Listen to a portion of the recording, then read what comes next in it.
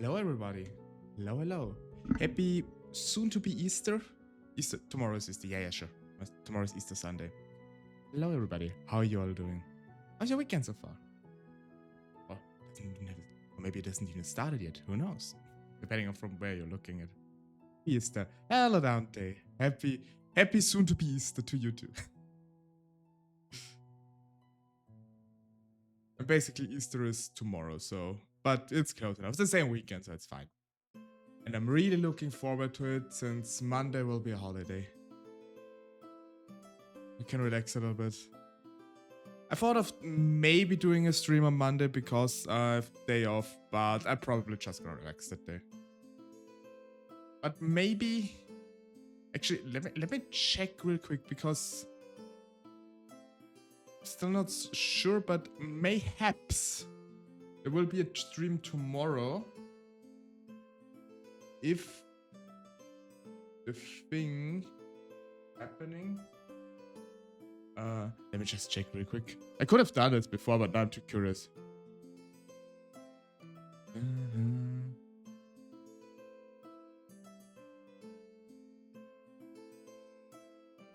Okay, yeah, seems like we're gonna have a stream tomorrow too. We're gonna have a collab stream tomorrow.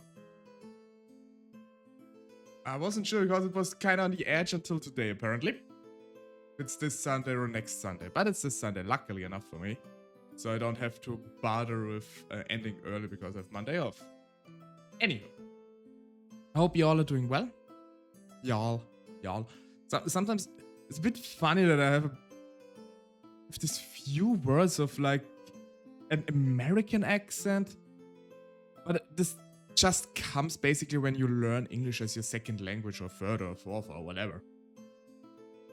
Because like for me, I learned most of the British English, but due to series or films and whatnot, or talking to other people, many of them are American. And I mean, I think they're more American than British. You're pretty sure they're more Americans than British. So the American accent kind of slips in a bit. Although, if it comes to spelling, like when I spell color, for example, I often tend to write it in the British way, so with an OU instead of just an O. Little fun fact, by the way, to expand the noggin a bit today. The reason why the American spelling for words like color or favorite just has an O and not an OU is because printing and the newspapers in America was paid for by the letter. And by removing letters like the U, it just was color with 5 letters instead of 6, and so it was cheaper to print. Something along those lines. Don't quote me on that exactly, but I'm pretty sure I heard that somewhere that kind of would make sense at least. So, yeah. I'm pretty sure it's correct. Not 100% though, so. But yeah, that is apparently the reason why the Americans spell it differently. I think that's enough yapping for now. And we should really... We must... jump into Traveler's Rest. Just tried something on the list. Forgotten City, not Traveler's Rest. We're playing Forgotten City today. Let me close the music real quick. Get in my corner. Dramatic music. I have to capture the correct game.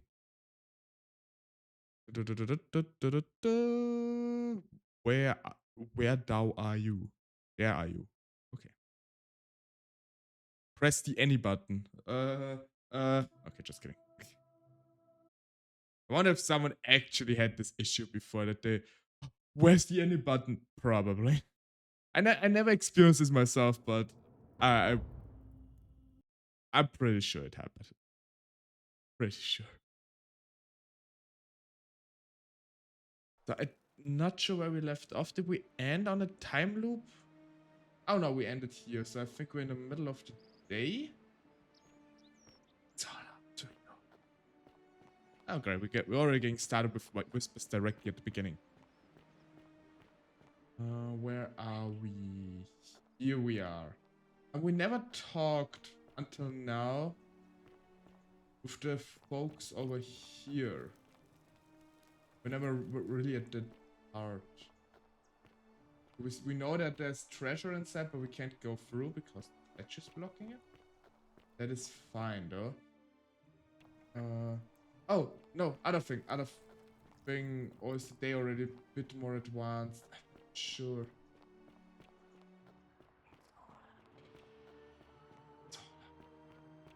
Other day is already more advanced because Santius is already standing here.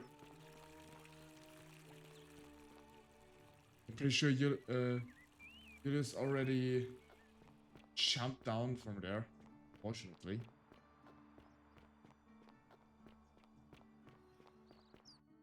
How much money do we have? We have 4.5 thousand denarii. This should be enough.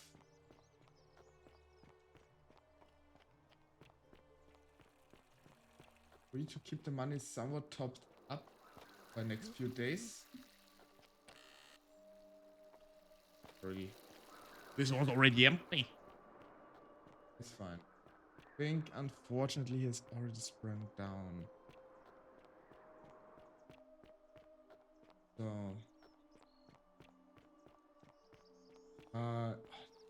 build a cistern up here too. We have the key already, I think. I do have the key, don't I? Keys, letter from Durley. Key to the secret shrine. Golden goose, still don't know where I need those from. You know, the simple and handlebar golden bow. But I picked it up already. I didn't. Look down there again. Yeah, he already jumped. And those are the missing pieces we need to find. Get the checking. We're up here already. How can we pass the test if we don't know the rules? That's a very valid question. Ugh.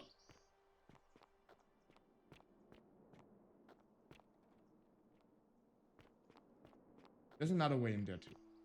We'll look there later though. I think there's a zipline here. Yes. But yeah, how can we stay true to the rules if we don't know them? Is basically what LRF is. It's a very valid concern actually. But such the dilemma here. Many shall suffer for the sin of the one. It really puts into perspective what is really a sin, and because we could lie and it don't cause any trouble. But stealing? And at what point is it stealing? And you know. So we never were here.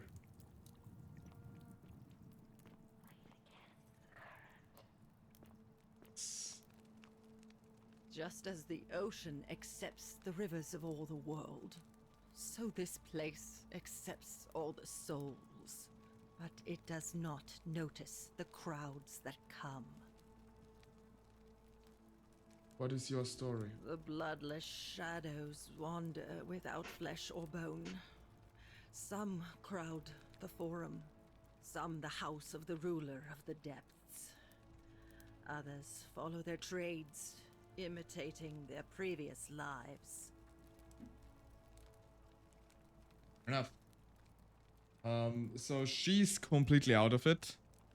But as soon as we tell her that we basically have figured it out, and by figured out meaning that the golden statues are not just statues but actual people that whisper to us, I think she comes around to us. Know where we are. Say it. Speak its name. In the underworld. Then it is true. I was right. Where? I thought I saw it, but when the rest of them could not, I kept thinking I must have gone insane. I had to tell myself it was true over and over again, until I wasn't sure if I was deceiving myself.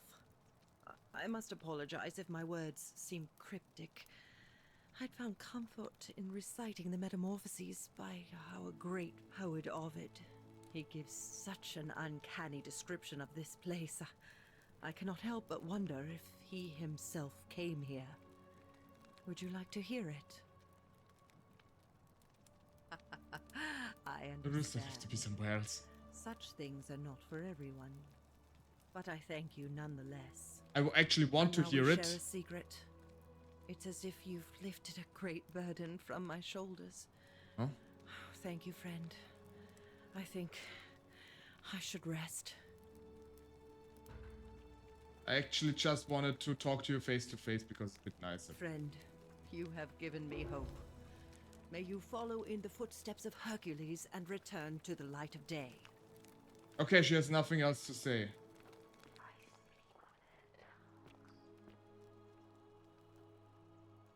Model of an arena. All wooden module of arena. Possibly Verona Arena. I actually was to Verona Arena before. Still standing. A very cool arena, but when I was there, there was like a concert hall built. So it was used for like events, like concerts, everything. They were just setting up for a concert there, so there was like a stage in there and everything. It's still pretty cool to see the arena. It was complete in the first century and is still in use today. Yes. True. Oh, hello there.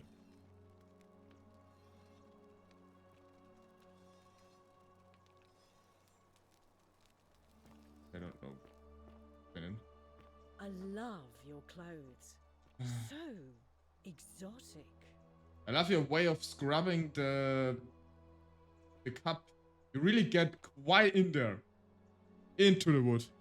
Okay. Oh, you're here. Aurelia. I'm so glad you decided to visit. I'm Aurelia.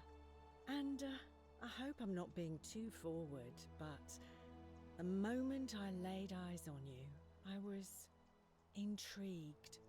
There's a light in your eyes I've never seen before. A certain learning and sophistication. We already been warned about her. Oh, waste your breath. I know you're a horrible person. How dare you? Get away from me, you pig. Bro doesn't want to talk to us Oh, anymore. do us all a favor and drink hemlock cap at murder. Hey, basically said I should poison myself. That's fine. You Thank stay you. away from my money. Don't worry. I'm planning to take your money. Eat Aurelia's chest. Yeah, okay. So the many shall suffer. Look through here a bit. I still want to try this Roman fish sauce. Horatio. Okay. I want to taste this Roman fish sauce. I don't know if it's still around today, the recipe. Carving of a lion. Looks Egyptian. Note from Kabash. Kabash to Kabash. I told Lucrezia about dreams I've been having. She said I'd help. Fine. I'd help her. Find her meaning, the meaning if I wrote it down. It might help. It happened again last night. The man by the river was there, as always, his face shrouded in a shadow from a particular ram headdress. Once again, he introduced himself as Kherti and told me, dragged me from the river. He seemed to smirk, said his name, as if it meant something I could not understand. Indeed, the name rings a bell. I cannot for the life of me remember where I heard it. I do think I will sleep soundly again, but I know. Who is Curti? Okay, we've already figured out who Curti is, because the priestess told us that this is Rufus. Because the priestess told us that this is basically Karen. Karen, Charon. Good morning from Burgerland. Burgerland. Hello, Seiru. I just read Burgenland, which is actually a state here in Austria. I was a bit confused why you had a state in Austria. But okay, from Burgerland. Okay, that makes more sense. Although the hamburger is originally from Hamburg, Germany. But I guess it's nothing, has not much to do anymore with the original hamburger. Anyway, how are you doing, Seru? I'm rapidly approaching your position. Oh no! Shackle, I'm in danger. Just kidding. This is your final warning, sinner. Okay. So this is Rufius' room. And we know that... Thank you. Already talked to the priest. So now we can tell Virgil that we know. Tell Sentius to suspect Rufius. I mean, I know who breaks the golden rule. Hello, Rufius. I know who breaks the golden rule. It's technically him, but... Just woke up, but I'm sore and exhausted. Threw 5 pallets of dog food last night at the human job. You threw 5 pallets of dog food last night at the human job? I mean, I know what you mean by the... What do you mean you threw them? Salve. Salve, Virgil. My very funny accent I seem to know very well myself. Ah, a new face. Salve, and welcome to a little community. My name's impossible to pronounce for most people, so you can just call me Virgil. I hear we have you to thank for saving Julia's life. I'm glad you arrived when you did. So, what is your Well, story? I'm an architect. Already know this Help line? out, but Correct. well, my vote. You would say but one. Some, I mean, which me and I'm. Fair Not enough. sure. No. Okay. Not. I look hilarious. Smile on you, brother. Yeah, we took hilarious. Or I can talk to him, but I don't have any options to talk to him. Just man. Figure out persuade. Okay, I need to persuade Rufius. I think I saw him walk up here somewhere. Ah, there he is. Rufius! My man. I run a freight team for pet store, so I had to take the food from pallets by hand and put them into shelves. Ranking from 9 to 20.4 kilograms. Oh god, that's actually a lot. I would probably just die. I'm not that physically strong. No idea what you're talking about? I know it was you. I found an incomplete letter to him on your quarters. Look, I haven't been at my best lately. I know that. It's the rheumatism. It starts with constant pain in all your joints. Then the pain starts to mess with your head. Makes you angry, mean.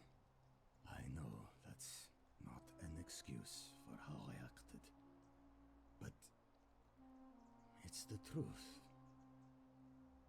But with the willow bark, I'm already starting to feel like myself again. I'll leave him alone from now on. It's not as if I was ever going to hurt him anyway. I was just lashing out. I'm going to go and clean up the graffiti. Just forget this ever happened. Will you? Well, alright, no problem. It's a lot of work for sure. That is not including the 2 kennel pallets, which are for small dog kennels, the biggest size. So I'm going to get up, make some coffee and breakfast and recover. Yeah, you do that. Take it easy, my friend, and see to it that you get up and relax a lot and Sometimes I recover. stare at the great temple on the bluff, and I think, welcome back. Hello, Virgil. Don't worry about the threats. It's just Rufius, but he'll never going to hurt you. Okay, sorry. What demon or spirit told you about that? I found an incomplete note in his house. You went snooping in his place? That was risky. We're lucky you didn't cross any lines. I mean, I got the Have okay to you them. spoken to him about it? I'll be lurking and possibly occasionally popping in, mate. That's alright. Have fun and lurk and have a nice breakfast. Yes, I have spoken to Rufus and he won't be bothering you anymore. Really? How did you manage that? I found a treatment for his rheumatism, which was making him agitated and compounding some other personal issues. Poor fellow. I've heard that can really mess with a person's head. Well done for figuring that out. Happy to help. I think he wants to help clean up this graffiti too. Really? That's promising. I'll keep an eye out for him. You do that. I'll be going Nice now. to talk to you. Goodbye, Virgil. And Hector. Citizen. Rufus. So we still need to help Durley. We actually wait. That's quite an impressive bow Hello. you have there. Hello, Have Durley. we Bananas. met before? We have, but let's talk about your My treasure. friend Hannibal used to look after me. He said he always would. Fortune then- smile on you, brother. He died. It was very sad. No. He said, if anything ever happened to him, I had to find something very precious hidden away. He gave me this key and made me promise to keep it safe until I found the treasure. But I couldn't find it. All I remember is he said something about the cisterns. But when I went up to the high one, they put me in here. Now nobody looks after me. Except my friend Galerius. And Ek, the priestess lady. She's a nice lady. She is. You give me the key, I can try figure out what it unlocks. Fair enough. Bye bye. To do this, we need to get Dolly out of his cage. I think I remember how to do that. We can't do it in this playthrough. Don't remember what his name was. There's also like a Roman legend about that someone provoked the gods and was strapped to a wheel close to a fire. Don't remember the name anymore. Aurelia's thing here. We never looked through the cave systems here.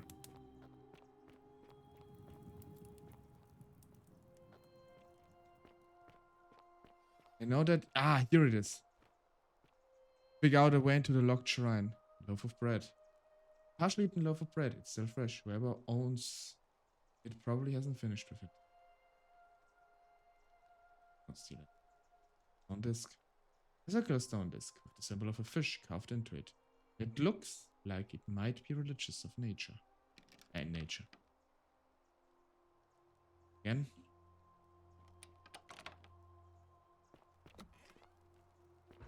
Got the key. Hello, Octavia. Here. Please leave. Just taking this.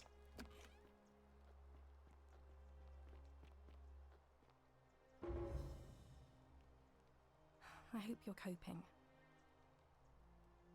So you're a Christian? Please keep that to yourself. I know you're not from around here, but things are very difficult for us right now. There was a terrible fire in Rome last year, and our emperor decided to make us his scapegoats. There were executions. It was horrible. The secret is safe with me. Oh, thank you. You have no idea how much I appreciate that. Where are we Oh, going now? so soon? Well, be gentle on yourself. We're all dealing with a tragic loss today. Oh, I'm pretty sure we... Said, please leave. You're trespassing. Sorry. But you're leaving anyway.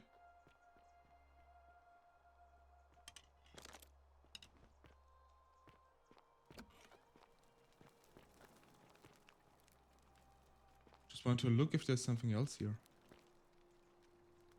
Stone carving with a symbol of a fish carved into it. Might... So yeah, the cult of the Christians. Pretty sure this religion will never catch on. Just kidding. But yeah, since we're back at the times of Emperor Nero and the like 60 80, we... Bottle of wine. Possibly the last of the city. This is the second one I found today. In-game today. Because I remember we found one last time too. Pretty sure I know what we need it for. Oh, there are a couple of arrows.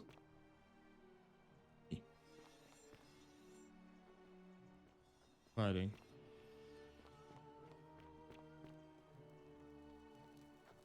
Oh, where does this lead?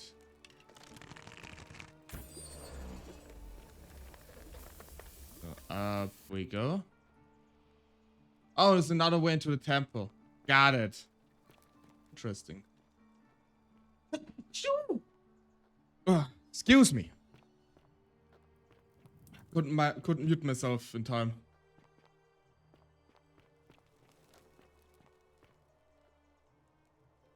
The bloodless shadow wander without flesh or bone. What does that mean? Note from Livia. Ah, it's hers. Cryptic, some poetic rambling from Livia. The place is called Accursed.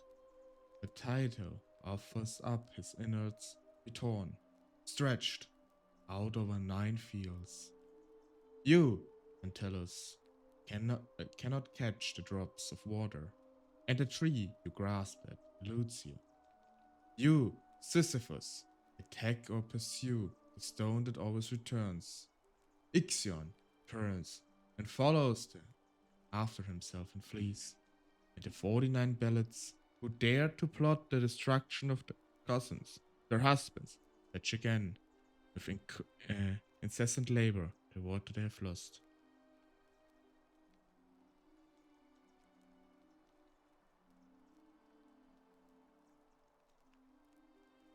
Basically,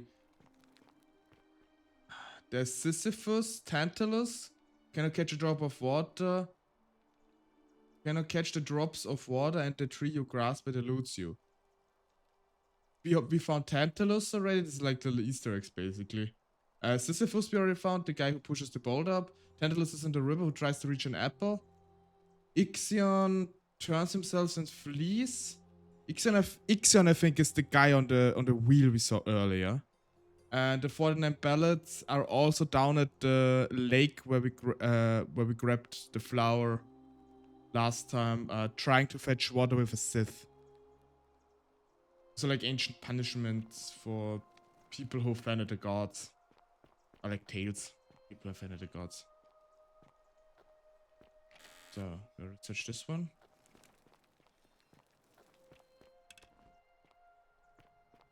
What do we have here? It's nothing. There's a chest. Ooh. Oh. Oh, another one. Possibly the last in the city. Yeah, sure it is.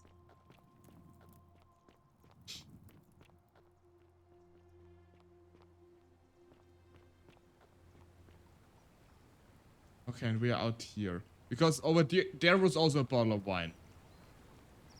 They should have... Okay, actually 2 bottles of wine. Oh, there was one over there too. Ah, doesn't matter. Honk. Honk. Honk. What a riveting discussion. Thank you very much. Oh, I still want to play Untitled Goose Game at one point. Never played it before. So let me check the quests real quick. Find a way to get the upper cistern. I know how to do this. Figure out how to make Malleolus drop out from the election. I know how to, but we can't do it today. Figure out what happened to Centilla. Ask Ulpius, show the pendant to Sentia. Okay, yeah, we still need to do that. Figure out that Galerius elected as magistrate. Okay. To get Dooley from his cell. The Greek Black. I should ask Gregorius about this. That's a good idea. Kabash, Seedly only Egyptian residents. Disappeared some time ago. The mystery plaque. I know where to get the mystery plaque, but I don't remember how to get there. Find a way to stop Ulpius from killing himself. Ask Ulpius how Centilla would feel about his suicide.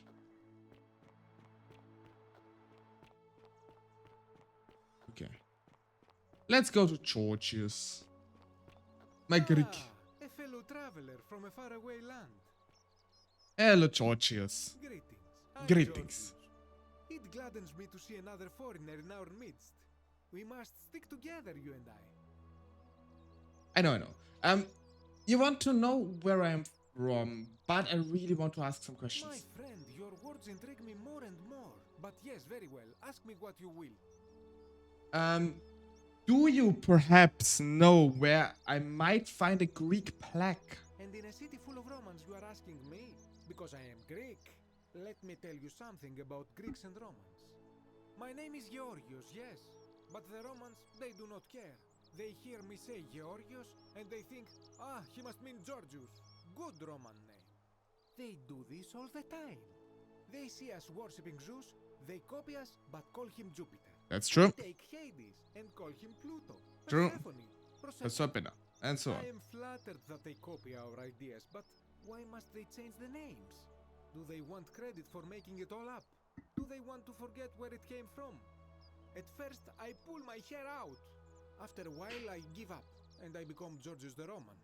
I accept the world is Roman. Plus, I have no hair left to pull. Yeah, I was about to say, so. If you want to know who stole an old Greek name, look no further than the sticky-fingered Romans. The plaque you seek was pilfered from a collection of old Greek relics by none other than Dooley. He cannot help it.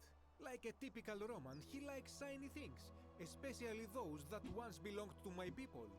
And besides, it makes him happy. So I say, let him keep it. I believe he still has it with him, in his cell, just opposite the Temple of Demeter. Okay, so he has it.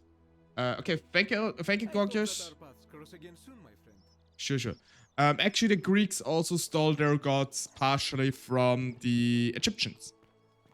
Well, fun fact. Hello? Hello? Have we... Yes, we have. About the Greek plaque in your cell. Do you like it? It's shiny, innit? It is. It makes me happy just looking at it. May I please have it? But if I gave it to you, then I wouldn't have it anymore, and I'd be sad.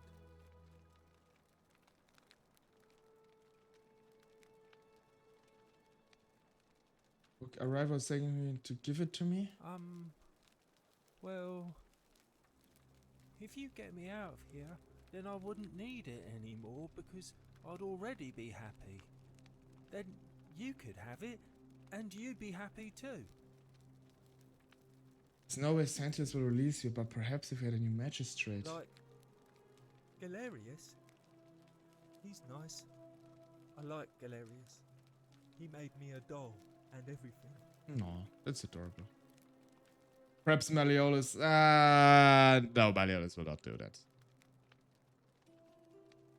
So all I need to do is persuade everyone to vote for Galerius. Yeah, Galerius will let me out. Then you can have my plaque and everyone will be happy. Okay. Bye-bye. So we need to get Galerius elected as magistrate. Okay, so we cannot do anything in that regard right now. Are that clear? It's quite quite an impressive bow you have there. Oi! Oi! How did you get in there, you cheeky little sturkers? If I copy it... Citizen. Citizen. I mean magistrate. Citizen. I don't know why they keep them around as statues. They are so uncanny. So where's Scintilla? Should be around here somewhere. Maybe up here. This is Santia's room. She up here? No. Where's Scintilla? Sentia? I don't know which one is which, to be honest. This is Santia's room. Ugh,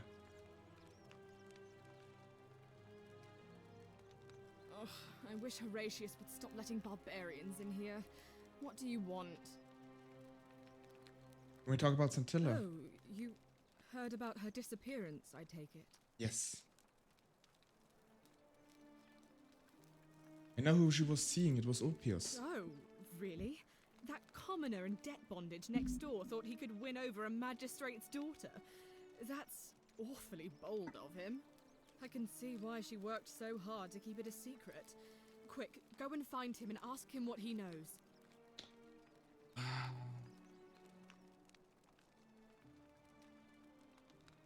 I've spoken to him about him already. He's besides himself about the disappearance. I don't think he's responsible. Oh, I see. Well, it was worth a try, I suppose. Just promise me you won't give up on her. I promise. Thank you. Actually, Santia. Oh, look, you're back. Can we talk? I found this pen in the cistern. Any idea whose it was? Oh no, that's Scintilla's. The question is, what was it doing in the cistern? I found it around the neck of a skeleton. A skeleton? Oh gods. You mean she's... I don't know. Something doesn't seem right. Seems right to me. What do you mean? I'm just not sure how she could have been reduced to skeletons after only 3 weeks. But didn't Domitius say there's some kind of creature down there that killed and ate Hannibal? Could it not have attacked her too? He did, which makes me wonder, what if the skeleton was Hannibal's? What are you saying? That somebody crept down there and put Scintilla's amulet on another body to make us think she was dead? Why would anyone do such a thing? I mean, I know why. Perhaps they abducted her and wanted us to stop looking for her. I think she did it herself to make us stop looking for her. But who? Who could have a reason to do that? Malleolus. You would. Malleolus, he'd do anything to hurt your father? I don't think so. Domitius, he's a sleaze. No, he's not smart enough for it, plus he's too scared of the system. Ulpius, he was a secret lover and is clearly heartbroken. Perhaps they had a falling out. I don't think so. Horatius, he had access to the amulet. It seems a little too cold and composed. I don't think so. Perhaps Santius, perhaps he found out she had a secret lover. You would, I don't think she would. I mean... That is an extremely serious accusation. I take it you have something to back it up. Investigating. So this is just baseless speculation then? I've heard enough. I won't have you peddling scurrilous gossip about my sister's tragic death.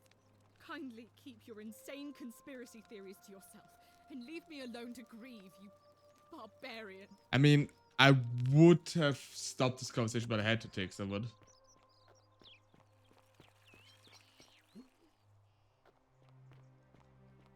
I don't think we have anything else to do right now. Hey, you're not thinking about going into the cistern, are you? Alright, we didn't do this in this. I know about your creature, don't worry about me. It's your funeral.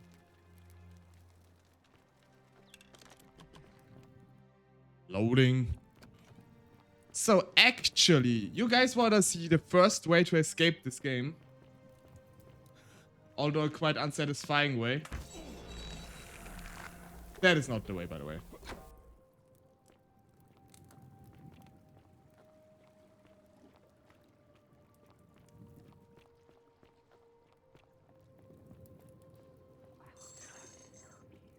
Lunar pendant.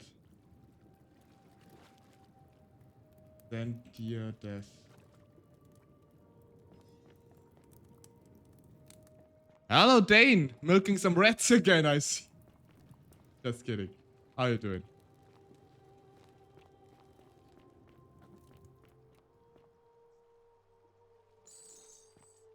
Collect a bit of money here. So I just need to find the spot. Oh no, it's here. I'm doing good, my friend. Hope you're doing good too. Yes, I'm doing good too. So, and as I said, I'm now gonna show you all what is one of the... I think there are basically just two ways to escape this game.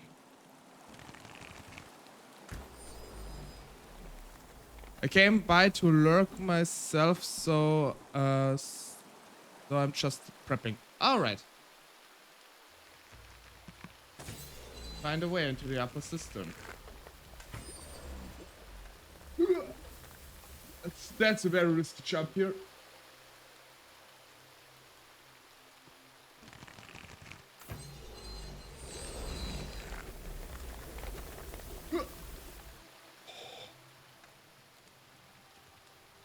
And here we are. The upper cistern.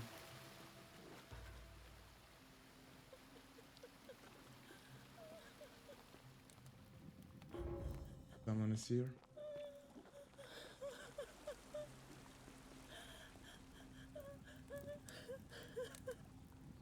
You?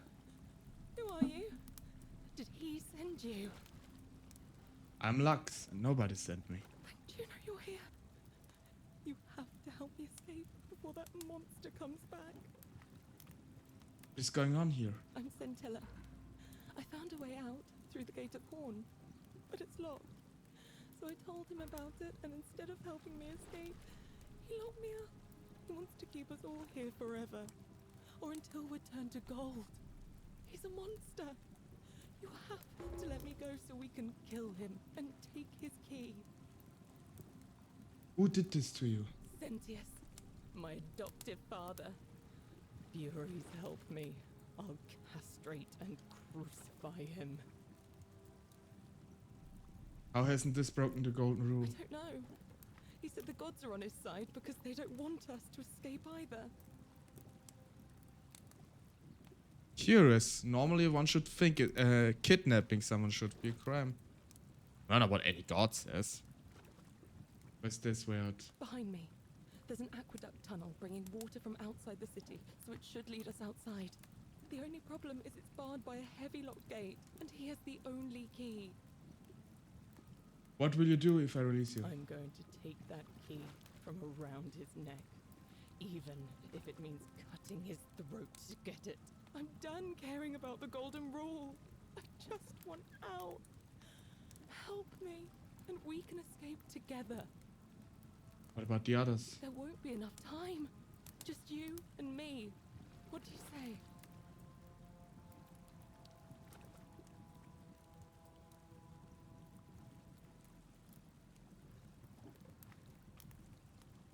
What if I round out everyone up so they are ready to escape once the golden rule is broken? There's no time.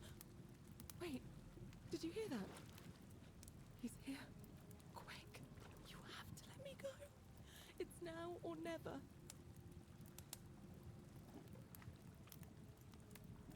Sorry, if I let you go, everyone else is going to die. Or I'm letting you go. Let's get out of here together. Oh, thank you. Now follow. Wait, did you hear that? He's here. He must be coming in through the door behind me. You distract him. Stay right here and keep him talking while I look for something I can use.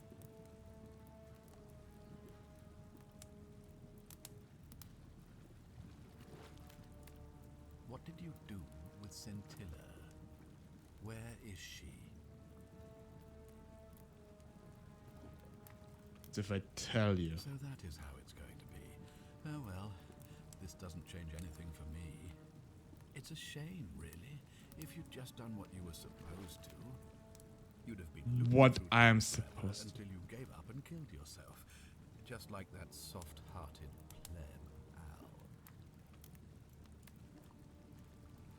Wait, what? Come now. Surely you didn't think you were the only one here who remembered everything. You see, my connection to the portal somehow preserves my memories from one loop to the next. Whether that was Proserpina's intention or a happy accident, I'll never know. But I'm surprised you hadn't noticed. Here I was thinking you were a little bit sharper than Al was. Or perhaps you're just more willing to break the rules. He was a moralistic fellow, never once compromised on his principles. And because of that fatal flaw, he relived this day many thousands of times before we finally had this conversation. I watched him come through the portal each time, always a little older, Hello. a little more disheveled, a little more 1 second, please. haunted. And when he finally It's saw just the quite a futility of it all, climactic as moment. you're about to, it broke him. He drank a jug of wine, tied a noose around his neck, and took his own life. Just before he was shot with a golden arrow. The next time I awoke, you showed up, but you've caught up to where he was so quickly. I'd have preferred if you'd given me more time to enjoy the trappings of my success. How many extra days did you give me? Just the 2? Not many. But don't worry, I'm sure there'll be another useful idiot who comes along after you're dead. In any case, there's no escape for you except the path that Al took, the path he wrote about on his tablet. What was it? Ah, yes. Better to end it all now than find out what awaits you beyond that portal. So, you discovered my secret. So what? What are you going to do about it? Okay, so now we have the time. Hello Raiders, hello Zephyr. Thank you so much for raid. Welcome you all. I'm LuxTaleor, Tale-Teller, Wandering Tale-Teller, and right now we have quite a climactic moment here in the Forgotten City. We just figured out that the magistrate Santius captured his own daughter in the upper cistern to avoid that we figure a way out here. And he basically just explained to us that we are not the only ones who remember the time loop we've gone through a couple of times now. Because he does too, and the character Al, which we saw at the very beginning of the game, or heard of, we just saw his golden statue that was hung up on a noose. He basically did the same thing we did, so until he killed himself. So yeah, we right now rescued his daughter Scintilla, who found a way out, but if she were to escape, golden rule would be broken. Unfortunately, Scintilla is standing right behind her, and we're going to see what's happening now. Just me to figure out who was going to break the golden rule, knowing I would fail every time. Of course. There's no way you could have succeeded. Every soul who has ever found themselves here has broken the golden rule eventually. It is inevitable. Man will always sin sooner or later. Any idiot could tell you this, but where others might see tragedy, I saw opportunity. As I told you the first time we met, I found a way to cheat death by reliving the same day over and over again forever.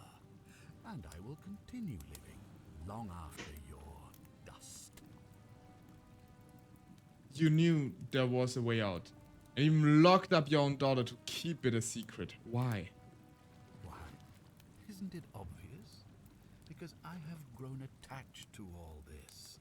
My title, my beautiful villa, the sun on my face, the music of birds chirping. And as long as this day keeps repeating itself, I get to enjoy it all, over and over again, for eternity. Don't you see? I have found a way to prolong my life indefinitely, to cheat death. I have become, in effect, as immortal as the gods. Can you honestly say you would not wish the same for yourself?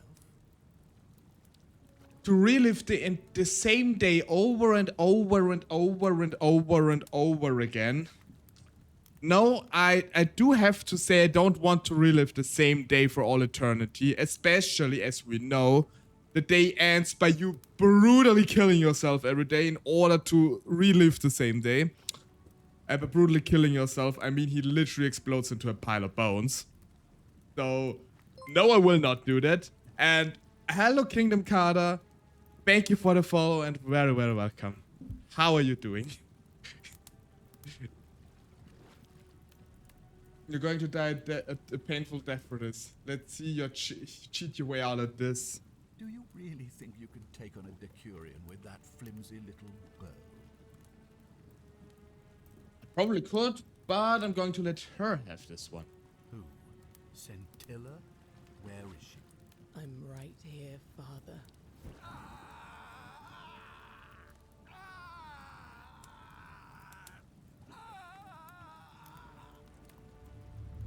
The many shall suffer for the sins of the one. Come on, we have to go. Hey, what's happening to you? That light, it's so bright. Create a time paradoxon. I'm doing great. Thank you very much. I don't think Sentius is doing so great. I did not remember him being set on fire.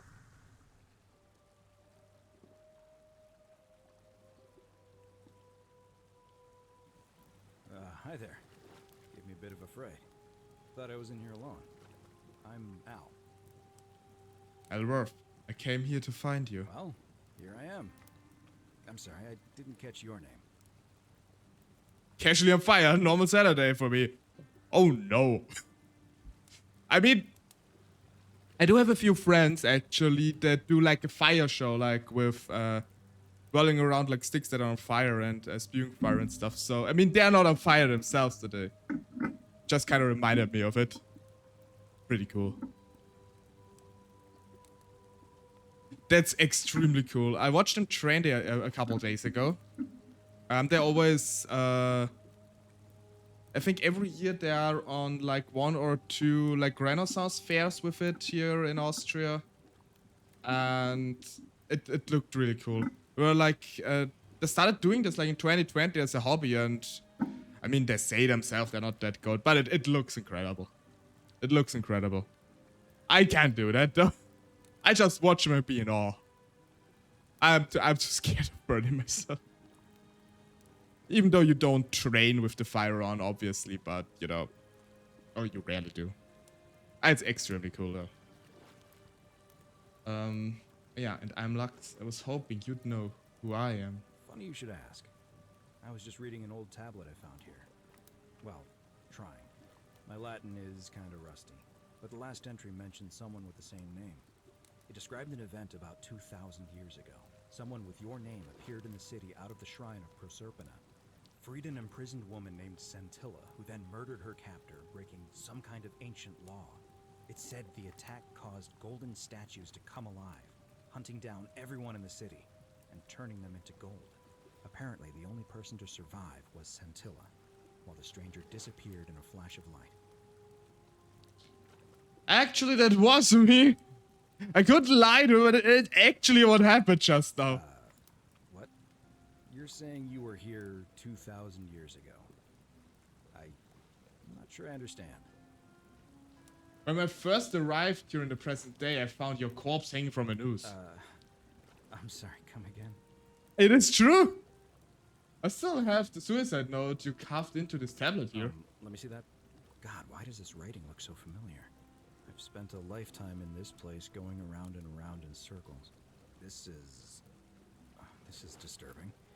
But I don't understand how I could have written it. It was written by a different version of you. I changed your past and your fate. I'm not following. I helped Scintilla kill the man who opened the time portal and drew you back in time, preventing you from ever happening. So you're saying, because a man from 2,000 years ago is dead, he never created a time portal, so I never went through it, and that's why I don't remember any of this. Now he's getting it. It's so obvious. Don't know what's so hard to understand.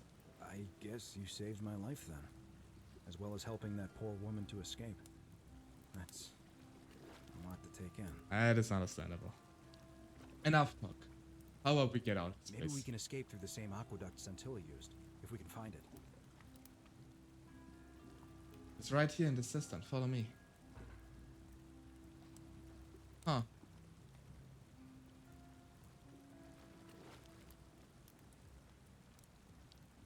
Can escape through here. That's exactly where Sentius died. Centilla escaped from. 2,000 years ago. I wonder... Can we go up here? No, we cannot. Oh, there you are. Ads are starting in a minute, by the way. Let me delay them a little bit.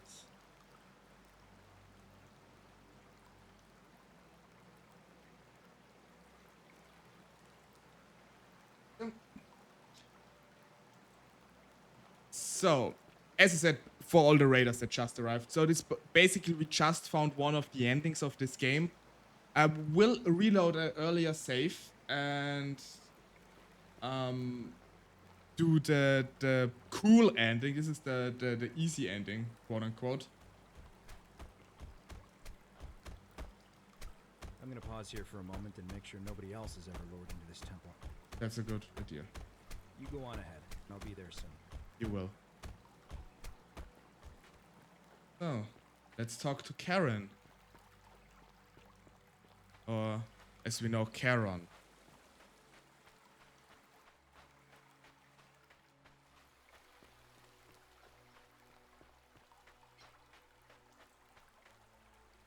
You're back.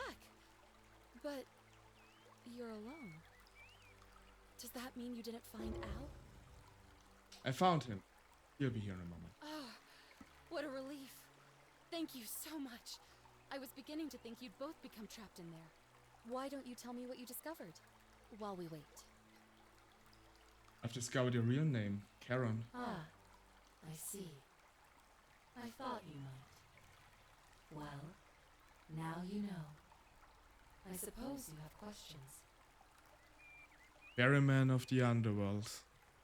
Who are you really? You can just call me Karen, if you like. I'm sorry I was not completely honest with you when we first met. I do not enjoy deceiving people. Believe me, I do not.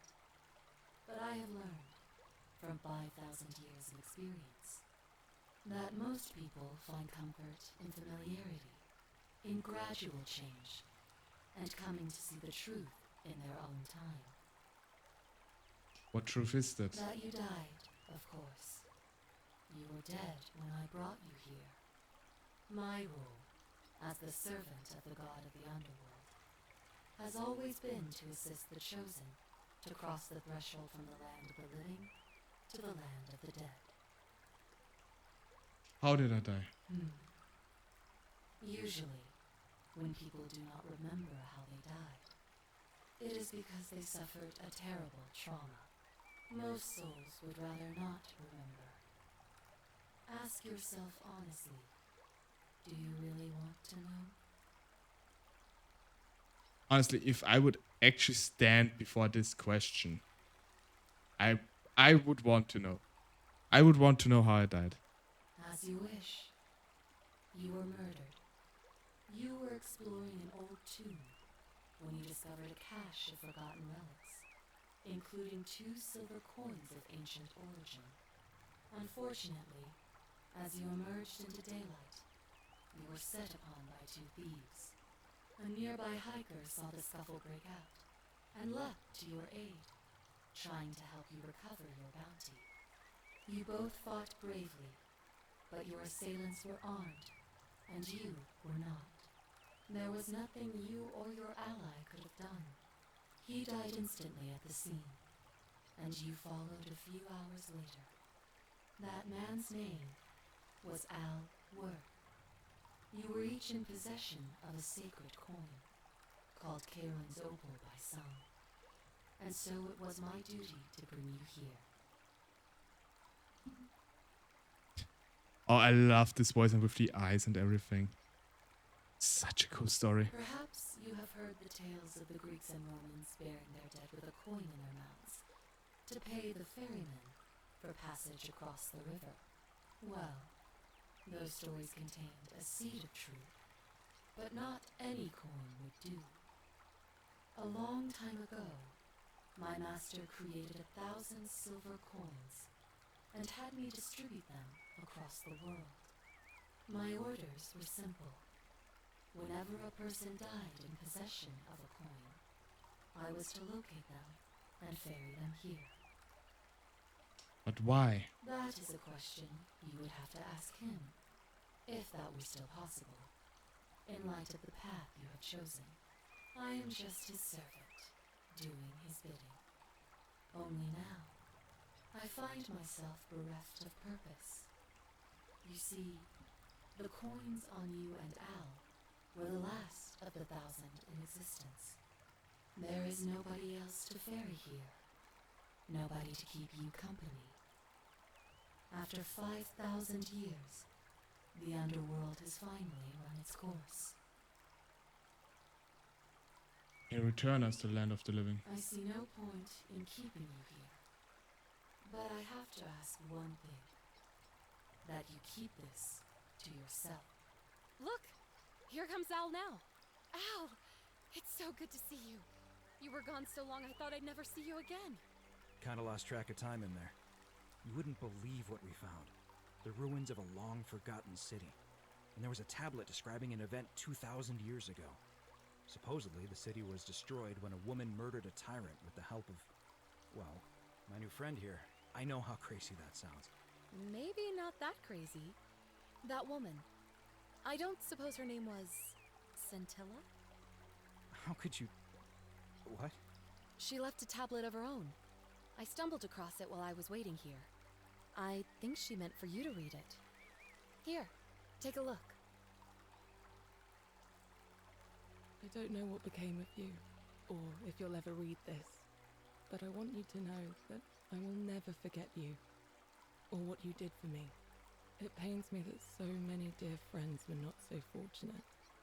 Ulpius, Sentia, Lucretia, Horatius, Galerius, poor Dooley, and the others.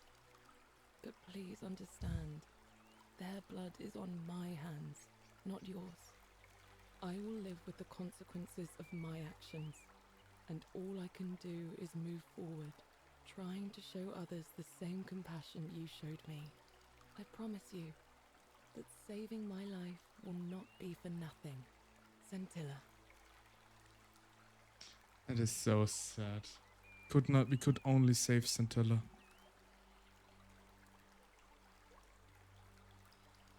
Sounds like you meant a lot to her. I'd love to hear your story, but first, you two look exhausted. Why don't you hop in my boat and rest while I ferry you back to civilization? Sounds good to me. And you? Are you ready to go home? Alright, Sharon. Let's ferry home.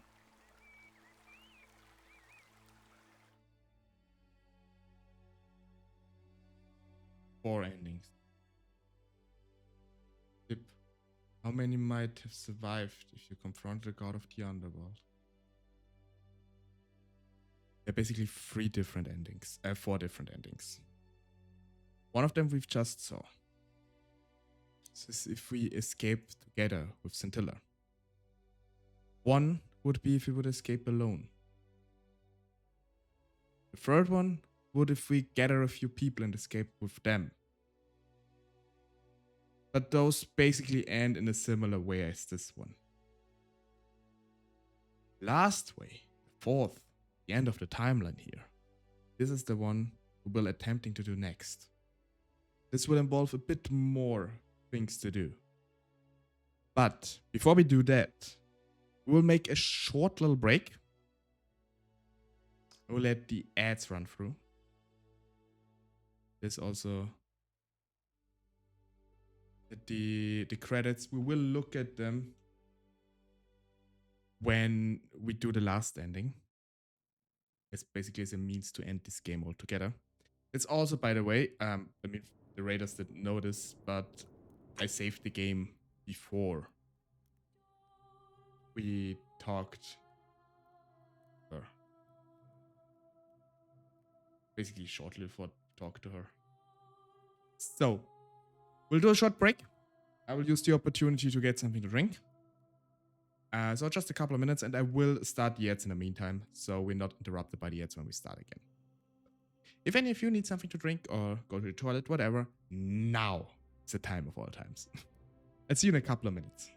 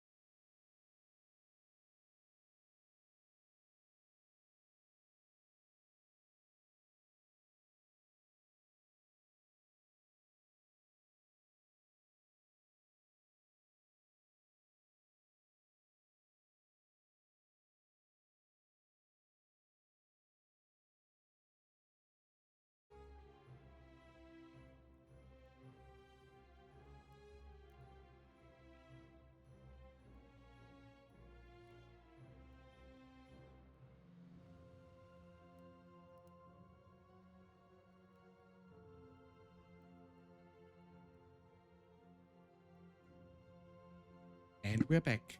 Hello, hello, hello. So, what we're gonna do now is we'll talk to Santilla in the cistern again, but this time we will not free her, even though it pains my heart not to free her. But if we free her, she will so basically the same scene will trigger as before. So we unfortunately have to leave her here for now. But we now know about Sentius. You? Who are you? Did he send you? I'm Lux. Nobody sent me. Do you know you're here? You have to help me escape before that monster comes back. What is going on here? I found a way out through the Gate of Horn. but it's locked. So I told him about it, and instead of helping me escape, he locked me up. He wants to keep us all here forever, or until we're turned to gold. He's a monster. You have to let me go so we can kill him and take his key. What did this do? Sentius, my adoptive father. Furies help me. I'll castrate and crucify him. I think you rather set him on fire. What is the way Behind out? me, there's an aqueduct tunnel bringing water from outside the city, so it should lead us outside. The only problem is it's barred by a heavy locked gate, and he has the only key. Oh, Robocon! Thank you for the raid. Welcome, welcome. Every time we talk to Scintilla, we get a raid. Hello, Robocon. How are you doing? You're playing Watchdog Legion, I see. Oh, Watchdog is also a game I only played a little bit. Is Legion the one that's set in the UK? Sure. And hello, Sergeant and Nugent once knew how to pronounce this. I think it's a rather common name somewhere in Southeast Asia. I'm sorry. I can't pronounce it anymore. I forgot how to. Yeah, it is, but that's not what I was playing. Lol. Okay, because it says you were playing Watchdog, you were streaming Watchdog Legions. What were you playing instead?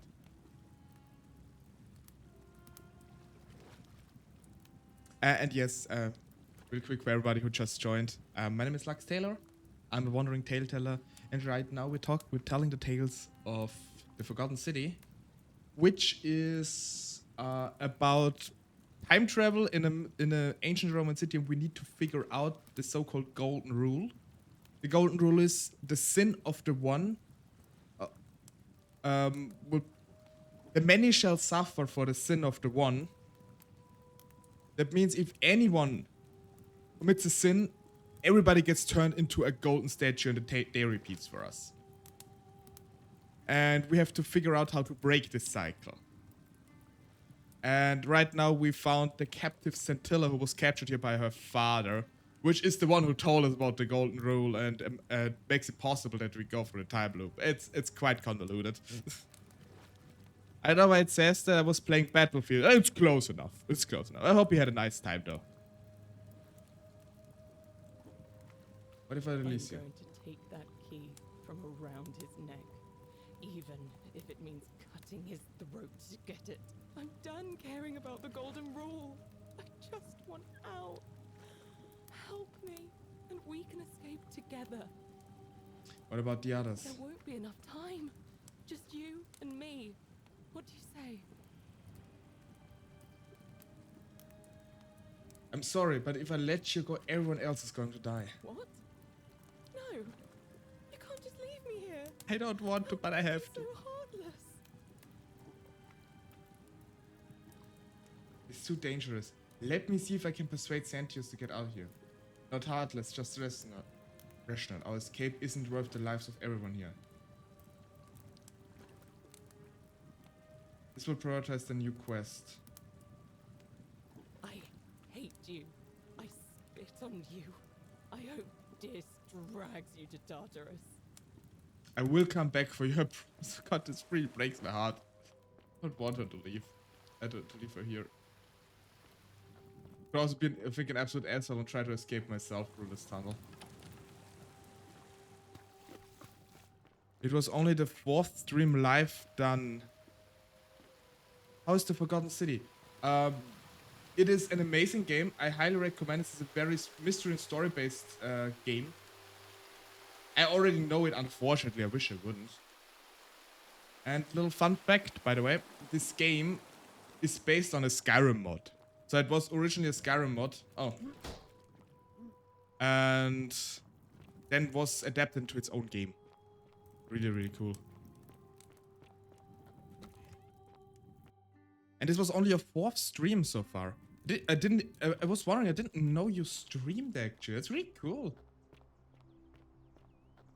Actually, now that I think about it, moment.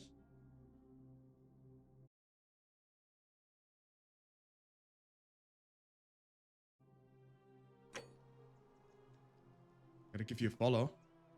Check it out at some point when I have time. Isn't the great temple majestic?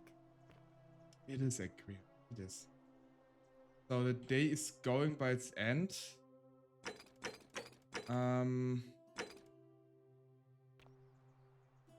Not talking to Santius about it. This would probably cause issues, as we discovered he can remember what happens in time loops. And he doesn't need to know that we know. So this is Dolly. We cannot do anything for Dolly right now. We need to wait for the next time loop. I can create it myself, by the way. This is the next day. This is the next day. I don't remember how. We have to ask Aurelia about Kabash. But she won't talk to us today anymore because we upset her. Because I basically called her a cunt. The Greek plaque, we cannot do this. This we need to do in order to get the Greek plaque. And this we can't do because we upset her too. Collect all 4 stone plaques. Create a time paradox. Okay, actually, May Apollo keep you safe. sure. That's quite an impressive bow.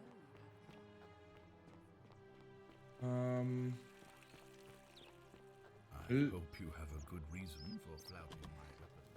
I have a good reason. That's also quite a paradox of what is a sin. I broke his rule of not having weapons and still doesn't count as a broken rule. It's more of a recent thing I decided to do. So yeah, I've only streamed 4 to 5 times. It's pretty new and stream off my Xbox.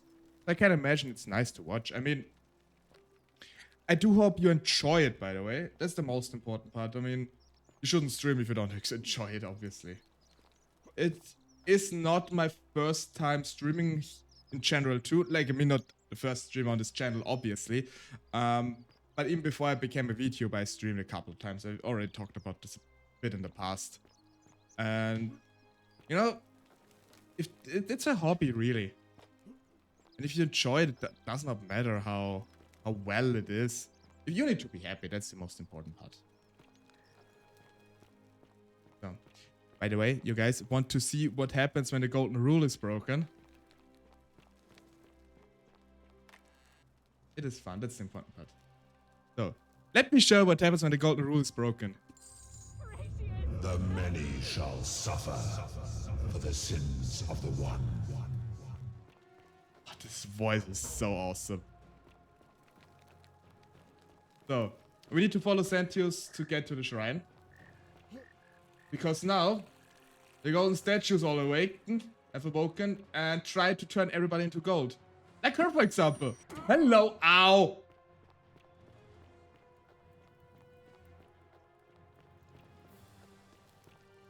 Okay, we need to coax her away real quick. Want to get the treasure. Oh, 4,000! Oi, oi, oi. Okay, now she's blocking the door. Bye! Okay, we need to be careful. We shouldn't get hit anymore. That's not Archer. Serpentine, serpentine! Hello, Santius. Bye! And we're going through a time loop again.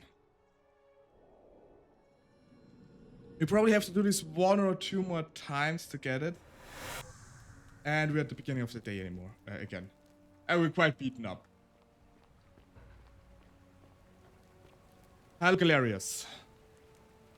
Salve, friend. Or Mr. Clean. Who you are and why you look like you've just taken on a gladiator and lost? I'm Lux, a little busy right now. I'm Lux and I need you to take care of some things urgently. Sounds serious. I'm listening. Okay, first of all, Julia dying, but Lucretia can't help her without the Sylphium. Take some of it and go quickly. Julia? Oh no. Alright, I can do that. Then Rufus is threatening Virgil, but you have to give him some Willowbug. It will treat his rheumatism and settle it down. Poor Virgil. Poor Rufus too, I guess. Alright, got it. And last thing, you need to stop Fabia entering the empty shrine and tell her the new arrival, he'll find what he's looking for in there. Alright, let me see. Stop Fabia going in, but send the new arrival to the empty shrine. Exactly. Understood. Yeah. Now go! I'll go, but once I'm done, I'll need you to tell me how you know all of this. Yeah, it's fine. So basically we just told Galerius the things we already done in the previous time loops. So we don't have to do them anymore. So, next thing. We need to stop Ulpius from jumping.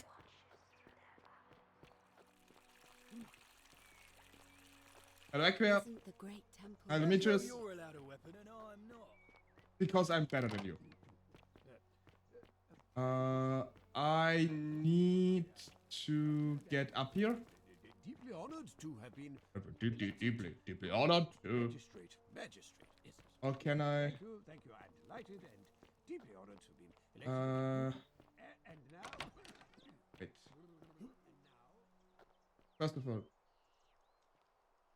it hasn't finished its errands. Okay. Did not know that. So we have to talk to Demetrius later. First, let's talk to Claudia. Hello. You're not supposed to be in here. Can we talk? Talk? What business could you possibly have with me? How would you like some help getting back at Malleolus? An intriguing proposition. Go on. I don't think Malleolus is who he says he is. Perhaps you're not as silly as those clothes make you look. What makes you say that? Just a hunch. I was hoping we could figure this out together. You know, I may have the very thing you're looking for. Some time ago, when he still cared for me, he wrote me a love letter. Only, he used the wrong name. Now, addressing one's wife by the wrong name is not unheard of among philandering Romans. But in this case, the name he got wrong was his own. I confronted him about it, and he stammered through some incoherent response. I let it go, eventually, and yet questions have lingered in the back of my mind ever since. Understandable. But wait a minute.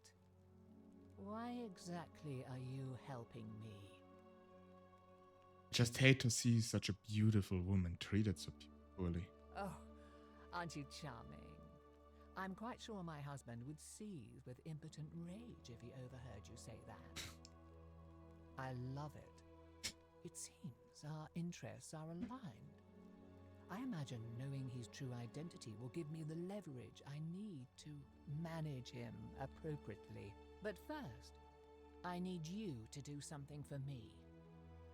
What do you want? I want you to bring me some wine. Just one small urn should do it. Oh, don't look at me like that. I know this must be hard for you to wrap your sweet little pleb head around. So what do you need me to spell out? Why do you want wine? Let me tell you something about Malleolus. He talks a lot about freedom, but what he doesn't tell you is that he means freedom for men. After all I've done for him, counseling him through his entire election campaign, and he had the audacity to lock me in here. He said it was for my own good, and that my drinking was unbecoming of a lady, let alone the wife of a magistrate. I'll show him unbecoming. Tonight, at his victory party, I'm going to get good and merry, and if he tries to discipline me again, I'll threaten to expose his true identity in front of everyone. She's an asshole too. I'm so looking forward to it. Can't you just get it yourself? You mean, aside from the fact that I'm locked in this room, and Demetrius is right outside the villa? Exactly. Because there's barely any left in the city. In fact, there's only one small urn, as far as I'm aware. And getting it won't be easy. That's all questions I had. So, you'll help me? I have some wine right here because I found 2 bottles last loop. Thank you. Yoink.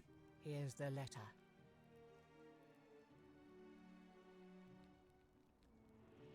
"20th to beloved Claudia.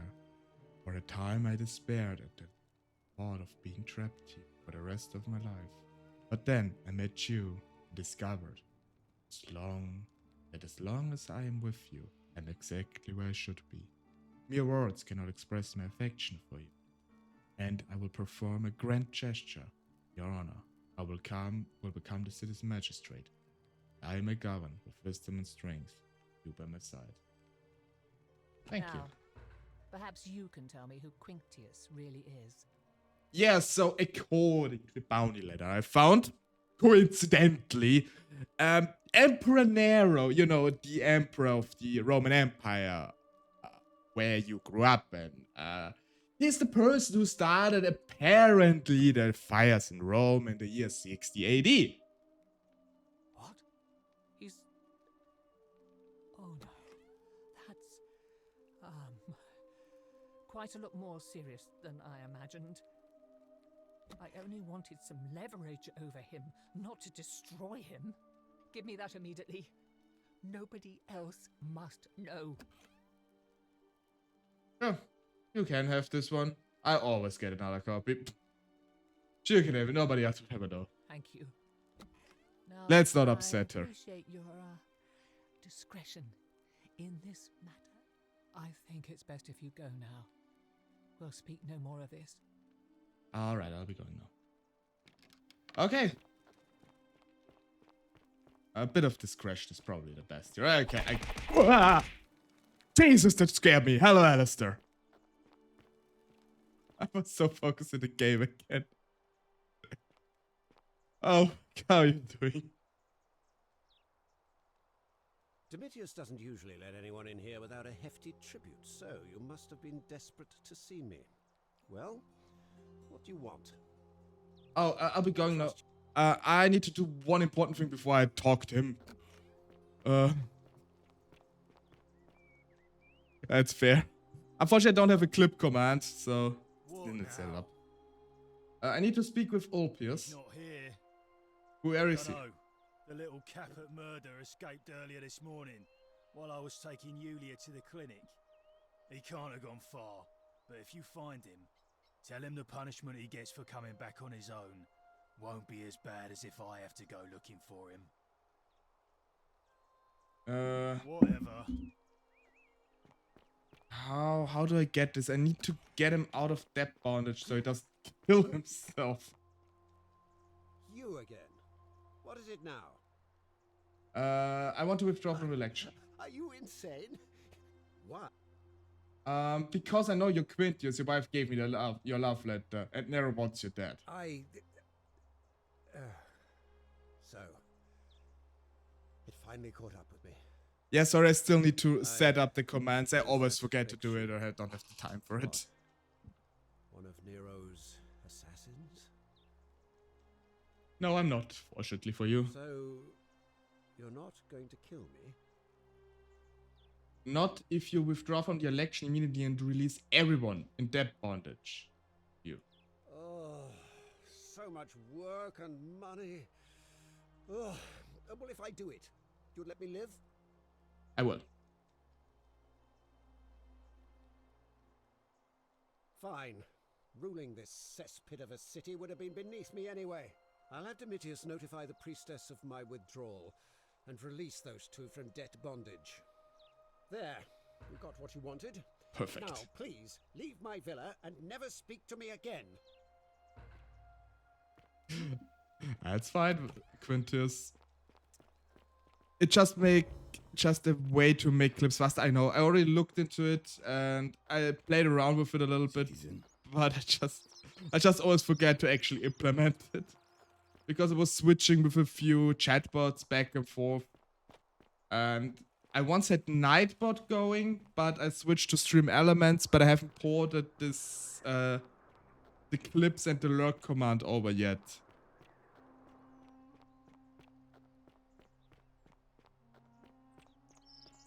Maybe I'll think about it after this stream. Eventually I will.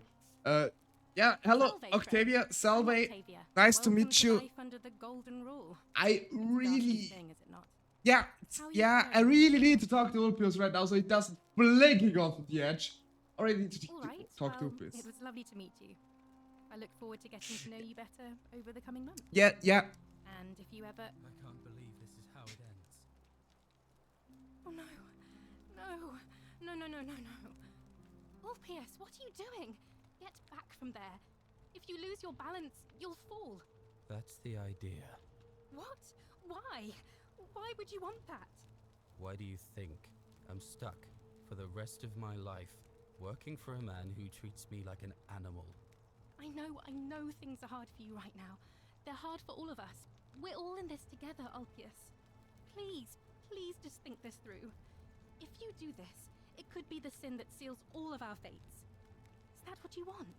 I'm sorry, but I just don't care anymore. Please, Ulpius. Help him. If he goes through with it, it could be the end for us all. I don't know what to do. I've never had to deal with this sort of thing. Please, you need to talk to him. I will. Alright, I'll talk to him. Thank you. Good luck with that, I'm out of here. Choose your words carefully. Good news, Ulpius. Malleolus has agreed to release you and Yulia from your debts. Too late for that. Yulia and I made a pact, and she's already swallowed hemlock this morning. If I backed out now, I'd be betraying her. I can't do that. Lucretia was able to get some Sylphium in time to save her. She's going to be fine. What? Are you messing with me?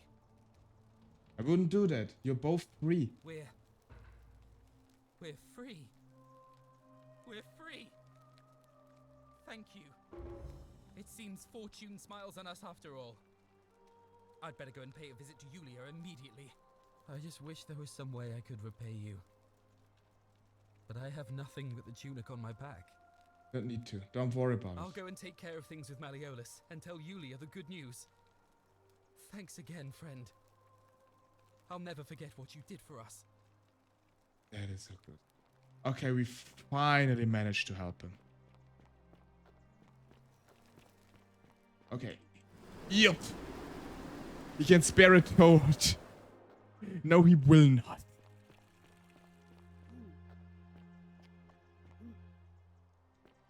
I'll never lose those toe allegations. Seems like. Ow. Okay, we've done that. We need to check on Galerius, actually. Blame Panda. You keep propagating it.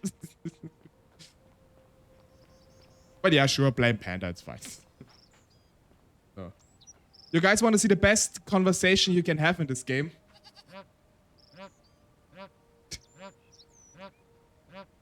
I want a riveting conversation. Can I talk to the goat as well? No. Oh my fucking Honk. God, I love it.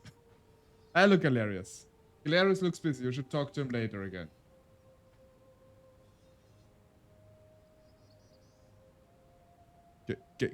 Hashtag blame Panda. Hello, Splin. Oh! They're just Yulia and Ulpius are just right now talking. They scream very loudly, so I can't hear them apparently. Or I can hear the text.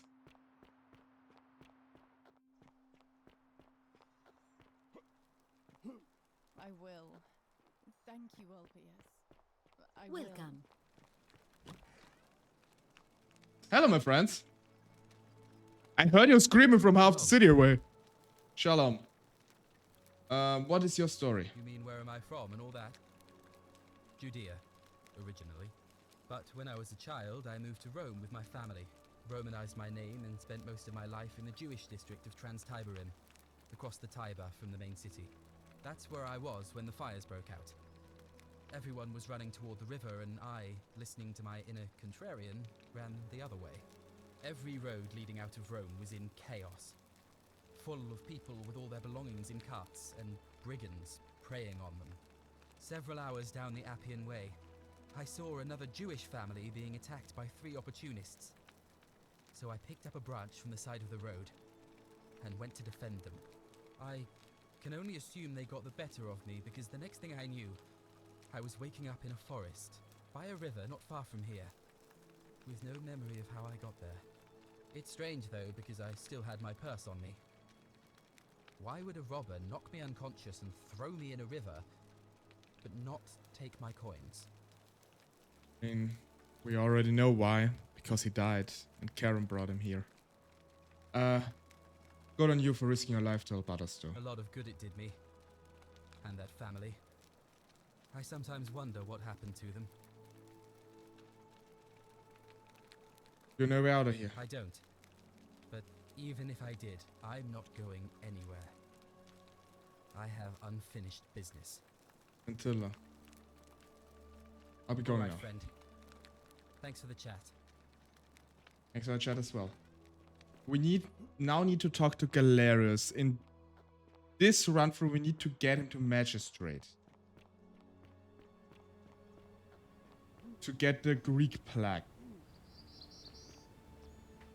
Hello, Galerius. Can I talk to you now? Yes. Salve again, friend. Salve. And did as you asked, and it worked. Oh, don't worry. Next time you will have to do even more stuff. And you already know everyone and exactly what's about to happen to them.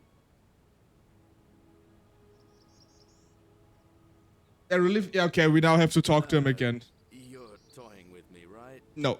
Wait, you're not kidding, are you? Yes. I'm not kidding. The only way you could have known. You're a bit like... Oh, what was his name? Sisyphus. Yeah, that's Old King Old Sisyphus. King Sisyphus. Like Sisyphus, how so? Sisyphus was a Greek king a long time ago. For daring to think he could outsmart the gods, he was given a terrible punishment. He was forced to push a great boulder up to the top of a hill. Only, just as it reached the top, it would roll all the way back down. That's why we still say it as a Sophian task if we have to do something over and over again. Over again. For all eternity. Just like you. Actually, now that I think about it, there are a bunch of old stories about the gods punishing people by making them do the same futile task over and over. Tantalus was made to grasp at fruit on a tree he could never quite reach. The Pleiades had to keep fetching water in a sieve. Oh, and Ixion was strapped to a wheel going round and round forever. But on the bright side, at least you're not stuck in the underworld like they all were. Well, about that. Funny you should say this, Galerius. But yeah, at least there's that. I like the fact that there's now the lie comment next to it, because now we know we are stuck in the underworld, actually. Anyway, I don't know which god you managed to upset to get yourself into this position, friend, but you seem all right to me. So, I'll tell you what. I'll keep doing whatever I can to help you. And you just focus on finding a way to break the cycle you're in. You're good, man, Galerius. That's kind of you to say. Now, I'm going to keep your secret. Although, it's not as if I'll remember this next time we talk anyway, right? I mean, it's not the first time we talked about Ever this. start to annoy you, just tell me you're busy. I know when I'm not wanted. May fortune smile on you, friend. Thank you, my friend. Actually, there is something I need to talk to you about, Galerius. I saw you slide down that rope before. There. And... Yeah, okay. Oh, of course. It's because I already gave it to you in a previous time. Yeah, we got the zipline thing Anyway, from him. I'm sorry to ask, but is there... I already delivered a flower to Equia on your behalf. What? How did you know? Oh, I see. We did this Talked the last about it stream. in a previous loop, didn't we? Well, what did she say? She knew it was from you. She asked me to tell you that once she's 36, she's allowed to marry. And that she loves you too. Venus, that is the best news I've ever heard in my life. Oh, thank you. Thank you so much. You have no idea how happy you've made me. I wish there was something I could do to thank you properly, but I don't have much to offer you. There is actually All I one can do thing. is tell you where there's a secret stash of coins I already you might found be this one. interested in. Don't worry about it. Thank you, friend. Yeah. But in the unfortunately, if you can figure out how. Okay, so now we can get down to business. Ever thought about running for magistrate yourself? I've bounced the idea around once or twice, mainly as a way of getting duly set free. God knows Sentius is never going to do it. But from what I hear, Malleolus has the election stitched up. Nobody's gonna take him on and win. And maybe that's not such a bad thing. I mean, he talks a lot about freedom, so I'm hoping if he's elected, he'll release Dooley from his cell. And that's good enough for me. Malleolus withdrew from the election, actually. Oh, that was unexpected. I wonder what could have possessed him to do that. I wonder. I guess it's time for me to step up then. I'll let Equitia know I'll be running. Okay. All right, friend. Hope you find a way to break that cycle you're in. Oh, I will, and you will help me with it. Okay. So, now that Malleolus is out of the election and Galerius is entered, we can ask the people to vote for Galerius. Shalom. Who are you going to vote for? Sentius, I suppose. I'd have to be insane to vote for Malleolus after what he did to me. That's fair. Would you consider voting for Galerius? Galerius, the farmer? He's a good man, but I think he's more valuable on the farm than as magistrate. All right, We're friend. going now. That's fine. We don't need to convince everybody. If I told Galerius to save him, if we would have already done that, he would vote for him. I think. But we still have to get we only have to get the majority.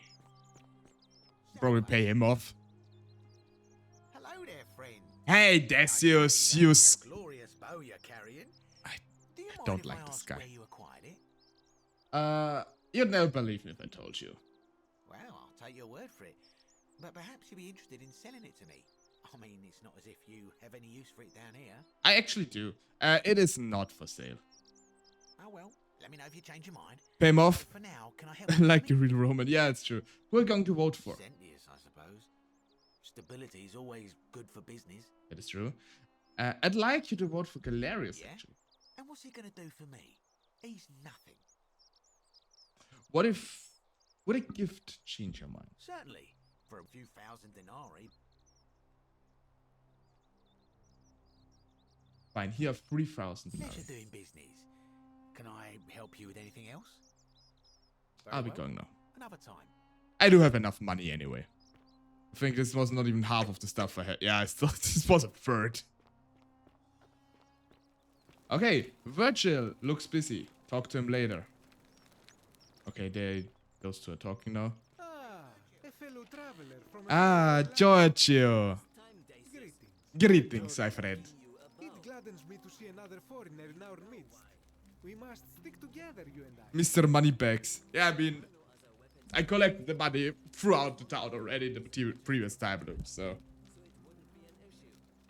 I know.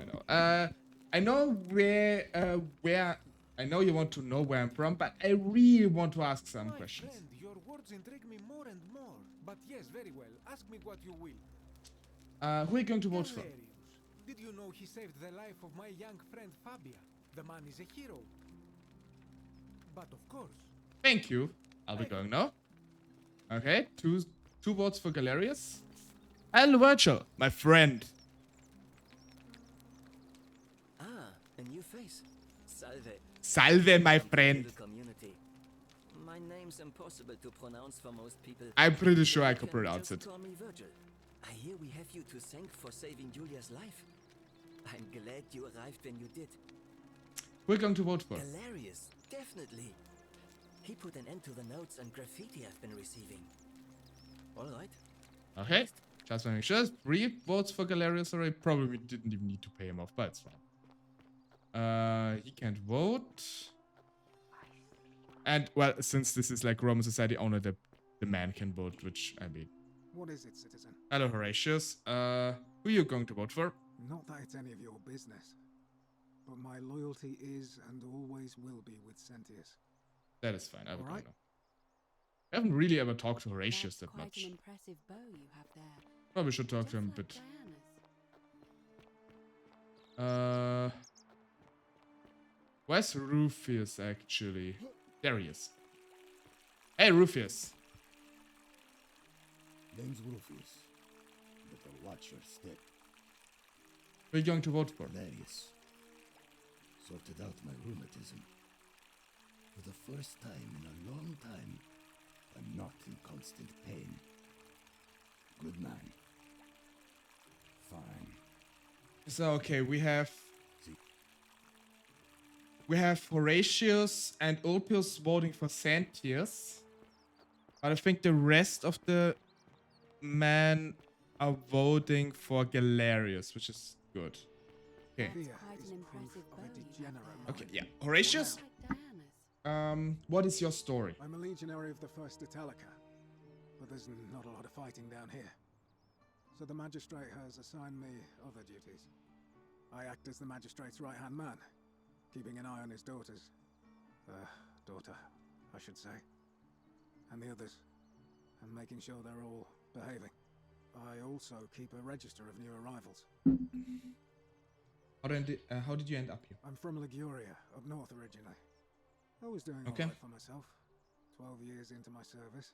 I think Liguria is roughly where Genoa is on the border to France. So Italy on the border to France, if I remember correctly. I try not to think about it. My commander sent me to deliver a message to Rome. While I was there, I thought I'd do something nice for my girl and pick up a little pendant from a silversmith. That's when the crowd started flooding through the streets, shouting fire. People were screaming, trampling each other. Then some Genetricum fugitor tried to take advantage of the chaos and pinch my pendant. I remember chasing him through the crowds, down towards the river. And then, nothing. Blacked out and woke up near here. No idea how I ended up floating so far downriver. But I'm fortunate to be alive, I suppose. Sure. I'm sorry to hear that. Ah, don't be. As Seneca the Younger said, difficulty strengthens the mind as labor does the body. That said, Centilla's disappearance has been more difficult than I'd care to admit. Can I see the citizen's I register? don't see why not. Just make sure I get it back by tomorrow. Oh, yeah, sure.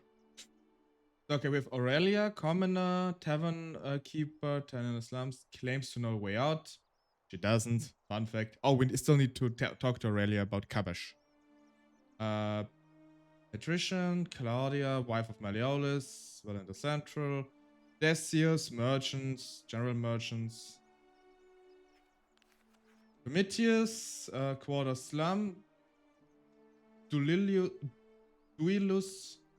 unable to work, Slum, imprisoned warehouse, we are Priestess, Fabia Baker, Galerius Farmer, Georgius Merchant, Hannibal, died in Cistern. Yeah, he's dead, we cannot find him anymore. He died before we arrived. He used to forage for scraps, okay? Horatius is him. Kabash disappeared. We need to find him again. Julia, we know her. Olivia, we already talked to. Oh, she's a hairdresser. I did not know. Lucretia is the nurse. We talked to her. Malleolus. Money lending. Not to be trusted.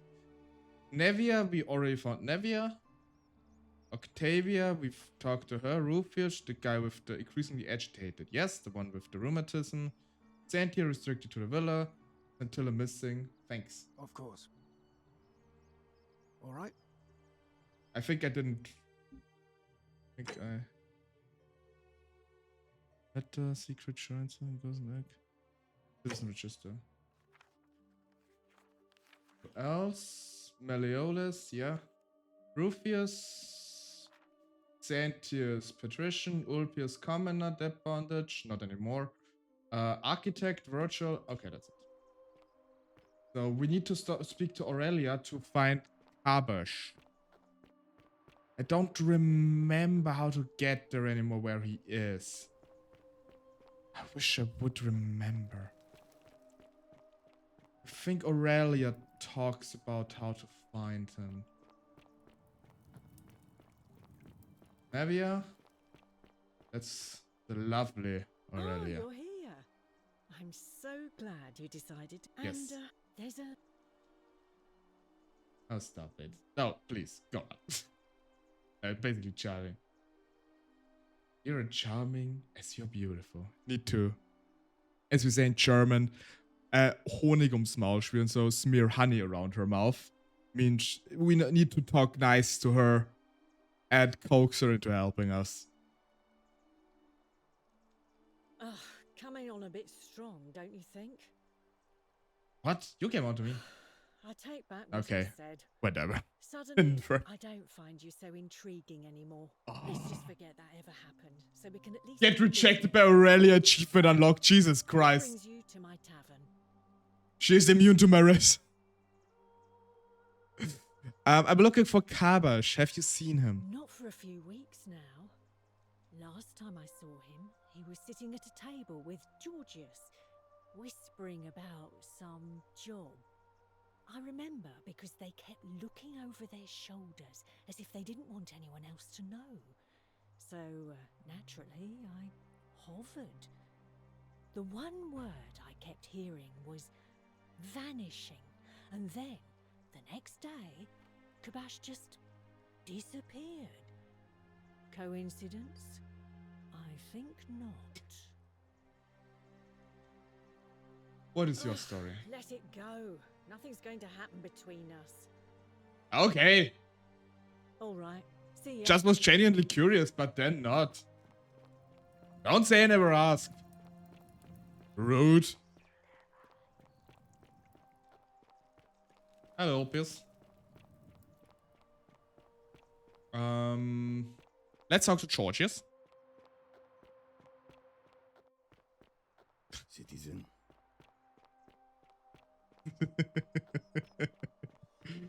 Georgius, my Greek-ish friend. There you are. Welcome to my humbies. Hello. I'm looking for Kabash. I heard you were one of the last people to saw him. Ah, I knew this day would come. I do not wish to lie to you, my friend, but even discussing this matter is dangerous. Please, let us leave the live coals safely beneath the ash. You can trust me. We're foreigners. Have to stick together, remember? Very well, but the magistrate would not look kindly upon this, so please keep it to yourself. My lips are For sealed. several months now, I have been sneaking out at night to worship the gods of my ancestors in the temple of Demeter. Each day, I leave offerings of food in the hope that we may have a bountiful harvest, and yet the next day when I return, the food is missing. Interesting. How strange. So I ask, who or what is devouring the food in this temple? Stranger still. Once I sat in front of my shop like the 100-eyed Argus until dawn to see if I could spot a thief going in. But do you know what I saw? Someone who'd been drinking? No idea. Nothing. Nobody entered. And yet when I went to take a look, my offering was gone. It is bizarre, is it not? When I told my friend Kabash of this at the tavern, he offered to help investigate. He went in, and to my dismay, he was never seen again. Where's the Temple of Demeter? It is the only Greek temple in the city. Head towards the baths, and it is the last building on your right. I'm off to the Temple of Demeter then. I do not think you should pursue this, my friend. It would break my heart to be responsible for 2 people disappearing.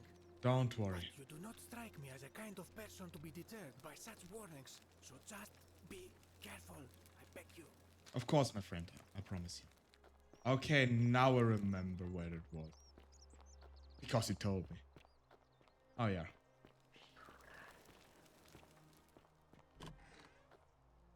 There it is. Big statue of a woman. Big statue, probably, of the goddess Elena's temple dedicated. Meter. There it is. Okay.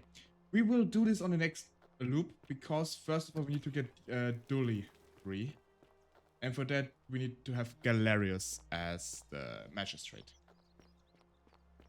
Normally, we have to wait until the day ends for this, but I think we can talk to Equia to do this sooner. A new face. Ave, and may Vesta watch over you. I'm Equitia. Hello, To what do Equitia. I owe the pleasure of this visit? Can we talk about the underworld? I beg your pardon? Okay, we were already. Livia was right. We already talked about this. And so Okay. All right. May 14th. Get back to you.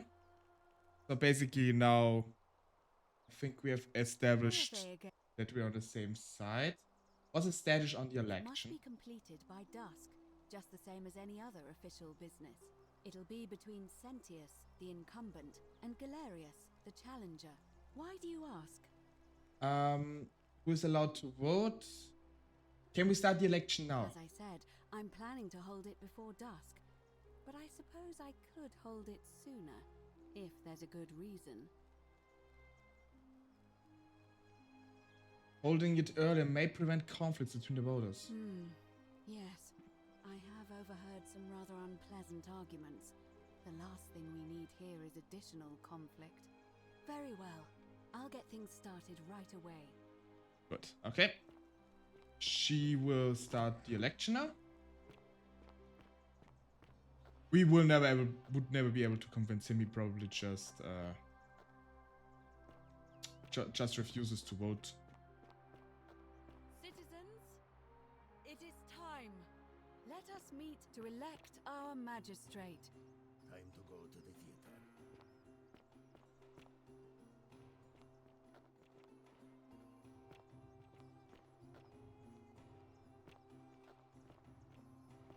So, and I think so. I can already tell you that this will also create a break of the golden rule.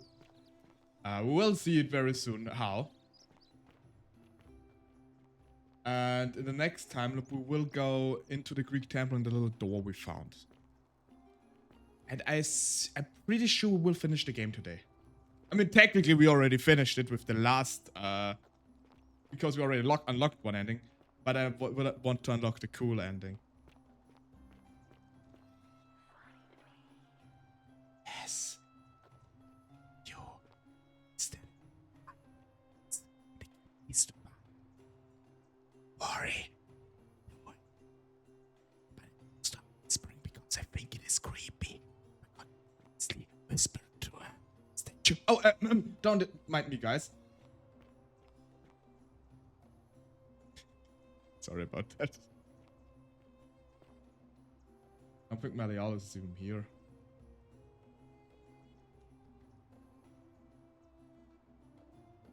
Oh, there. Horatius here. I wonder if Malleolus and Demetrius even arrive. Citizens, Okay, no, that just we have don't a go. quorate body of voters gathered here to elect the city's magistrate. The candidates are Sextus Sentius Imperiosus and late nominee Gallus Galerius Helver. Marcus Malleolus Gurges withdrew his candidacy earlier. That's not his real name. Anyway. We shall dispense with ballots and candidates will abstain from voting. Let's make this quick. As I say your name, call your vote. I'll start with you, Horatius. Sentius, of course. Georgius. Galerius. He saved the life of my dear friend Fabia. Dacius. Galerius. Virgil. The man who put a stop to the threats I've been receiving. Galerius! I'm not allowed to vote for some reason. Galerius, the man who saved my life. Huh? Didn't he say he votes for Sentius? My rheumatism. Galerius. Okay, Parrot Ulpius also voted for Galerius. Fine. Your new magistrate is Gallus Galerius Helver. What? It has been decided. Magistrate Galerius, would you like to make a brief address? What? I just want to say, this isn't something I ever wanted. Now that you put your trust in me, I'm going to do everything I can not to let you down. I'll need some time to put together a list of the changes I want to make around here. But I promise you, there will be changes. My first order is that Dooley is to be freed. Horatius, release him from his cell immediately. Please. Wait, do I need to say please? I suppose not. That's it. You can all get on with your day. Nothing else to see here. Move along. Oh, Ulpius was quite eager. Ulpius is sprinting.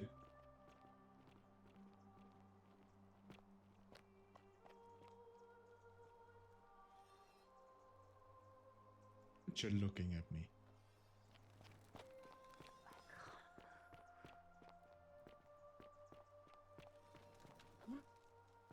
So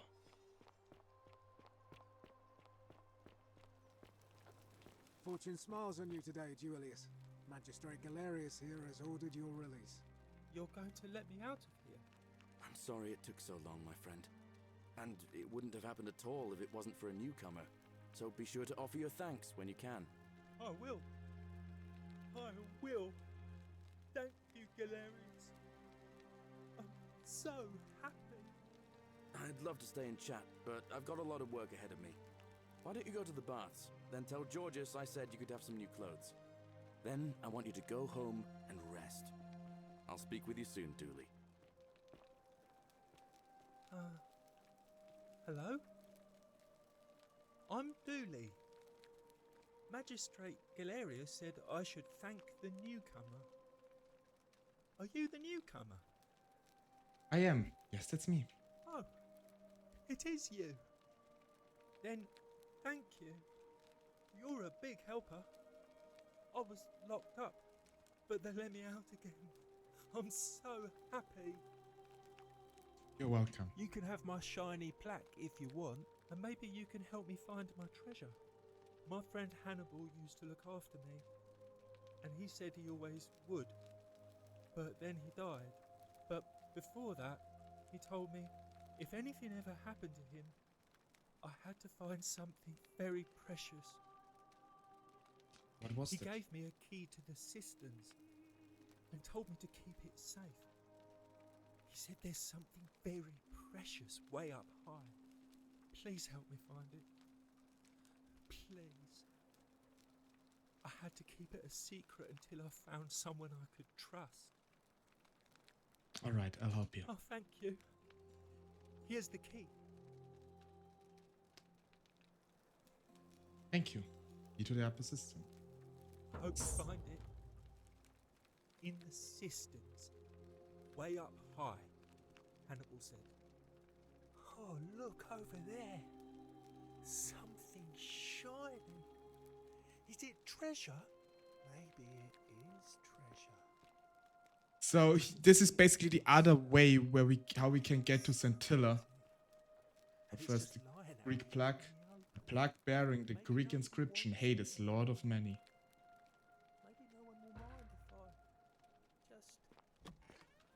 Oh yeah, and I mentioned that the golden rule will be broken. Don't you dare. The many shall suffer for the sins of the one. Poor Dooley. Yeah. Oh, good lord, there are many statues. Poor Dooley.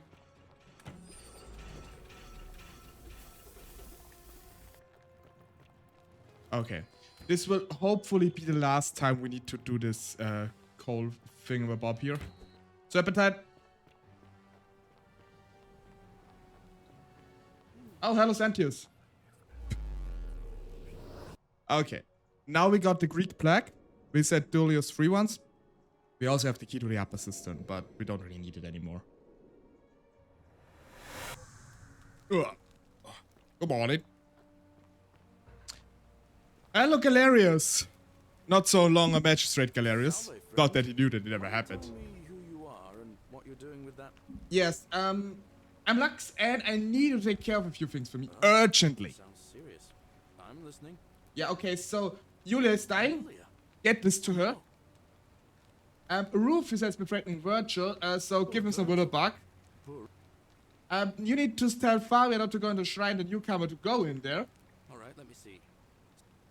And tell Malleolus you know his real name is Quintius thanks to Claudia, and that Nero sends his regards. Then tell him to withdraw from the election and release his debt bondsman. What? Are you? You're serious, aren't you? I doubt Domitius will let me talk to him, but I'll make sure he passes on the message. Okay, now fast, I'll go. go. But once I'm done, I'll need you to tell me how you know all of this. Okay, and I think we need to talk to Ulpius, because for some reason I couldn't tell him to go to Ulpius. You, Tantalus, cannot catch the drops of water. So we're just gonna follow him this time, because I actually want to see what he does, exactly what the things are he does. That's Fabian? Fabian, listen. There's a troublemaker coming into the city. Hello, Octo! Hi, how you doing? Care of him. Just go and hide. How's your day so far? How's your Saturday? Wait, how did you know I was headed in there? No time to explain. Go! All right, I'll be in my bakery. Thank you, Galerius.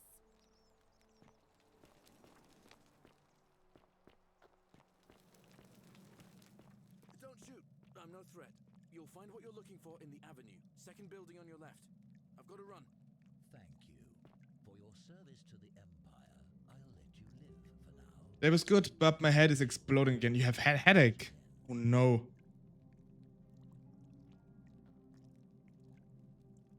I hope you're better soon. Especially again, do you have this often? I don't remember it yet, but maybe I forgot it. If I forgot, I'm sorry. Lucretia, no time to explain. I'm supposed to give you the Sylphium resin for Yulia. What? Quick, give it here. Wanted to calm down, listen to YouTube nicely voice. Galerius, you're Migraine. Okay. I was just doing what the new guy told me. I don't understand. How did... Never mind. Thank you so much for acting as quickly as you did. That was the assassin. Ads are by the way starting in 30 seconds. So I'm just gonna keep on. You are not YouTube. Okay, that makes more sense. That's a YouTube nicely voice, okay? And it's very nice of you to say, by the way. So for the ones who are going ad, I will just follow Galerius until the end. And then go up to Ulpis, so then I wait. If the ads are not over by then, I will wait for you all. What? My condition is nobody's business but mine. There's no need for that. I just wanted to give you this willow bark to help you treat it. A treatment? Really? Thank God. Finally, some relief after all this time. Thank you, Galerius. You're a good man. And I'll be sure to leave Virgil alone. I know I haven't been at my best lately. Appreciate that. Now, I've got to run. How was your day yesterday? Good with family? Yeah, I was with my father's yesterday. It was very nice.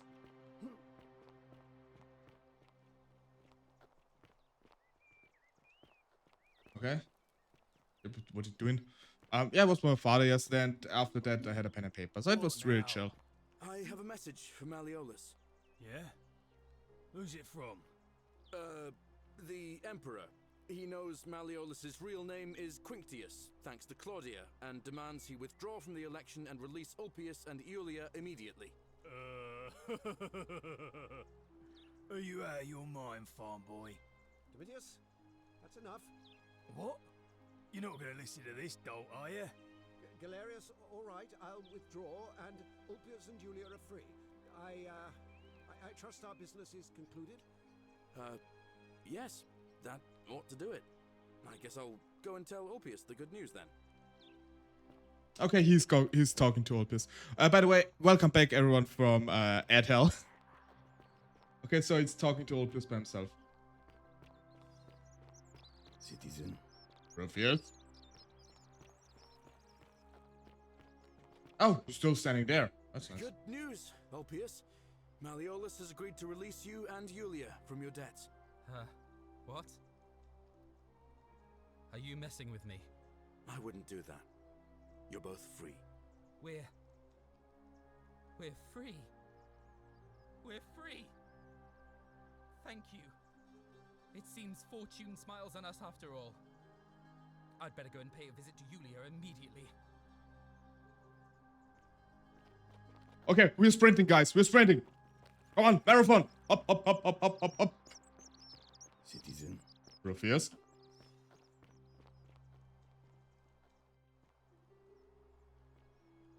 Yulia. I'm so glad Okay. we didn't go through with it. It wasn't for lack of trying. So, now we've done that. We'll go after the thing we discovered last time. Little more behind. Search the Greek temple for clues for Kapash whereabouts. Vase. Painted Greek vase depicting some kind of battle.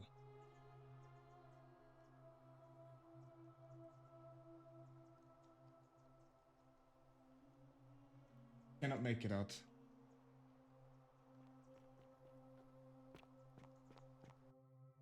Loading screen. Loading. Crumbling Greek statue of a woman.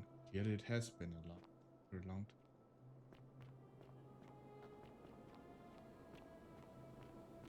Right. What? I cannot do that, unfortunately. Lear. Liar. Be clear. Fade. Round with spectrum. Never been here before. There's another one.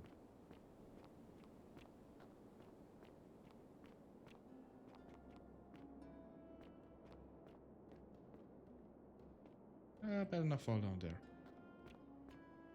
Thank you for the stretch.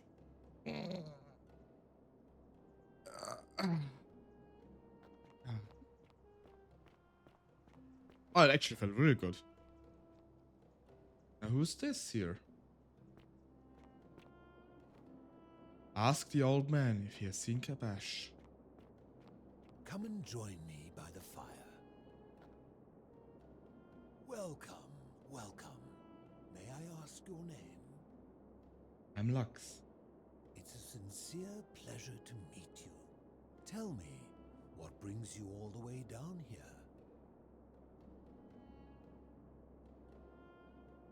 I'm looking for Kabash. Ah, Kabash. I know this man. He came through here some weeks ago. I will tell you everything I know, but first, a request. I have been living down here alone for many years, with nobody to talk to but myself. The one thing I long for above all else before I die is a good philosophical argument with somebody astute. I'm hoping that person is you.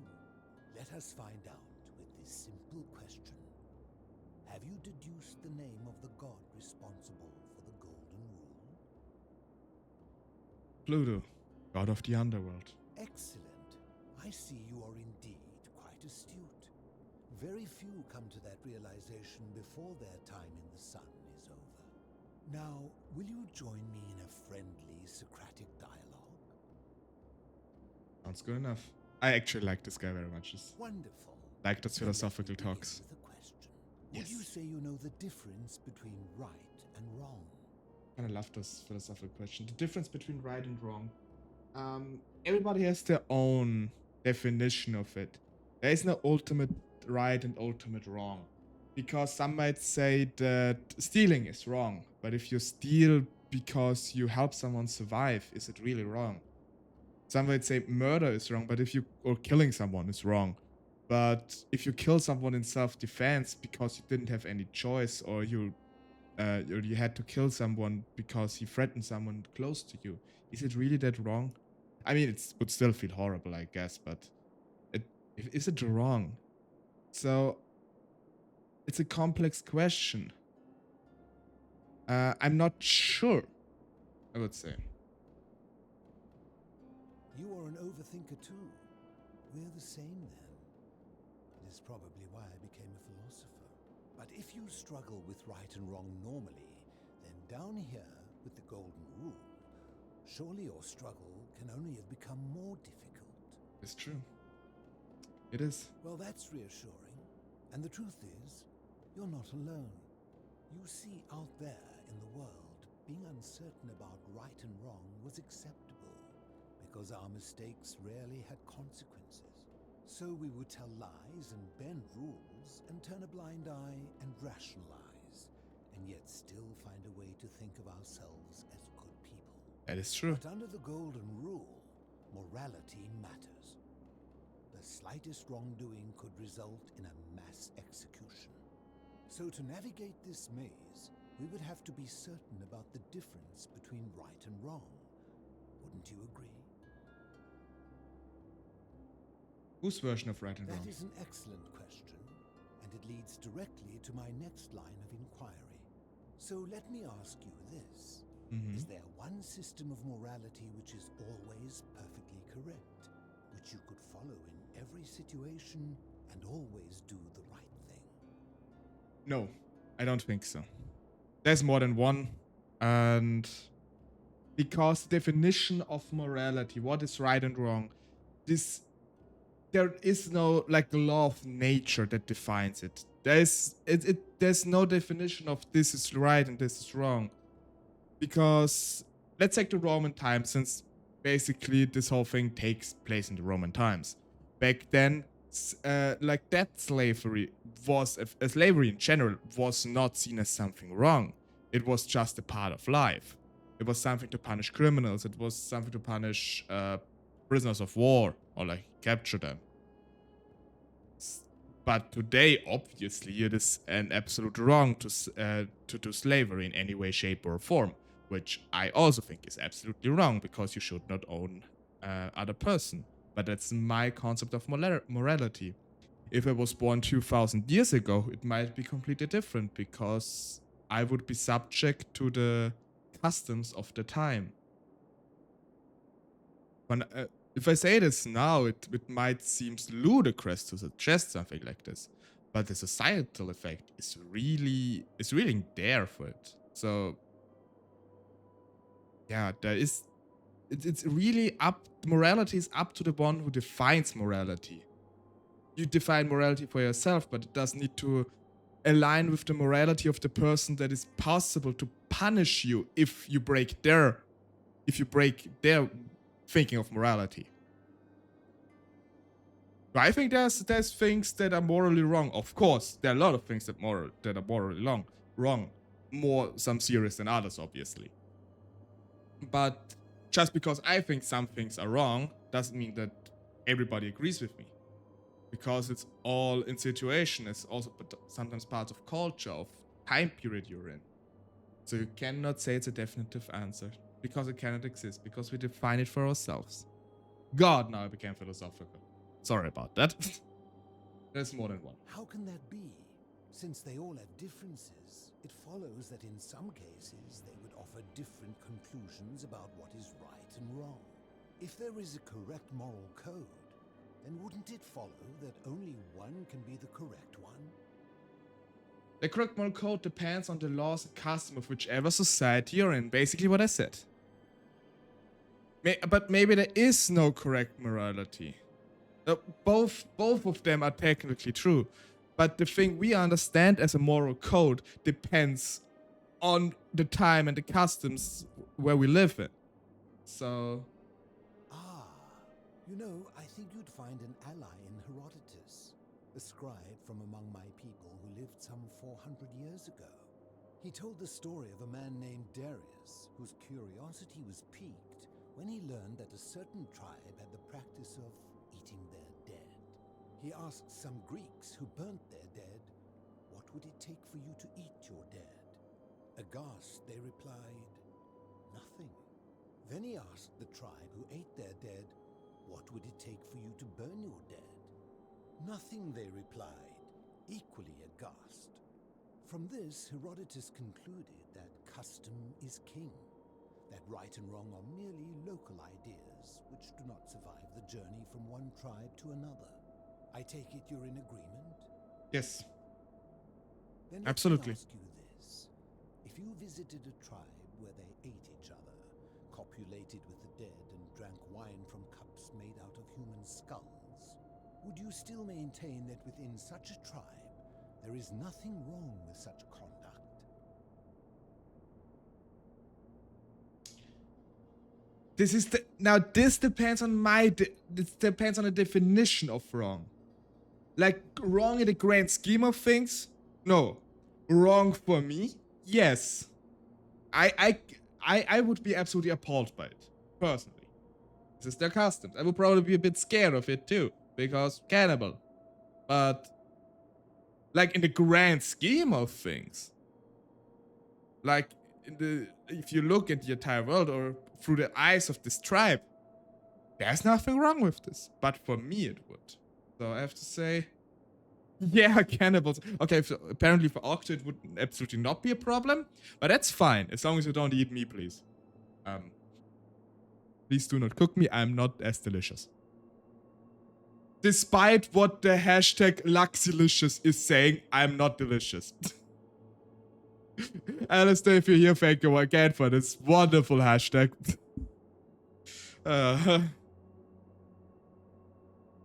I don't understand so fast. Yeah, hashtag Luxilicious. Yeah, hello, Alistair. Thanks for the hashtag Luxilicious. Apparently, I'm delicious then. It's still absolutely hilarious hashtag, I have to say. It's absolutely hilarious. But for me, no, I don't suppose. And that's a credit to you. It is the mark of a civilized person to change their position when presented with a superior argument.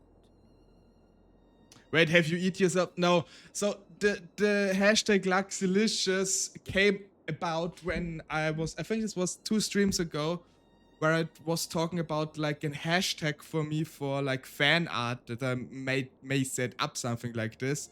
And this is quite common, especially, I know you're not that familiar with the VTube community, but it's very common for many in the VTube community to have 2 separate art texts, one for normal artworks and one for NSFW works. And I said, for me, I don't see me setting up an NSFW tag because, I mean, I would really care, but felt awkward. It doesn't really fit my character anyway. And then the nice Alistair immediately came up with a hashtag I could use if I ever do an NSFW art tag, which would be Luxilicious. I do not practice auto-cannibalism. I can assure you I do not eat myself.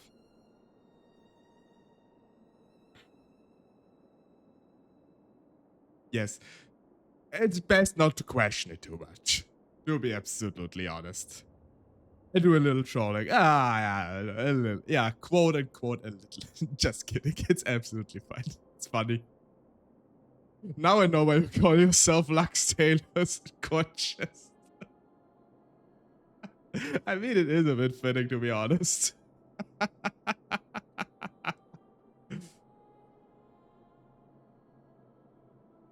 your point? My point is this. I don't think anyone alive truly knows any hard and fast rules about right and wrong.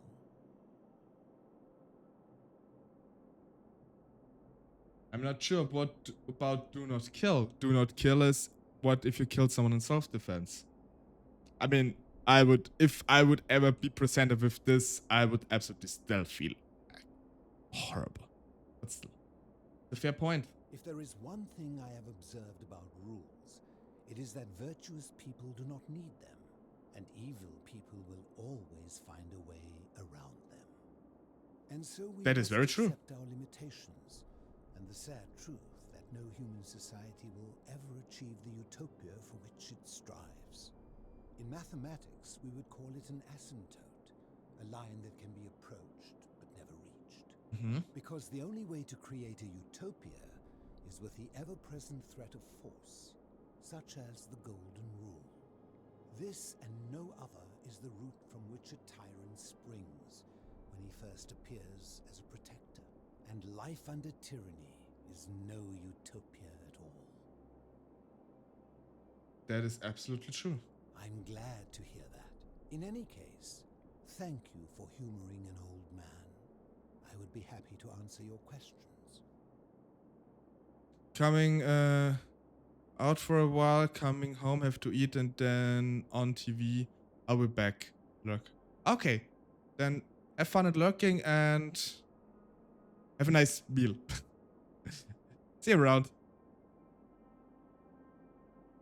So, first of all, what is your story? You mean, how did I end up living alone in this cave with nothing but these relics of the past for company?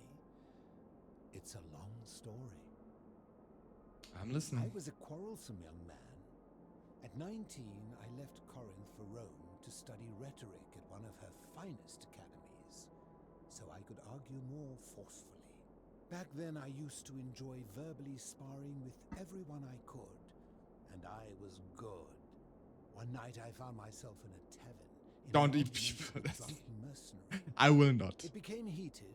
He drew a gladius, and I won the argument, but lost my life. I Hmm. woke up on the banks of the Styx at a campfire opposite Karen. Of course, I tried to persuade her to let me return, but even with all my skill, I failed. I settled in, made friends, and learned what I could, quickly realizing our little community faced certain death under the Golden Rule. So I began looking for a place to hide underground. Fortunately, I found this place waiting for me. You see, I was not the first to take refuge here. I returned to my friends above, persuaded them to join me, and 12 of us descended for the last time to live out our days hidden from Hades' tyranny. Hades, you mean Pluto, same thing. They are one and the same. Yeah. The Romans call him Pluto, but long before that, my people called him Hades. Why can't you return to the surface? My generation was wiped out, turned to gold, many years ago. My friends and I were able to avoid the same fate by hiding down here. I think it's safest to assume that if I was to return, Hades would realize that his furies hadn't finished the job, and he'd send them after me again. Why can't you tell me your name? I fear that if you were to utter my name in the city, even by mistake, that Hades would hear you and know I am still alive. Where's everyone else? I'm afraid I am the only one left. There were 12 of us in the beginning, but one by one, my friends passed away. Some from malnutrition, others from madness and despair. It has been lonely. Before my unexpected visit from Kabash some weeks ago, I'd not seen another person in many, many years. I'm wondering though, we are in the underworld, but people can still die here. Also like Hannibal now that I think about it. So where do those people go once they die in the underworld? I wonder. What if you survive down here? Living in darkness is not without its challenges. The first challenge is diet. Fortunately, I found that eating fresh fish provides most of the nutrients I need. Super hell. And sometimes, when there are Greek people living up above, I surface at night and salvage the offerings they've left in the temple of Demeter. The greater challenge is the isolation, so I like to imagine arguments, where I argue both sides. But like so many things in life, arguments are better with a partner. I mean, you call it super hell, but basically the underworld is not hell. Like we derive the word hell from Helheim, from the Nordic mythology. As a place of fire and a place of the dead. But even though the underworld of the Greek mythology is comparable to it, it is not a place, like hell is always seen as a place of punishment, which isn't. Excuse me. They go to Tartarus then. Tartarus? Yeah, Tartarus, the underworld, yes. Maybe it probably all the same. Let's talk about something else. To Super Tartarus. Doing our way out of here. If I did, would I be living like this? I don't know. Do you know where I can find a plaque that removed from the obelisk? You seek the plaque bearing the Egyptian inscription? Yes, that It one. is a cursed object, and I would be happy to give it to you, if Kabash had not already taken it. Alright then, tell me where Kabash I is. will tell you, but you may find him hostile. To prepare for your encounter, there are certain things you must know. Very few know this, but before the Romans came to this city, it was once entirely Greek. The architecture, the temples, and the people. When the Romans came, in typical fashion, they claimed it as their own, built over everything that could be built over, and renamed the things that could not. Thus, the Shrine of Persephone became the Shrine of Proserpine.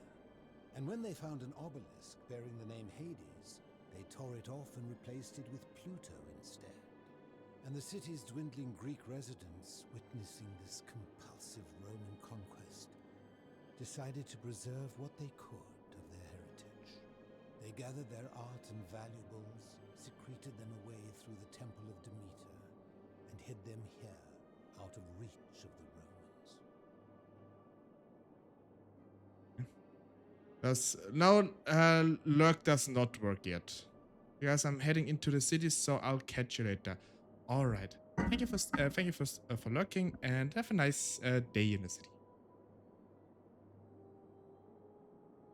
However, there was one thing that always seemed out of place to me, and it is the very thing you seek.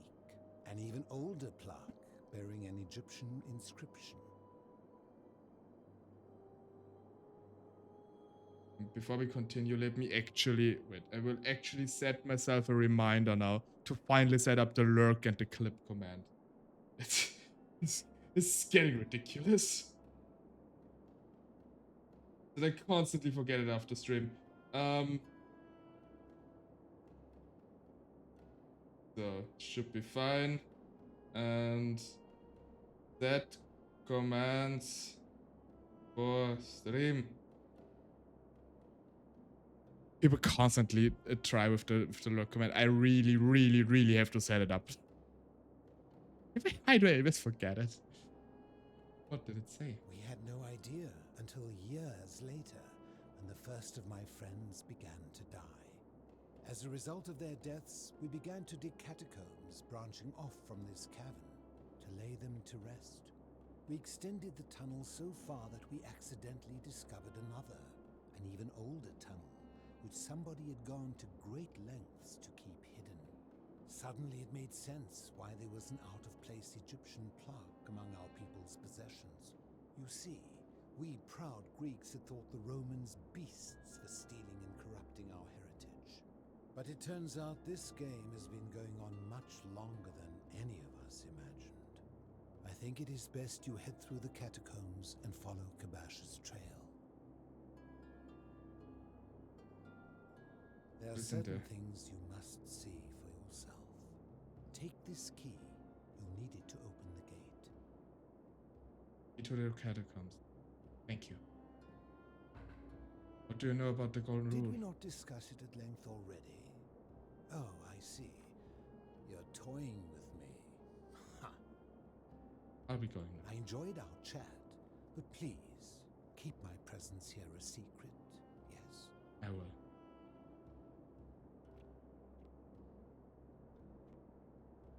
Greek plaque which translates many shall suffer for a sin of the wrong. Kingfish. The nutrients of this fish must have helped the old man compensate. Yeah, I think it's the same with the Inuit. I think they also eat raw fish and raw meat in general to sustain themselves without, since they don't have any vegetables and whatever. Is this the home of Diogenes? He also live in a huge barrel or something? So, let's look for Kabash. The catacombs. Friend of the philosopher. Poor people.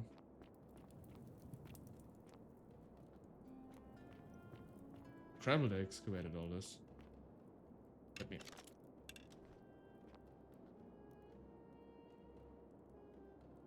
$11.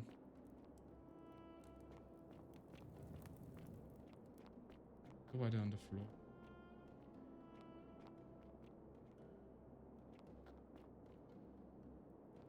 It's probably the tunnel they discovered, wasn't it? Looks a bit like the cistern. Oh my goodness, this scared me.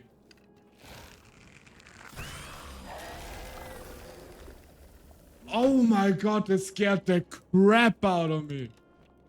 I was not expecting them here. Good lord.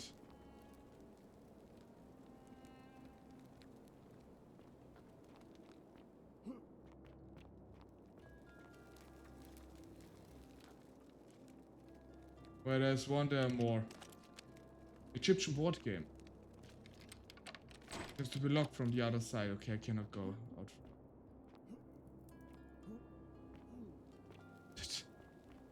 really scared me. Why are those statues down here?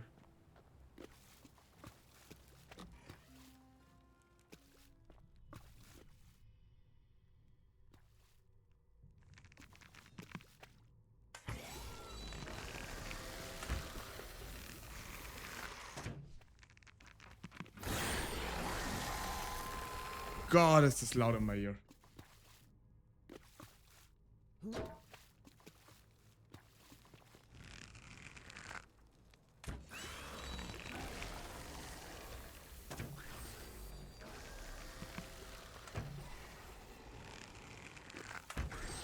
Okay. There.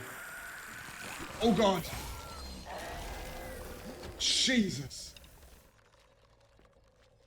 There was another one here. Lord, they're loud. Egyptian plague translates to the many shall suffer for the sins of the one.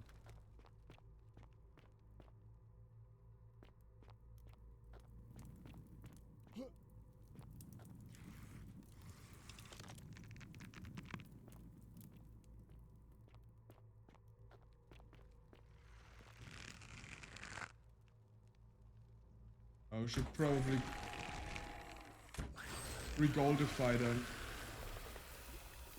Oh, if I could hit them. This one I had to kick. There might be one more here. There's sand here too.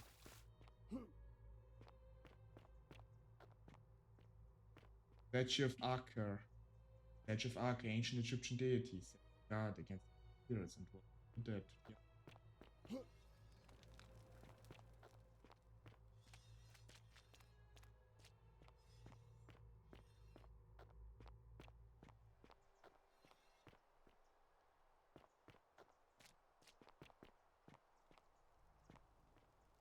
Stop!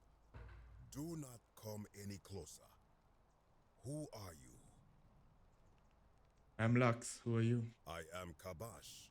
And let me guess. Another Greek or Roman come to loot and plunder the resting place of my ancestors, I'm looking for the Egyptian plague. Do I look Greek or Roman to you? Trousers, boots, curious here. No, I suppose you do not. Then what do you want? Looking for the Egyptian plague. To what end? I want to return it to the obelisk. That is welcome news. You really are not Greek or Roman, are you? I was planning to return it myself, but for now, I must remain. Here, take it and restore the honor of Osiris. The Egyptian plague bearing the hieroglyphic inscription, Osiris, Lord of Silence. Thanks. Now, as for the other plaque. The fourth plague, you know about that? Indeed, I have it right here. I stumbled across a collection of dusty curiosities while searching for a place to hide from the hungry children of Amit, and there it was. The hungry children of Amity probably means the ones we goldified. May I have it? You may not. In fact, I am about to destroy it. Why? Because it speaks a treacherous, blasphemous lie. How so? I will tell you, but first, do you know what this place is? The what? The Egyptian underworld. Indeed, and I see you know our history. This is the Duat. See what has become of it. I have been down here for weeks, piecing together its story, and here is what I have learned. As Egypt declined and the Greeks had their turn to flourish, their souls came here in great numbers, but instead of adopting our ways, they copied and corrupted them. When they found the obelisk bearing the name Osiris, the true god of the underworld, they desecrated it removing his name and replacing it with Hades. Even the ferryman of the dead, known to my people long before as Kerti, they renamed to Keron. As if that desecration was not enough, they built over this place, using it as the foundation for their own underworld, so that ours was forgotten. My only solace is that the Greeks then suffered the same fate when the Romans rose to power, renaming Hades to Pluto, and the cycle began anew. So what's the problem with this plaque? It is inscribed with a script I do not recognize, but it is ancient, almost as if it is older than the plaque bearing Osiris's name. But if that is so, it would imply the gods of Egypt are mere imitations too, copied and corrupted from an ancient people who prospered even before us, and that my people did to them what the Greeks and Romans did to us. But this, I cannot accept. I sense a deception. Perhaps it is the work of Set, the usurper, seeking to undermine Osiris once more. What does the inscription say? You will never know. This work of sacrilege must be destroyed, thrown into the black abyss below in Osiris's name. Please don't. Too late. It is done. I wish you hadn't done. Now I'm going to have to. I wish I hadn't done. It could not have gone any other way. It was Osiris's will. It was your Now, will. The thing of evil you sought is gone. Why are you still here? What's your story? I am from Rakotis, which you may know as Alexandria, the name of the city the Greeks built over it. I was a fisherman, like my father before me. Since the Romans had taken over from the Greeks, I took the opportunity to learn Latin and eventually traveled to Rome. When the fires broke out last year, I tried to help. I gathered terrified locals into my boat and led many of them to safety farther along the Tiber. On my 7th trip, a passenger demanded I wait for his brother. But we were full to almost sinking, and smoke was all around us. I told him his brother would have to save himself, and he tried to bribe me by placing a coin into my hand. When I refused, he drew a dagger and thrust it between my ribs. I awoke on the banks of the river to a stranger wearing a ram headdress. He said his name was Kerti, and at the time, I simply thought him odd. It did not dawn on me until much later that he was the Kerti, the ram-headed ferryman described in the Book of the Dead. You're no way out of here. So yeah, so basically we now know that so we already knew the Romans copied from the Greeks, and they already told the Egyptian that the Greeks copied from the Egyptians. And since he's from Egypt, he probably has a connection, had more connection to Kerti, since he grew up there, and I assume that's why Karen, whatever, showed themselves in form of Kerti, because his mind recognized them as such. You know, out of here. This is where I belong, as caretaker of the memories of my people. If our ways are to be remembered, it falls to me. What do you think about the Golden Rule? I think if someone is to break the Golden Rule, it will not be me. For I try to live as I always have by the command of the goddess Ma'at. Do to the doer to make him do. As for the punishment that will come from it, I finally understand why it has long been said among my people that gold is the skin of the gods. Oh yeah. Yeah, I can see that. What do you think is down there? I do not know. What could possibly lie beneath the underworld? Perhaps it is infinite darkness. Perhaps it is the lair of Amit, the devourer of souls. All I know is it would be unwise to venture down there. Perhaps. It wants to make me, perhaps. Most unwise. Going Good. Be gone from this place. Wait. You are planning to go down there. I see it in your eyes. We'll see. I urge you, return to the surface with the Romans. It will be safer for you.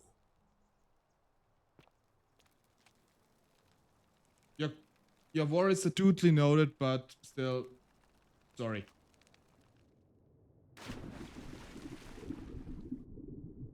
The Sumerian plague. Nurgle, the fairy one. Sorry, Gabash.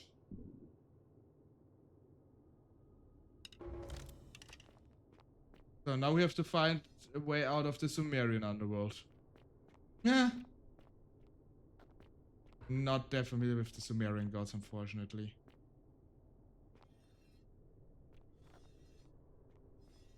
Turn all 4 plaques to the obelisk.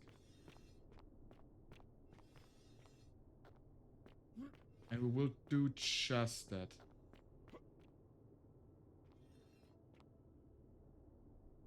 Defend from something. They're trying to defend themselves from something. Probably more of those golden guys. We have to re-goldify.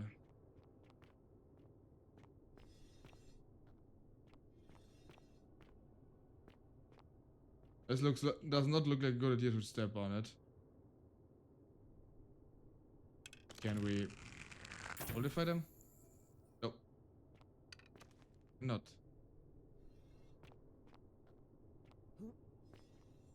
Another barricade. What the heck? Let me try it. I'm too curious.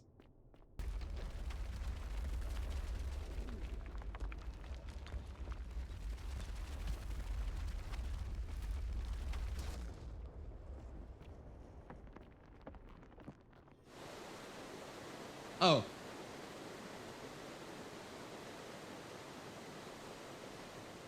I don't know if this was a good thing. Now what is coming in here? We head on 4.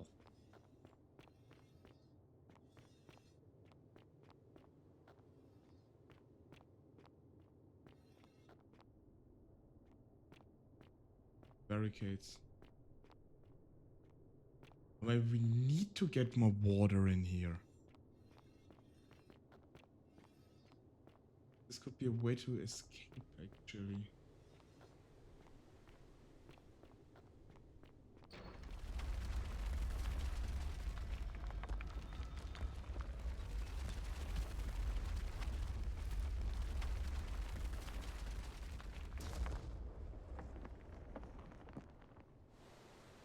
More water's coming in.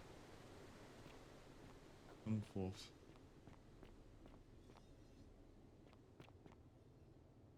That should be...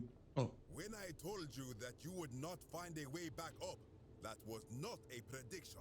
Okay, I did not remember that. Promise. You will die here. There's no need for this to end in violence. I disagree. I warned you against coming down here, against perpetuating this sacrilege, but you persisted. You have undermined and dishonored the true god of the underworld. How did you think this would end, if not with bloodshed?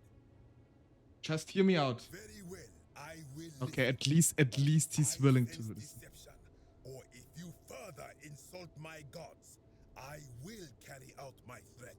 So tell me, why should I let you live after you salvaged this instrument of blasphemy? If something can be destroyed by the truth, it deserves to be destroyed by the truth. There's no shame in building on the works of people who came before you. I'm just trying to replace all the plaques taken from the desecrated obelisk. We saved quite earlier, but yeah, if something can be destroyed by the truth, it deserves to be destroyed by the truth. I don't probably like this. Why? To what end? I'm hoping I'll earn an audience with the god of the underworlds. But why? What business could you have with Osiris?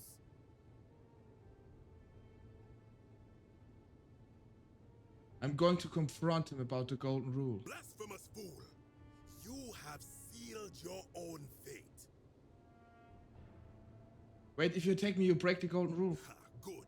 I welcome it. You see, the philosopher told me that each time it breaks, Osiris bellows with rage, and his voice shakes the very foundations of the earth.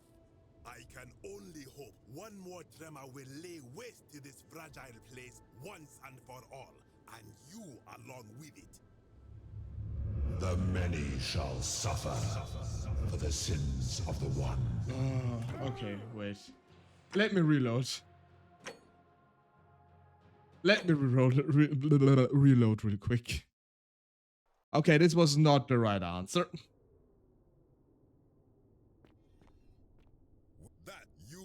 Okay, there's no need. Just hear me out. Try to replace. Earn an audience. I'm going to demand to let everybody go. I'm going to pay my respect. Blasphemous fool! Ah. I guess I have to lie to him. What the heck?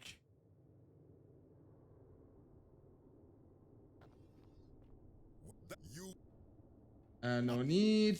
Just hear me out. Obelisk, Underworld. Going to pay my respects. Doubtful. What do you know about honoring the Lord of Silence?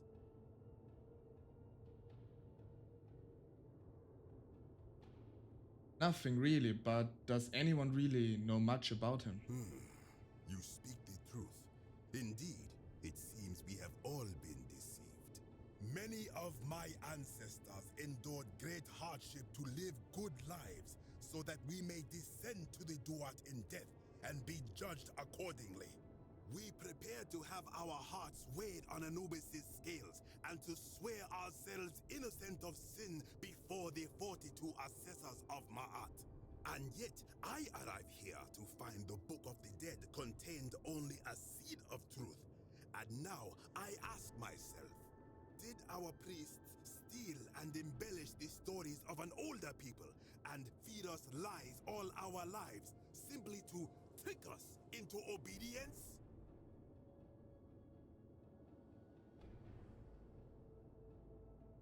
Probably, but can you blame your priests for that, not me?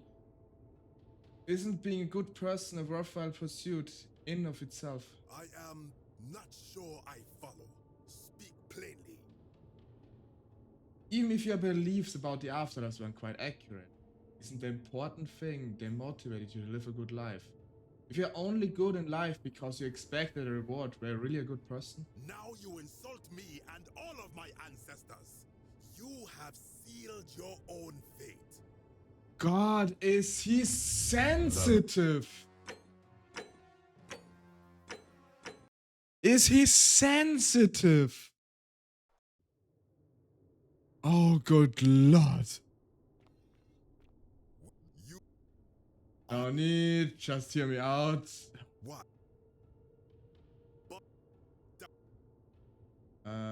Nothing. I am. Even if you believe, even if your beliefs in the afterlife weren't quite accurate, isn't the important things that motivated you to live a good life? I mean, both are good, valid answers.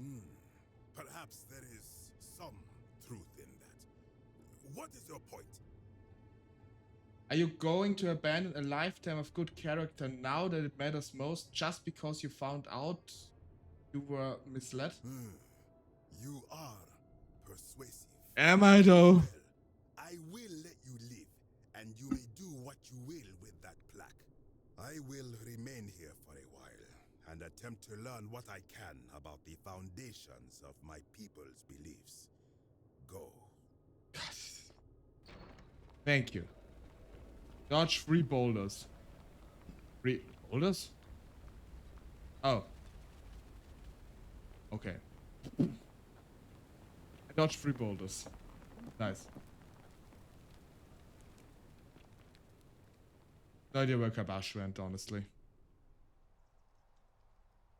Yeah. So. But there was an easier way down all this time. That's great. Oh, actually here. Got it. Pick him. Let there be light. There it was. Okay, we found all the plaques. So. Let me talk to my hermit friend real quick. Good to see you again, friend. Did you find what you need? I indeed did. I enjoy. But I don't have anything else to talk to. Okay. So. We are now ending the near of we are now nearing the end of the game. That's the right way of saying it. And for that, I will first of all get out of this dusky cavern. No offense, hermit philosopher. I think we will learn his name later. I'm not sure.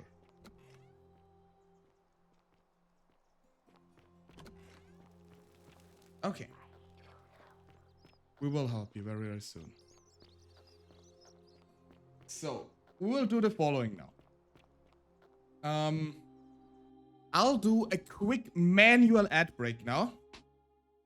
Because what will happen, I don't want an ad break in between of it. So I will start an ad break now. I will not do like a break in stream. I will just wait here until the ad break is over. And then we will finish the game. So, I will say this probably after the ad break again too. But if you want to discover this for yourself, now's the time to hop off. If you really want to discover it yourself. Since we already saw most of it, if you followed all the streams, this is I think the third now. We discovered most things already, but the ending is quite huge. I will give you the chance to above. It's absolutely your choice. Just want to say it at this point. I will now start the ad break, and after that, we will hop into the best, or like I would say the most in-depth ending of it all. That should be starting now. And we will, for all the other ones that are currently not in that hell with me, we will wait real quick for the others to arrive back with us, and then we go check it out. And it is a really huge thing. And I will take this opportunity to real quick turn on the lights in my room. It's quite dark. I mean, it is getting close to 8 o'clock p.m. for me, after all. And it has a scalding 28.7 degrees Celsius in here. Or 83.6 for my American friends in Fahrenheit. But yeah, it's...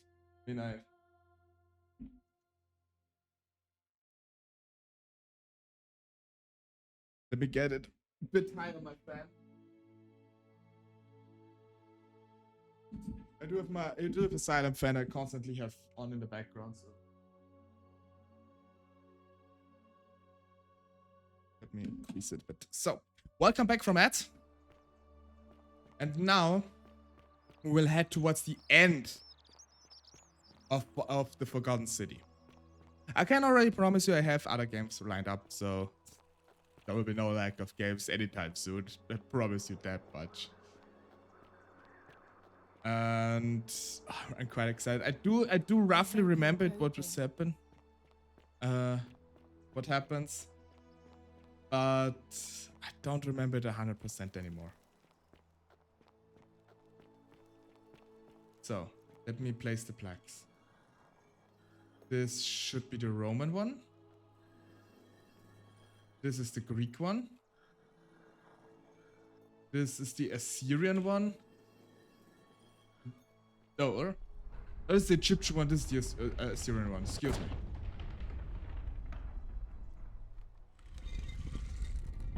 would be like probably quite surprised what happened. And now the temple is open.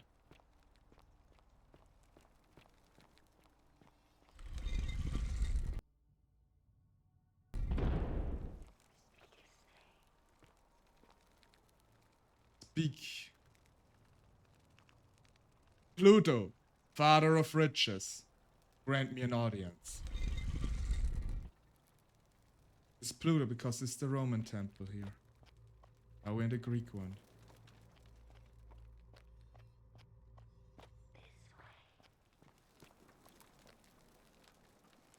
Hades, Lord of many, grant me an audience.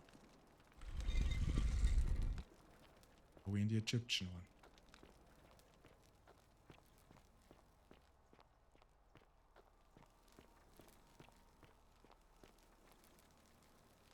Osiris, Lord of Silence, grant me an audience. The Syrian.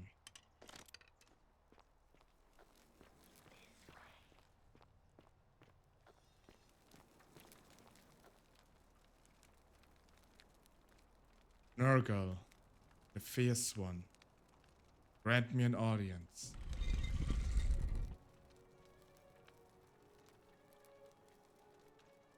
This is the White Corridor. I said it before the ad break. This is the end of the game and like the biggest plot twist or like the biggest plot point in the game. If you want to play it yourself, now's the time to hop off. If you want to experience this with me together, I'm glad to have you along this journey, along this tale. But this is the fate of a tale teller. I tell everybody the tales they cannot hear themselves. I don't know yet. So it's time to step in.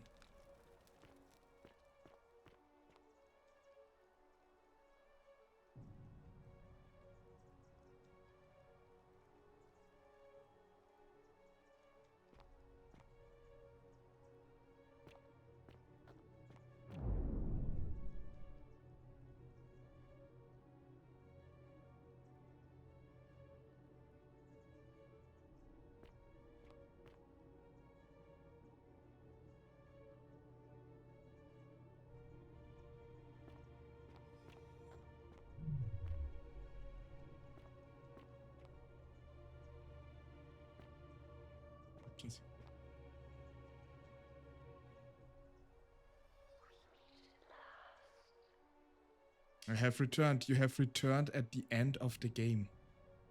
Welcome back. Just have gone through the White Corridor. Now, face the gods.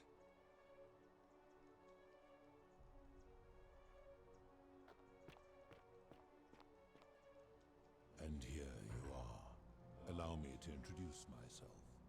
As you have already gathered, I've been known by many names. Nergal to the Sumerians, Osiris to the Egyptians, Hades to the Greeks, and Pluto to the Romans. It's a good timing, we just start the ending. One constant through it all has been my title, God of the Underworld. And I've been watching you with curiosity, mortal, ever since your arrival. You are unlike the others, aren't you? And what is more, you carry a weapon that was never intended for mortals to wield, and you do it so brazenly. But there will be time for your reckoning later. First, as a reward for undoing the desecration of my obelisk, I will allow you to satisfy your curiosity. Ask what you will. What is your story? My story is many thousands of years long. You will need to be more specific. What do you wish to know? You are a god? It is a matter of perspective. God is a label I was given by you mortals, not one I gave myself. Your ancestors revered me because to them, my knowledge and technology made me incomprehensibly powerful, just as you might seem so to an insect. But despite all that, there are rules even I must obey. Why do you look and sound like a man? My kin and I all adopted this form long ago, so that we might better understand and communicate with your kind. In time, we grew fond of the sensory delights it affords. Desire, joy, ecstasy, even rage and sorrow, while an acquired taste can be addictive. May I see your true form?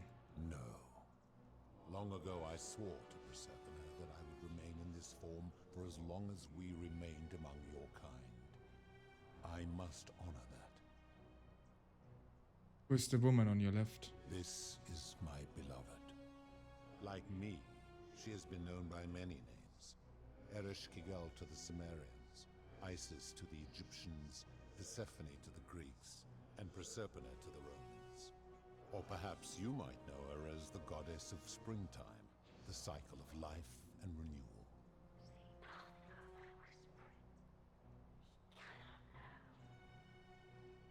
Your gaze lingers too long. It was her who's whispering to us. It was indeed Proserpine. Was that on your right? That is my servant. You would have met by the river, though she wears many faces and goes by many names. Kumutubal to the Sumerians, Kirti to the Egyptians, Charon to the Greeks, and Charon to the Romans. Her role is to ferry souls between the mortal world and this one, and to make their transition as seamless as possible. For that, she earned herself the infamous, if erroneous, moniker, the Ferryman. You will talk more later. For now, ask your questions. Dane, my friend, welcome raiders, welcome in everybody. Haha, get raided. Hello, Novachi? Novachi, hello, hello. Hello everyone. Break the curse out in... Funny since you are speaking of the gods. We are right now at the end of this of the game of the Forgotten City and are right now confronting the god of the underworld. He has many names, but before I present you with his names, I will present you with mine. Hello, I'm LuxTaleor. I'm a wandering tale teller. And our travels led us apparently to the underworld, where we are currently confronting the god of the underworld himself, who seems to be an alien, or something we would probably consider an alien. He himself is known by many names. Some of you might even heard some of them. Pluto, Hades, Osiris, or Nergal, from Roman, Greek, Egyptian, and Sumerian mythology, precisely. And yeah, we have figured it all out. We're at the end of the game, and now we have to manage to convince him to stop the madness of the Golden Rule. It's also to finally raid you proper. Yeah, right. Wait, didn't you ever raid me before? I think you did. Thanks for the raid anyhow, so I always appreciate it. How was your stream, by the way? It's flung by big fast. I haven't really caught on what you played. Let me check this real quick. Warhammer 40k. Oh, never played that one myself. Probably should at some point. How was it? I hope you had fun. Yeah. So, and by the way, Robert G, thank you so much for the follow. I have noticed it. Don't worry, it was just my monologue. Just a second. Thank you so much for the follow. Hope you enjoy your time here. It's playing a shooter for once. You know, taking care of heresy. Well, what beliefs are truly the right ones? I mean, as we already learned, especially I mean, I already knew this. The Romans copied from the Greeks, the Greek copied from the Egyptian, and the Egyptian copied from the Sumerians. Who knows what is the truth here? But you playing a shooter, that's not something I expected, but you know. I mean, I don't really play shooters much myself. Sometimes. Not a lot, though. But anyway. I'm gonna continue with talking to the god of the underworld. So I might take a bit until I actually respond to things in the chat. So don't break through, because I think this is very, very cool lore drop and everything here. Let's talk about something else. What is this place? It has come to be known simply as the Underworld, and it exists because of a wager I made long ago. What wager did you make? That is a long story, one that began over 3,000 years ago and continues to this day.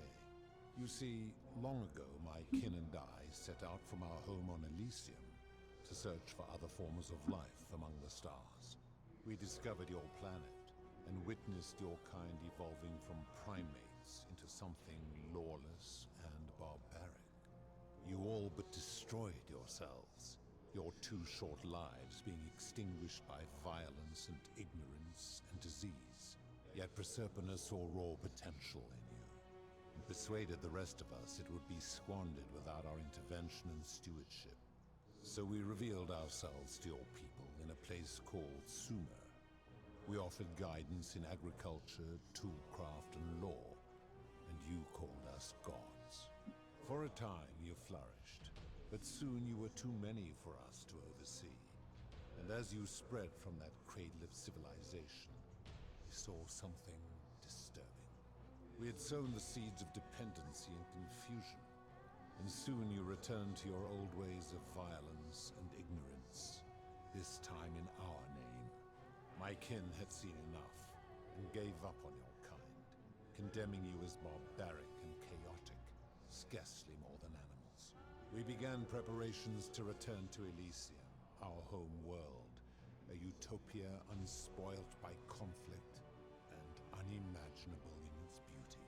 But my Proserpina could not bear to abandon your kind without guidance, and knowing it would force the rest of us to leave her behind, she made an extraordinary sacrifice. She gave up her immortality to descend permanently to the ranks of humankind. And so she began her inescapable trajectory toward death. Horrified, I acted swiftly. I placed her in suspended animation in a deep frozen sleep to prevent age and sickness from claiming her. And then I pleaded with Proserpina's father, who the Romans called Jupiter, to bring her with us to Elysium. It was and is my hope that once there, we might one day learn to undo what she has done to herself. But he refused. I did everything I could to persuade him, but he would not relent. He would rigidly uphold his final pronouncement. Humans were unworthy of ascension to Elysium, and no exceptions would be made. But seeing that I was aggrieved, he proposed a wager, the terms of which were as follows. If even one human city could prove itself capable of living without sin for a single year, then Proserpina and all of humanity would be permitted to join us in Elysium. My part would be to remain behind, the last of my kind, to watch over you, without interfering, and to sit in silent judgment. And so my reward has been to languish here, enduring a 3,000-year winter, waiting for the day your kind proves itself worthy of her faith in you, so that I might take her with me to Elysium and unthaw my goddess of springtime. And here I am, after all this time, still waiting. So, as I said, there are aliens, actually, something to say, aliens. And I think if people with this sort of technological advancement, we would, especially back in the times of the Sumer and the Egyptians and so far and so on, probably we will definitely revere them as gods, maybe even to the day. But he says his home Elysium is utopia. Although I don't think, at least for us humans, there is no utopia, because everybody's understanding of it is different. So this was a flawed wager from the beginning. Who are your kind? There were also gods who, like me, have been known by many names. But perhaps you knew them by their Roman names. I also know them by the Greeks. Our leader, Jupiter, as well as Neptune, Saturn, Juno, Minerva, Mars, Venus, Apollo, Diana, Vulcan, Vesta, Ceres, and of course, my beloved Persephone. Who built the city? As the first wave of your kind arrived from Sumer, I had them build a city in their own fashion, so that they might be comfortable and recreate their lives here. I had them build the entrance as a vertical shaft leading to baths, to cleanse them of the sins of their former lives, and to prevent escape. I watched wave after wave of Sumerians arrive, and as their civilization declined over the centuries, they were replaced by Egyptians. Of course, believing themselves to be the superior civilization, the Egyptians promptly built over what had been built before, and made all the same mistakes. After another 1,000 years, the Greeks began to arrive. And thank you for the Prime sub, Robocon. Thank you, thank you. They built upon the underworlds of their predecessors, renamed their gods, and ensured their foundations were forgotten. Thank you for the Prime sub, Robocon. Please do enjoy your emotes, and yeah, thank you again. I'm honestly never quite sure what to say when someone subscribes. It's always so, oh, it's a bit flashbait. Thank you. How did you decide who comes here? To ensure the wager was fair, it was important that my subjects were chosen at random. To this end, I had my servant distribute 1,000 tokens fashioned from silver, a rare element at the time, across all of Sumer. Yes, you got a founder's badge. Whoever died while in possession of one of them would be located by my servant and ferried to this place, with no memory of how they arrived. As the tokens were discovered, they were traded, smelted, and fashioned into trinkets, and eventually coins, spreading to Egypt like seeds on the wind. Later, when they spread to Greece, they would come to be known as Charon's obol, or as coins for the ferryman.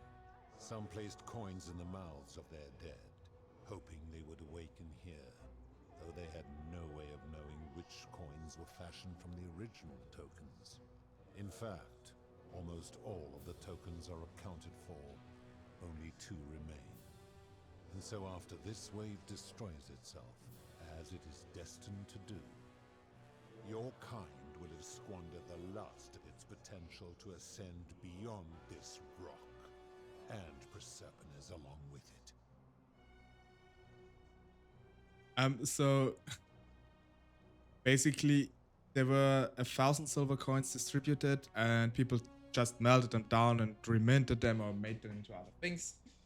And now with the basically Al and I had the last 2 coins, or the last coins, or the last pieces of silver that actually contained parts of this. Yeah. And yeah, so yeah, you got a founder's badge. Actually, I mean, I probably should advertise it more, I guess, but I don't really get that many subs, but I don't really mind. Subs, I mean, it gives you a few more emotes, like my favorite one, the writing one. But ultimately, it's absolutely optional. I'm not doing this like for subscriptions or anything. I'm just doing this for fun. I'm happy as long as people come by, watch my streams, and comment a bit in the chat. That's really all I'm all about. And the few people who who already like subscribed, they like gift subscription out to others sometimes. And the people who get gifted subscriptions don't count towards the founder's badge. I'm jabbing here. That's such a good mentality to have around streaming. Yeah, I think so too. I mean, of course, if I suddenly would like explode in popularity and actually would manage to live off the stuff, I wouldn't be complaining, obviously. But it's not my goal in all of this. I don't see this actually ever happening. Don't think I get that lucky. I'm not even sure if I want to, because this also involves a lot of work and responsibility, and I do this as a hobby, and I enjoy being this silly, sometimes more serious tale-teller, and just hopping into this character. Just a way of, I just enjoy doing this. I mean, I am a tale-teller after all, because the partner push when. I mean, if I would actually ever get close to becoming a partner, I would probably like think of something with partner push, if only for like jokes and everything. And I cannot decline. Is decline the right word? I'm not sure. So by the way, for everyone who doesn't know me, my main language is not English, it's German. Just a little side fun fact here, in case it's not obvious by my accent.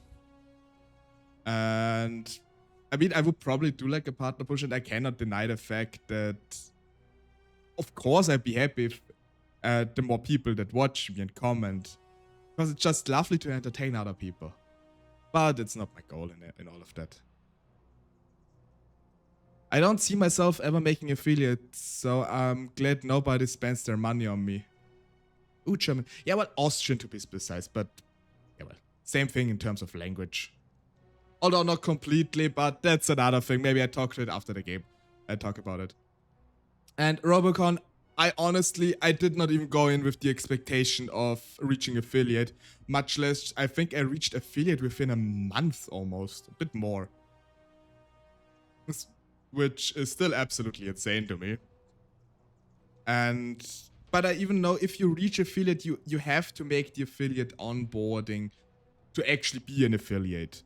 So even if you reach like the threshold of, I think, 50 followers, I think 8 streams within a month, a certain amount of hours, and 3 consecutive viewers, or like average of 3 consecutive viewers, you don't have to do that.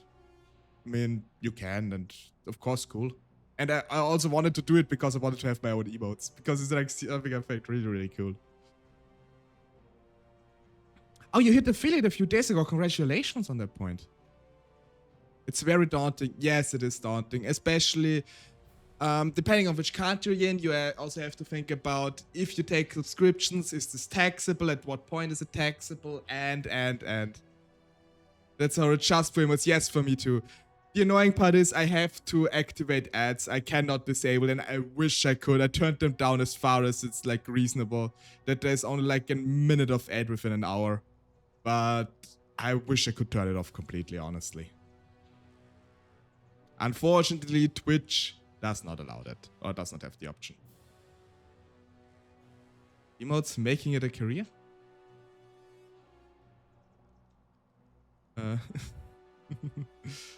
I mean, it would, I think, even if I would get enough, let's say enough income to be able to quit my day job, I probably I mean, I might maybe lower my work time that are maybe like 20 hours or something a week, but I would probably not stop working altogether in my day job just because of money security alone. And it does give me a good excuse to get out of the house regularly, I guess.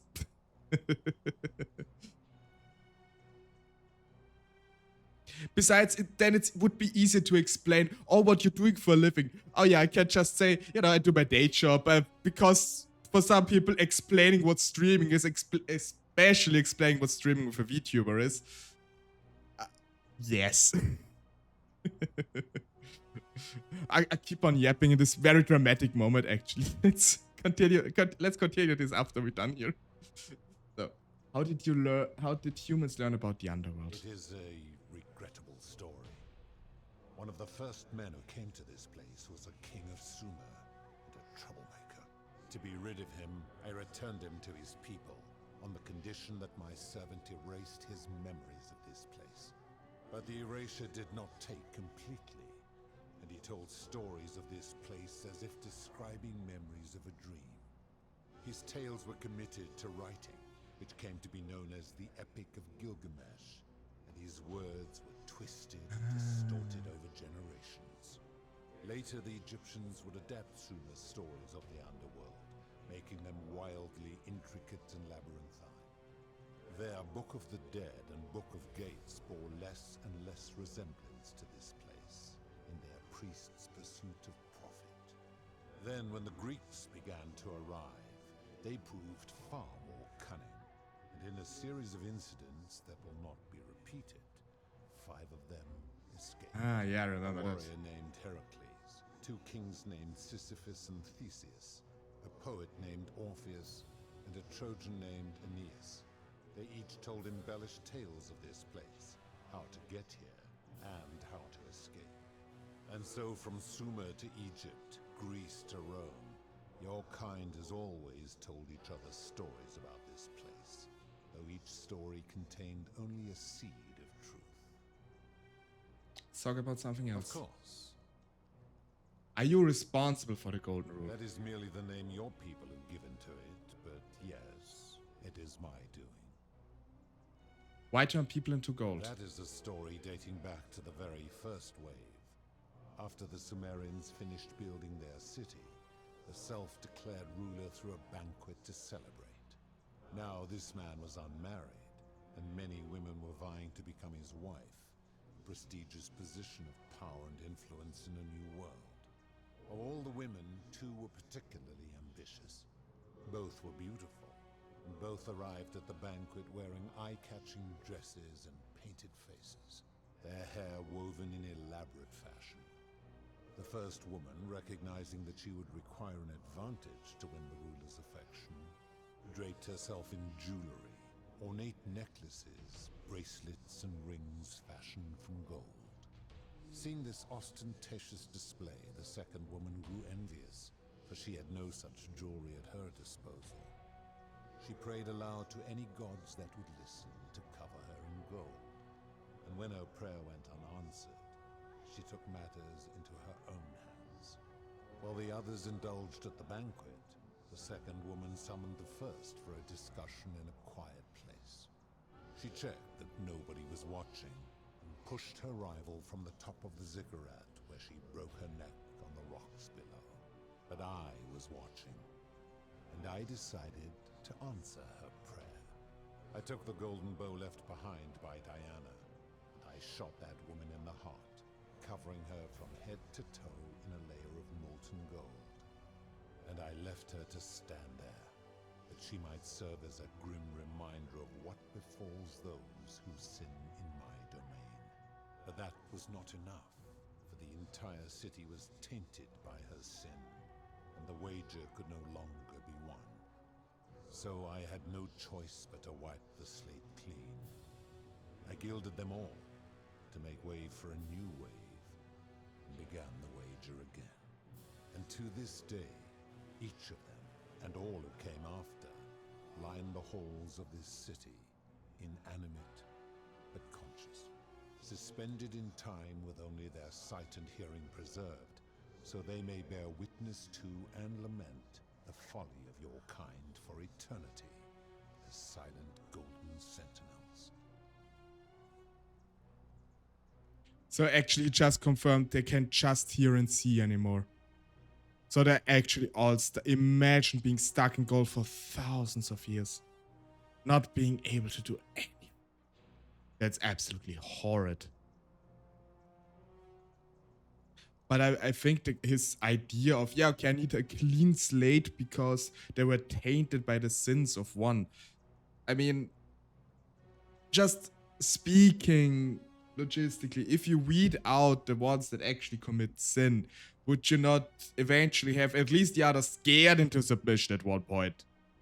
You know, be clear with what you consider a sin, and then, you know, people won't sin for you. You win the wager and off you go. Maybe I'm too naive, foolish human to think like this. It's entirely possible.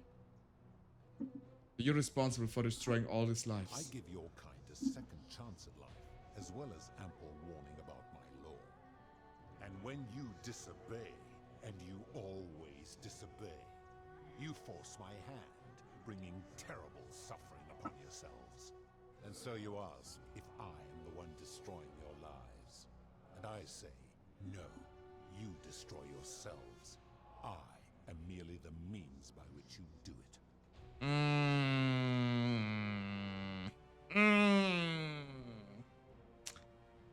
I see what he means, but it's nonsense. This is not the same argument if, oh, guns don't kill people, people kill people. Yeah, I mean, yeah, but you are a sentient being. You decided upon these rules. You decided to basically, yes, you gave them a second life, but when they didn't do what you want them to do, you turned them into gold, into endless suffering. And that is on you, my man. That is absolutely on you. That is absolutely on you. And if that's how your people think you should live, stuck in your ways, thousands of years, and think of it as just, I don't want to go to your Elysium. I do not. Where do you get the gold balls from? When my kin departed, they left behind many relics which I inherited. A consolation prize of sorts. The golden bow originally belonged to one of my kin, who the Romans called Diana. As my collection of golden statues grew, Artemis and I chose the most ferocious among them, and equipped them each with a duplicate of her bow, and tasked them with hunting down the Forsaken at my behest. They became known simply as Furies. What do you... Yeah, this is the important question. What exactly do you consider a sin? I've always considered that the cornerstone of morality is the ability to determine right from wrong on one's own. No attempt to lay out rules like your Code of Hammurabi or your 12 Tables of the Roman Republic can ever cover all possible scenarios. It's true. This should come as no surprise to you, since the core principle has been expressed in many forms by many of your civilizations. The Egyptians made a rudimentary attempt with do to the doer to make him do. The Greeks refined it with avoid doing what you would blame others for doing. The Roman Stoics added, treat your inferior as you would wish your superior to treat you. Even the so-called cultists hiding among you often say, do unto others as you would have them do unto you. It is the simplest of concepts, and each one of you is born with the faculties required to apply it to any situation. Yet none of the peoples who expressed this rule were able to uphold it. Curious, is it not? Principle is not as easy to apply as it sounds like. It doesn't seem like you've been upholding it either. I've lived my life that way. Yeah, that's an obvious lie. Principle is not as easy to apply as it sounds. For you, perhaps. As I say, I bring up the example again. I already brought it up a couple of times. With stealing. Stealing is wrong. But if you steal to help somebody because it saves their life, or you need to save your family with it, with stealing food or something, is it really something morally bad? I do wonder. If you do something by accident, like Dooley did by not just, oh, this is treasure, I take this, and it was considered stealing, although he did not know he was committing a sin. He didn't want to do any harm with it.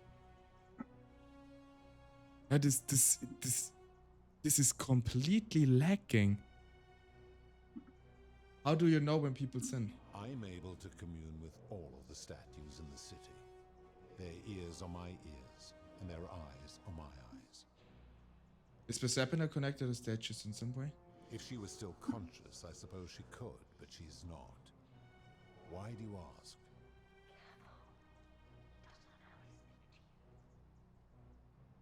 No reason, just curiosity. Then what an odd question.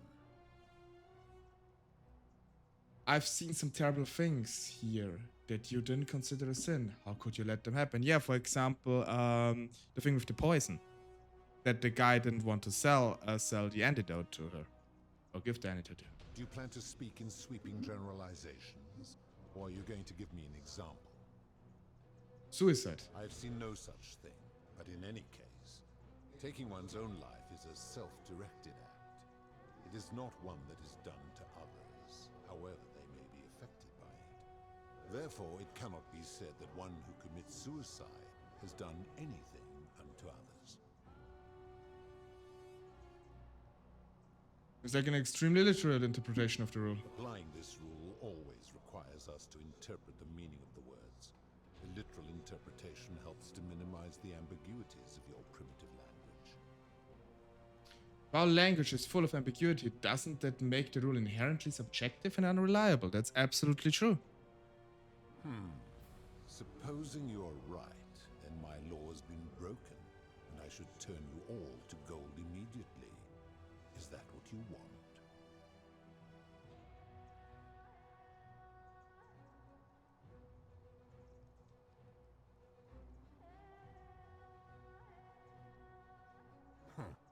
Now tell me, what other sins do you believe I have overlooked? I mean, actually, going by his thing, price gouging for life-saving medicine. The merchant.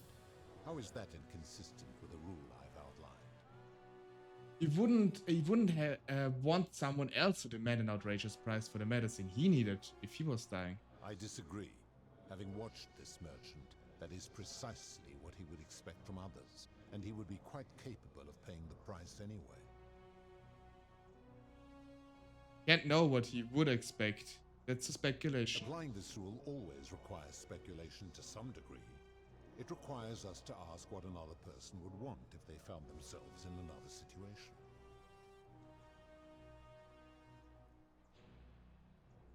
Doesn't that make it again? Not if we're wise enough to know the mind of man. And you think you know the minds of other people? Supposing you're right, and my law has been... Now tell... Basically, debt You bondage. speak of the moneylender. How is that inconsistent with the rule? He wouldn't want to be trapped in a 13-year labor contract because of a loan. And he would never have signed a contract pledging his labor for 30 years. All he did was enforce the terms of a contract signed voluntarily by others. This contract happened out of desperation. The whole concept of debt bondage, like slavery, is unethical. It's illegal under international law where I'm from. Ignoring your irritating sense of moral superiority. This is interesting. I'm curious, how do people escape poverty where you're from? It's customary to take out a loan to buy a house, and in some places to pay for an education. I see. And how long might it take such a person to repay their debt? It depends, typically decades, sometimes their entire life. I fail to see how your system of loans is significantly different to a debt bondsman signing over his labor for 30 years. It does not limit the freedom. Not the same thing. Supposing you're right, and... Now tell me. I just want to get through all those things. I just want to get through all those things without agreeing with him upon this. Because I think this will end the dialogue, I'm not sure. Experiments on the golden statues. The midwife in the palace, yes. Yes. How is that inconsistent with the rule? But they're torturing them. She wouldn't want to experiment it upon if she was gilded. The rule is do unto others, meaning other people. Those statues are something else now. Bloodless shadows, mere shapes of their former selves. They are forsaken. What happens to them is no concern of mine. I see. Now tell me, what other... This is a very... This is really just an interpretation. Well, I don't see them as people anymore, so what is the issue here? They're still conscious. You even said this yourself. They can still hear and see. They're still conscious. They're not just some object that don't feel anything. They're in pain. When we were in the mansion, they were suffering and begging, and they were thanking us if we turned them into gold again because we ended their suffering, their pain. This is just a huge contradiction, let's face it. Abduction, yeah, Sentius who abducted his daughter. Abduction? You mean the magistrate imprisoning his daughter in the cistern, I take it? Yes. He did so because she sought to escape. a sin I take particularly seriously. Better that he stops her from escaping, albeit brutishly, than I have to wipe out this entire city to punish her. Wouldn't you agree? I do definitely disagree with that. Funny enough, in Austria and in Germany, I think, it's probably some other countries, but I only know it from there, it is not illegal to escape from prison. Because, so the act of escaping is not punishable by law. I mean, if they capture you, you of course have to go back to it, and if you do any crimes when you escaped, then you will be punished for those crimes. But if you manage to escape without committing any crimes while in this process, you will not get an additional punishment for it, because freedom is a human right. Freedom of movement. It is kind of a contradiction if you think about it. Well, they're well locked away, and this is already an empowerment of their freedom of movement, and this is basically a punishment for breaking laws.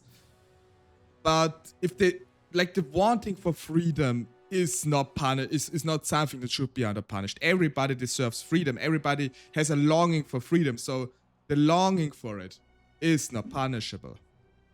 But you have to consider, it is very neat, but you have to consider the fact that in order to break out, in the vast majority of cases, you would at least have to commit some sort of destruction of property, while maybe you break a fence or something, or you attack an officer, and those things are punishable. Those are illegal, of course. But if you somehow manage to escape without breaking any other law, you will not get an additional sentence if you get caught. Contrary, here in the US, escaping from containment is a criminal offense. Yes, I know that. And I mean, I've seen documentaries about how the prisons in the US look versus how prisons around here look. It's completely different thing. As far as I'm aware, in some prisons in the US, you can be happy if you even have a cell for yourself. Meanwhile, here our cells, as far as I know, look more like a student dorm. You have a bed, you have a small desk, you have your own room.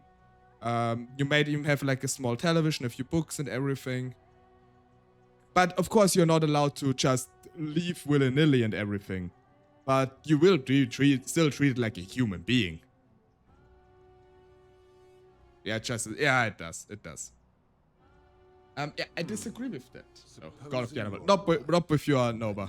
Not with your sentence. Turn you all to gold immediately. Is that what you... No, I don't want that. So, it's a wonder people say the gods are cruel. This just shows how unreliable and subjective your moral code is. You're no better at judging right from wrong than any human. Do you honestly think you could do better? No. But that's my point. Nobody grasps it's actually what I would have said. Nobody can judge nobody can do better, because everybody has their own subjective way of thinking what is right and wrong. And you can force yours on others, but then you're a tyrant, as the hermit philosopher told, and I absolutely agree with. No, but that's my point. Nobody's grasp of right and wrong is perfect. They can be trusted with all... So they can be trusted with all the power. You've become a tyrant. I should strike you down for that. And if you did, it'd be proving my point. Huh. Now, did you have any other questions before your reckoning? We actually had a discussion with a philosopher before this meeting of him, so it was quite philosophical before that, but yes, I do agree. And I actually do enjoy diving into those philosophical topics. I do think quite a lot. I'm probably a bit of a hobby philosopher myself, you could say. I do ponder about a lot of things. Let's talk about something else. Very well. That's all the questions I had. Then now it is time for your reckoning. Only, it seems, something is wrong. It has long been within my power to see into the hearts of mortals and weigh their deeds in life. But peer into you, I see only a blank slate, as if you did not exist until you appeared in this city. How is this possible? Charon, where did you find this one? I do not remember ferrying you. How did you come here? I'm from the future. If that is true, then I sense the intervention of someone powerful. How did you come to be in this time, mortal? Who brought you here? He cannot know.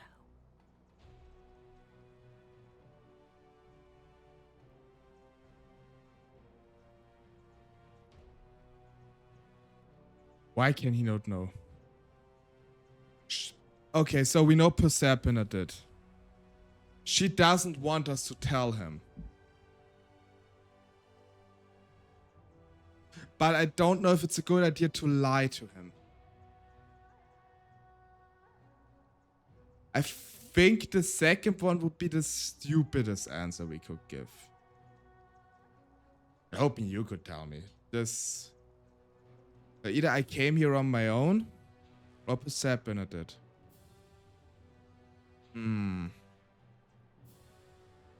I do gravitate, despite her protests, to the first one.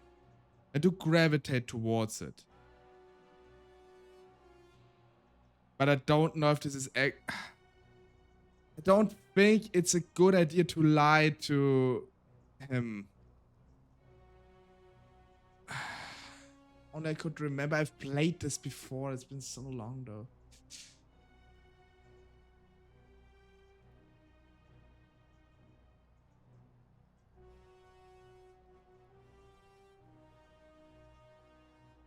I mean, if we tell him Persephone did, that would mean all our deeds were guided by her, and thus I did not come to my own conclusions. I mean, I understand why he would think like that, but it would still come to the same conclusions. Me personally. Came here on my own. I mean, it is not entirely wrong. I went into... I mean, technically, thanks to Karen. He might also be... He might also be surprised. He doesn't know Persephone is still in any way, shape, or form lucid. I don't know what this information will do to him. The music, by the way, is very epic. Torn. I'm really, really torn. I don't want to mess this up. I don't even know if I can mess it up, to be honest. Cannot know. But why can he not know?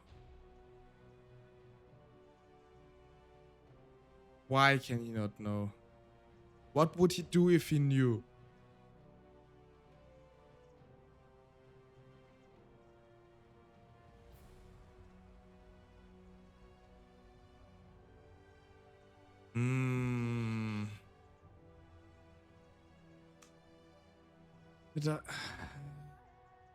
This leaves too many questions open. This leaves too many questions open. This one even more, I think.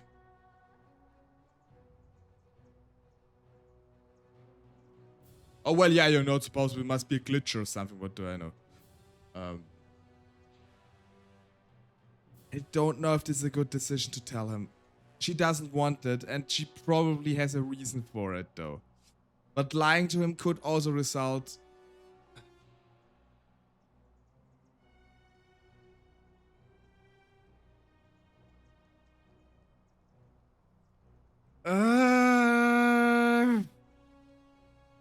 I came here on my own. Impossible. No mortals possess such power. I think you could pick... Do you have a better explanation? Not yet, but I will learn the truth. Enough of this. It seems I will need to put your reckoning on hold for now. But okay. This, why have you come here? What is it you seek? I'm here to kill you! Just want to get out of here. I'd like to put an end to the golden rule. Your hubris is amusing. so I will allow you to make your case. But I warn you, if you anger me or waste my time with lies or wrong-headed arguments, you face death here. So, tell me, why should I put an end to the so-called Golden Rule? Okay. We now know we can lie to him, and he doesn't immediately know it by heart that we're lying. That's a good information to have. If you're doing this out of love, you should know that Persephone doesn't love you. Why should I Why should I say that? Like, why? How can you expect us to live without sin if you can't do it yourself? The Golden Rule is corrupting the city and ensuring you will never win the wager. That is true. That's probably the best answer we can give him. People still find ways to get around it, and eventually they will break it. And we know from Sadis he just repeats the same day over and over and over again because he got from Persephone the power to do so. How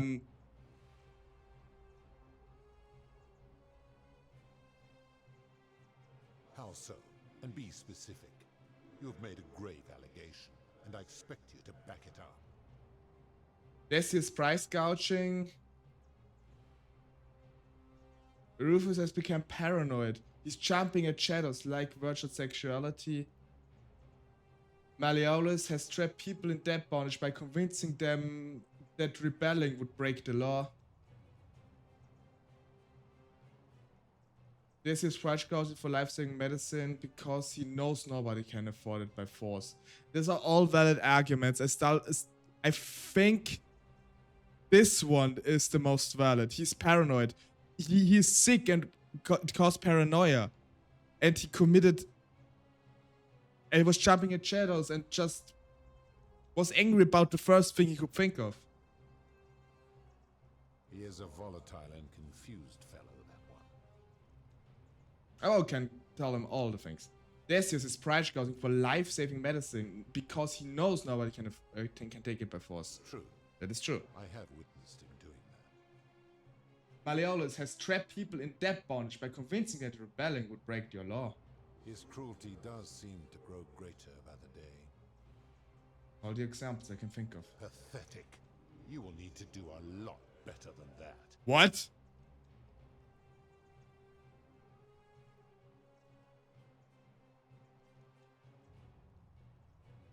That is a very serious accusation, mortal. What sin have I committed? What evidence do you have to support it? And you abduct Persephone and prisoner her. You've trapped people in the city against your will. You've given terrible punishments to hundreds of people, some for minor sins and some who committed no sin at all. That is absolutely true. Every one of those people was guilty of failing to ensure their peers lived virtuously. They failed collectively, and so they were punished collectively. The Romans understand this, as did the Greeks before them. Where I'm from, collective punishment is considered one of the most egregious crimes here. But our position's very worst. You wouldn't want me to punish you for the sins of other people. I don't know if you would agree to that. Maybe it is. How unfortunate that we are not where you are from. Ah, but I am a god, and you are a mortal. Why would you expect me to treat you as I treat my own kind? You are not a peer. You are not a respected equal. Let me ask you this. Do you treat insects as you wish to be treated? Do you care for their well-being as you would your fellow man? Do you ensure they have food and shelter and protection from predators? Do you give them rights? Yeah, that is, of course, the thing he would ask. No. Of course not. Because that would be absurd. Just as it would be absurd for me to treat your kind as equals. But I could not argue with a fly like this.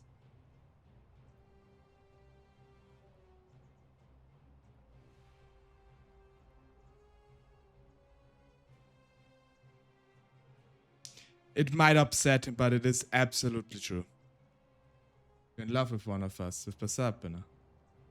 My My love for her does not mean I am not superior, now that she is mortal.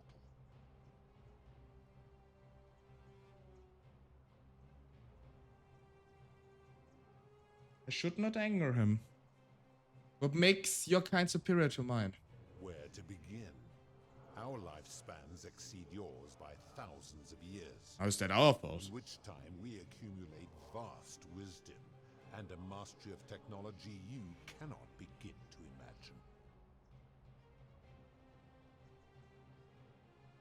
imagine. Why does wisdom and technology make you superior? I mean, yes, you have the chance to accumulate better wisdom if you live long. That is absolutely true. But you can also come to wrong conclusions and maybe be too stubborn to admit them, no matter how old you get. Age does not necessarily necessarily say that you're wise. There may be a better likelihood, even though that's debatable. But age is not necessarily wisdom. And just because you think you're wise and technologically better than us doesn't mean you're superior. A wise person would understand that wisdom is not a tool to be more powerful than someone, to be above someone. Wisdom is to understand compassion. Wisdom is to understand what I'm saying without being like this arrogant little prick saying, no, I'm superior than you. Because that is the source of our power over you. You think you are not obliged to treat us fairly because you're more powerful than us. You could say that. So you're tyrant. What was the Roman Stoic said? Treat your inferiors as you wish your superiors to treat you. My kin have no superiors. But didn't you say Jupiter was your leader? The hierarchy within your kin. That is true. Go on. So you are treating humans the way you wish Jupiter to treat you. Make your point, mortal. I'm saying, if you can't follow your own rule, how can you expect humans to do so? Let me ponder that for a moment. If you are right, then it would follow that all this time I have been in the wrong. But no, the very thought of it grieves me. How can I accept your argument when doing so would make me a tyrant and a monster? Because it is the truth. Yeah, I mean, yeah, if I agreed to it, I would be the tyrant and the monster. Yes, open your eyes. That's what is happening here. You've committed atrocities, and you need to own up to it. Your hubris grows tiresome. You will make a fine statue. Do you really think you can wound me, a god, with that primitive weapon?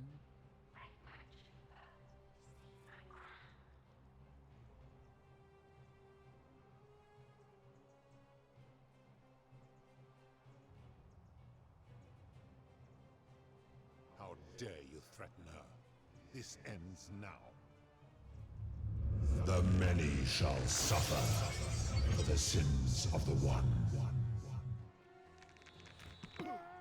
Take Proserpina's crown.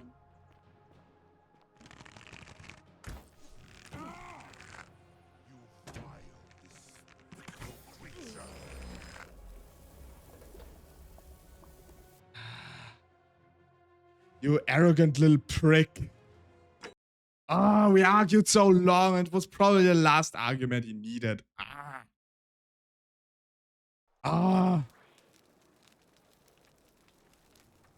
Okay.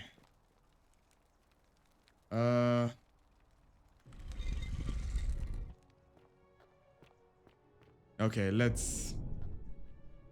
Still looks so cool. Okay, now I will skip through a majority of this dialogue. I will not go through all this again. I mean, I have to go through all this again to get all the information. I will just skip through it. That my you would come her for you will as that. Unfortunately, I cannot save in a dialogue.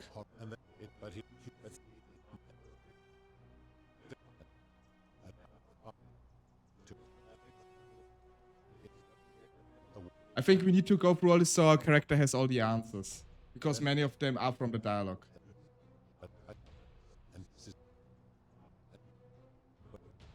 So we already seen all this.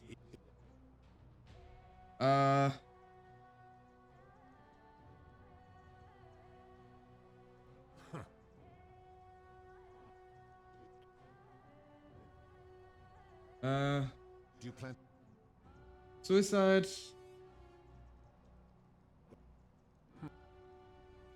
Never mind. Price gouging. Not. Of course, never mind. Debt bondage.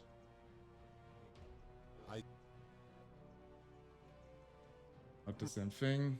Of course, never mind.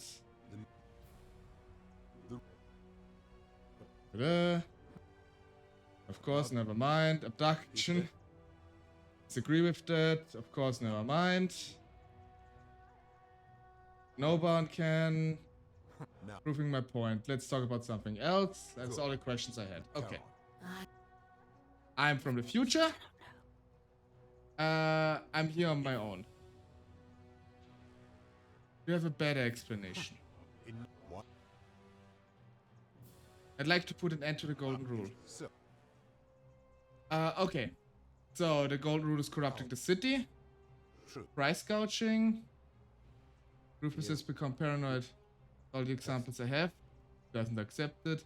How do you accept us to live with us if you can't do it yourself? No sin at all. Your position is How let me so let's go. No. What makes you superior? to begin in which because Treat us as you think your duty is fairly. my kid Don't have superiors. What about Jupiter? The hierarchy within your king. And are you treating? So, if you're saying you can't follow your own rule, like this let me seems to do. ponder that for a moment. If you are right, then it would follow that all this time I have been in the wrong. But no, the very thought of it grieves me. How can I accept your argument when doing so would make me a tyrant and a monster?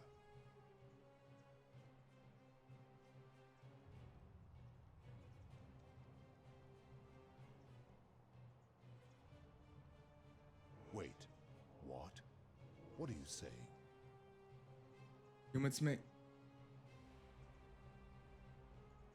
Humans make mistakes. It's in our nature. You have spoken eloquently, and yet, if what you say is true, it follows that my wager was fatally flawed from the beginning. But that would mean Jupiter, Proserpina's father, who knew more about you than anyone, proposed a wager I could never win. Why would he do that? Perhaps he made a mistake too.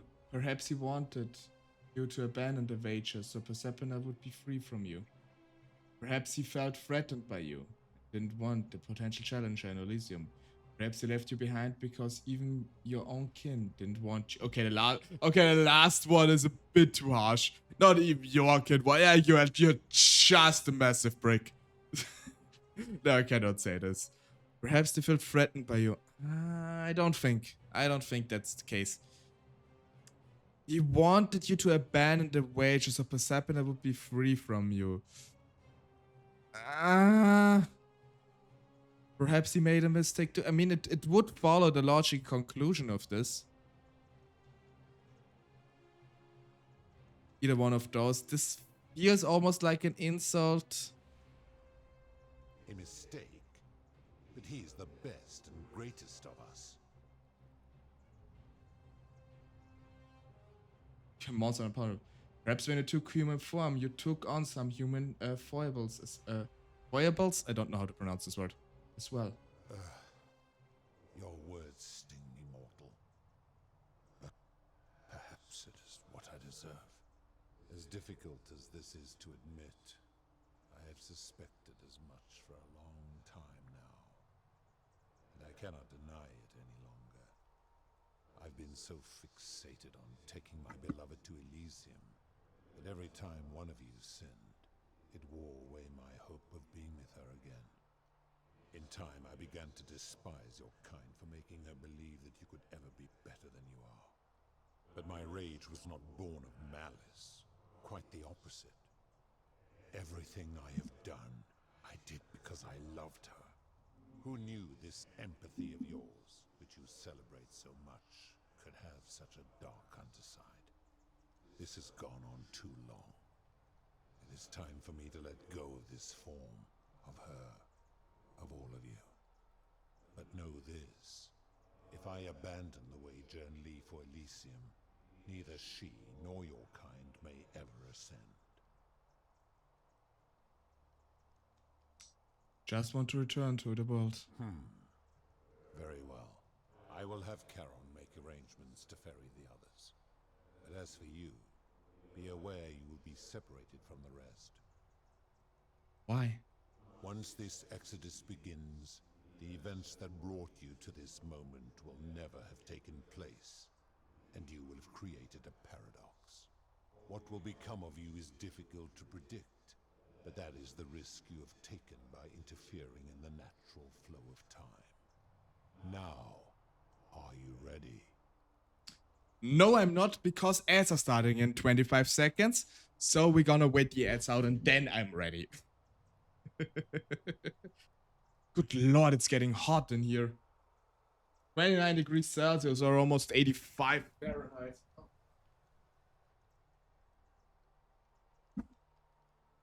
Let me open my door. Oh, lol. Yeah, just after the ad break.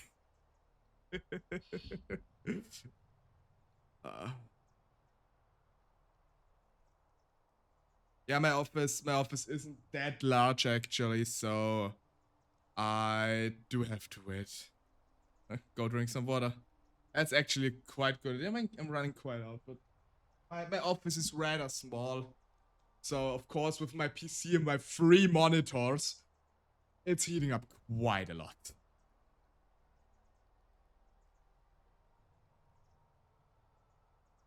Oh yeah, but now that I opened the door, it's cooling down. Oh. Oh.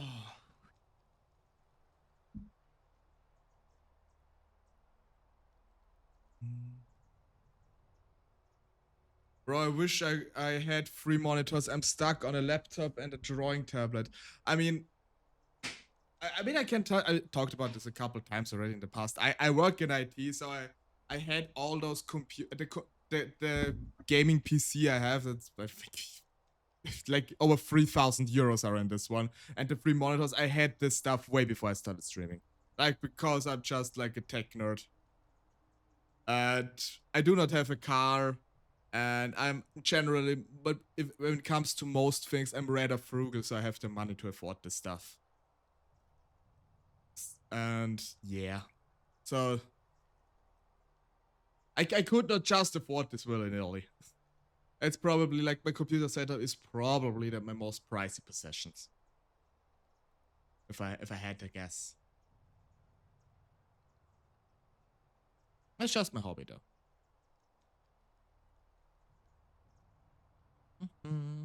5 seconds until the ads end.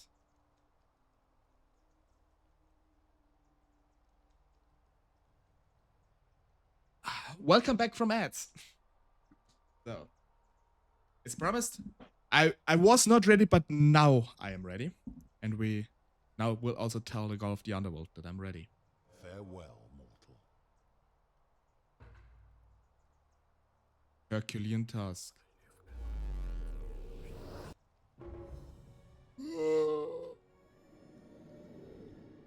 Main goal complete, a Herculean task. blinding light.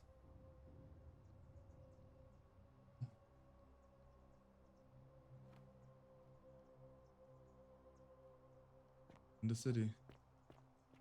The obelisk is gone, the temple is destroyed. Oh. Hi there. Gave me a bit of a fright.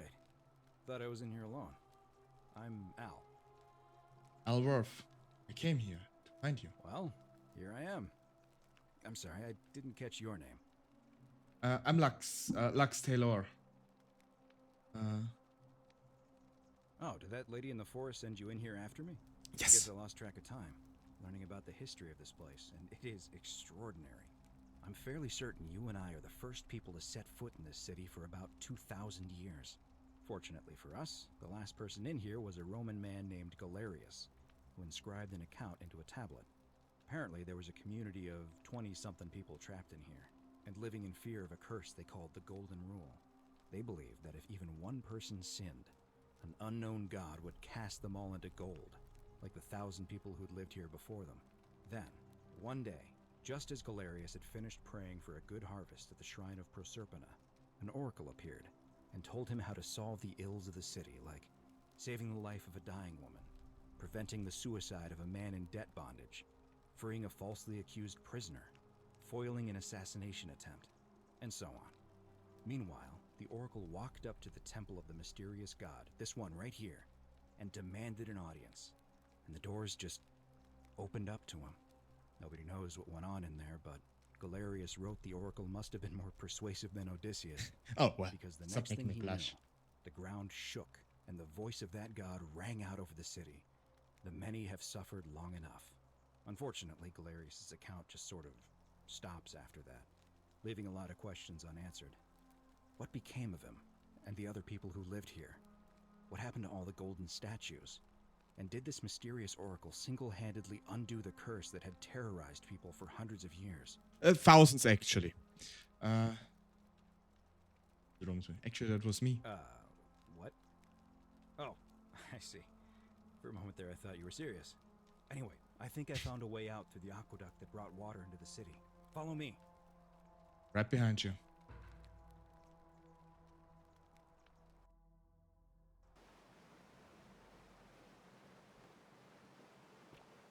Saved everyone.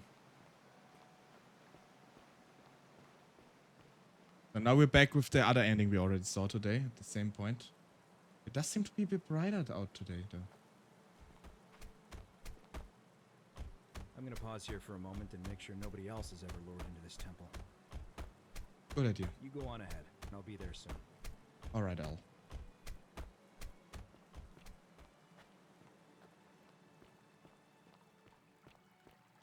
We're out of the city. I mean, it is a very beautiful place. I have to say that much. It's very quaint here.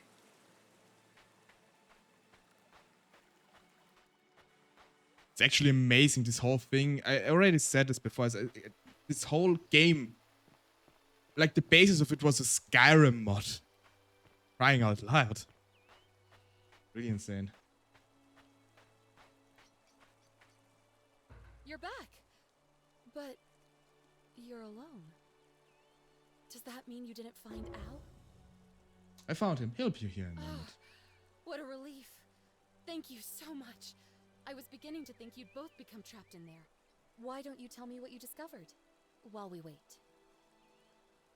I discovered you are not who you said you were. I remember meeting you 2,000 years ago. Ah, I see. I thought you might. Well, now you know. I suppose you have questions. So yeah, this was the hooded figure we saw. This is Karen. This is the person who pulled out of the river, the first person we ever saw in this game. Who are you really? You can just call me Charon, if you like. I am sorry I was not completely honest with you when we first met. I do not enjoy deceiving people. Believe me, I do not. But I have learned, from 5,000 years of experience, that most people find comfort in familiarity, in gradual change, and coming to see the truth in their own time. What truth is that? That you died, of course. You were dead when I brought you here.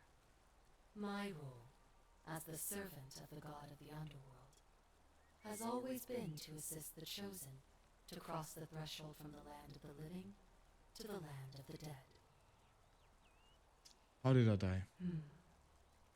Usually, when people do not remember how they died, it is because they suffered a terrible trauma. Most souls would rather not remember. Ask yourself honestly, do you really want to know? Last time we were here, I already said it, yes. No matter how traumatic it would be, if I would be in this scenario, I would want to know how I died. As you wish. You were murdered. You were exploring an old tomb when you discovered a cache of forgotten relics, including 2 silver coins of ancient origin. Unfortunately, as you emerged into daylight, you were set upon by 2 thieves. A nearby hiker saw the scuffle break out and leapt to your aid, trying to help you recover your bounty. You both fought bravely, but your assailants were armed, and you were not. There was nothing you or your ally could have done. He died instantly at the scene, and you followed a few hours later. That man's name was Al Worth. You were each in possession of a sacred coin, called Charon's Opal by some, and so it was my duty to bring you here. Plutus said the coins Al and I had were the last in existence. What does that mean for you? It means I am now bereft of purpose. There is nobody else to ferry here, nobody to keep you company. After 5,000 years, the underworld has finally run its course. What's so special about these coins? Perhaps you have heard the tales of the Greeks and Romans burying their dead with a coin in their mouths to pay the ferryman for passage across the river.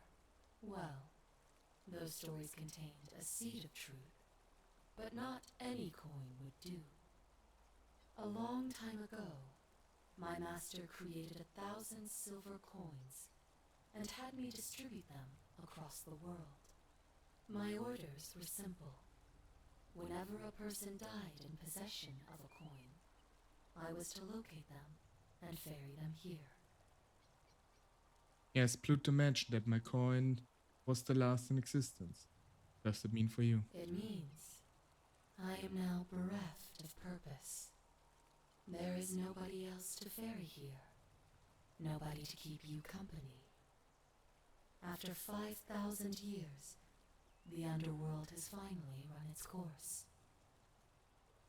And return us to the land of the living. I see no point in keeping you here, but I have to ask one thing. That you keep this to yourself. Look! Here comes Al now. Al! It's so good to see you. You were gone so long I thought I'd never see you again. Kinda lost track of time in there. You wouldn't believe what we found. The ruins of a long-forgotten city. And there was a tablet describing an oracle who confronted a god and undid an ancient curse. Sounds like quite a story.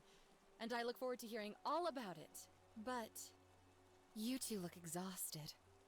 Why don't you hop in my boat and rest while I ferry you back to civilization? Sounds good to me. And you? Are you ready to go home? All right, Sharon. Ferry us home.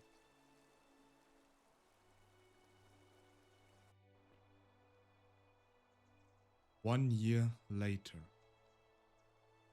And this is the big, big, big difference from the ending what we saw last time. Choose. Currently exhibit Ancient Rome, Ancient Greece, Egypt, and Sumer. Sumer. Hey, you made it. It's great to see you again. I read your book, and what the critics said about it. I guess they weren't ready for your theories about the underworld. Anyway. It's fine. After everything you've been through, I thought you might appreciate some good news. So after we got back to the real world, I I started doing some research into the people mentioned in Galerius's tablet, and I found something strange. I'm sorry I've been so cryptic. I've been dying to tell you. I just really wanted you to see this for yourself. Why don't you head on down there? I'll catch up with you at the other end. I wonder what it might be that he found. Bunch of people here. Oh, wonder who they are. Oh. Hello, Galerius. You're finally here. Remember me? All the people we saved.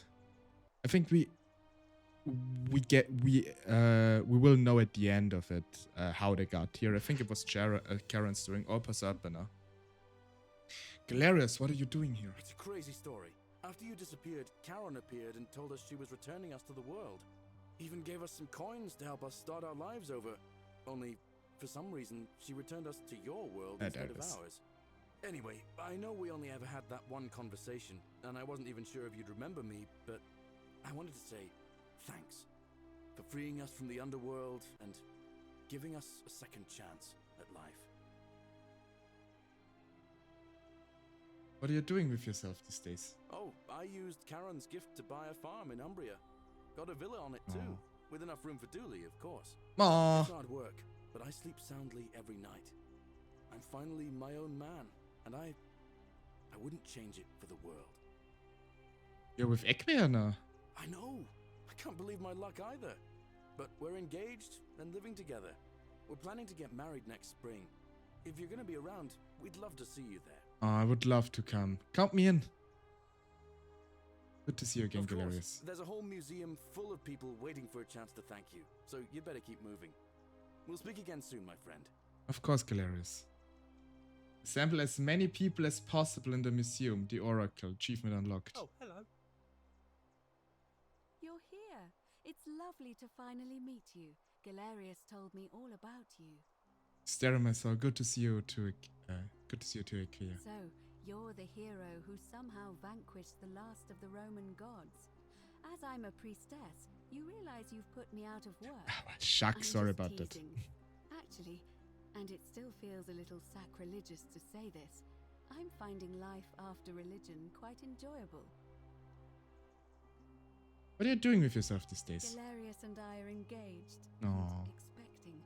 We've just bought a lovely villa in the countryside with room for a large family. And Dooley too, of course. No. It feels like the world has just opened up for us. There's so much to learn, and so many more possibilities for our children than we ever imagined.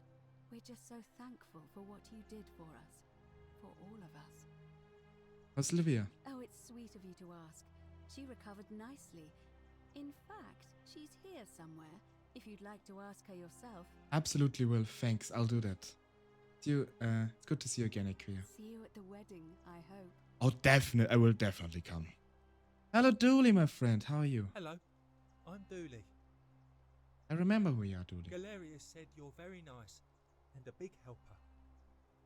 Thank you for getting us out of the bad place. It's you. I didn't like it. What are you doing with yourself these days? I live at Galerius and Equitia's house. Oh, he managed to say it They now. look after me now and help me remember when I forget things, like brushing my teeth. So I never found your treasure. Treasure? Oh, I forgot about that. I like my box now. Galerius got me a box that tells stories. It's my favourite thing. Storyboxes are great, aren't they? Yeah, they're fun. I mean, I'm a sort of a storybox too, if technically speaking. Good to see you again, Dooley. Bye-bye. Sorry, I have to talk to everybody. Hello, Julia. You're the Oracle, right? Lux is fine. Oh, of course. Sorry. And I never got a chance to thank you for telling Galerius how to save my life. And of course, getting me and all of us out of a terrible situation. What are you doing with yourself these days? Oh, I barely recognize myself. I'm living in a house share in London Oh. with my wonderful girlfriend.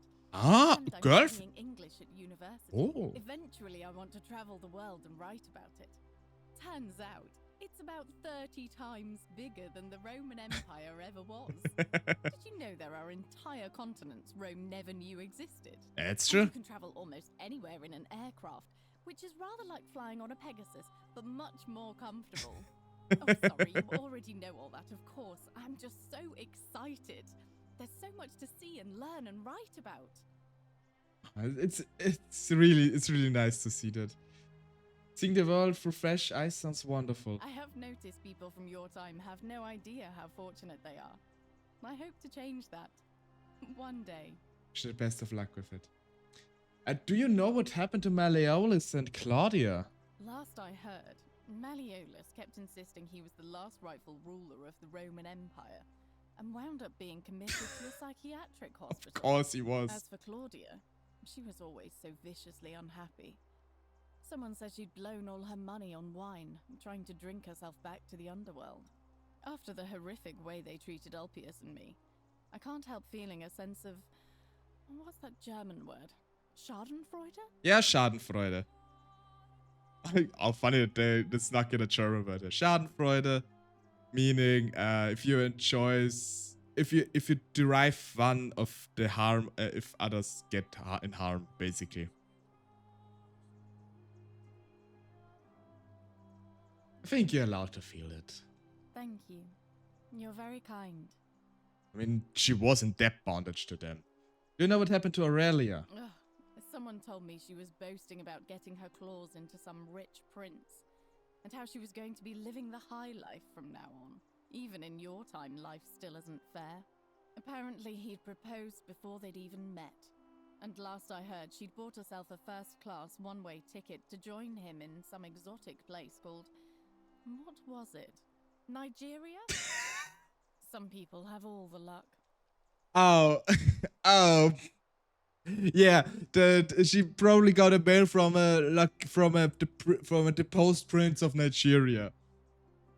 Oh, worry, something tells me she's get as the Oracle. I foresee terrible disappointment in the future. Really?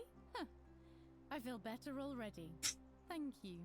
Ah, she's fallen for a scam. Oh, the scammer Aurelia fell for a scam. Now that's poetic. Good to see you again, Julia. If you're ever in London, let me know.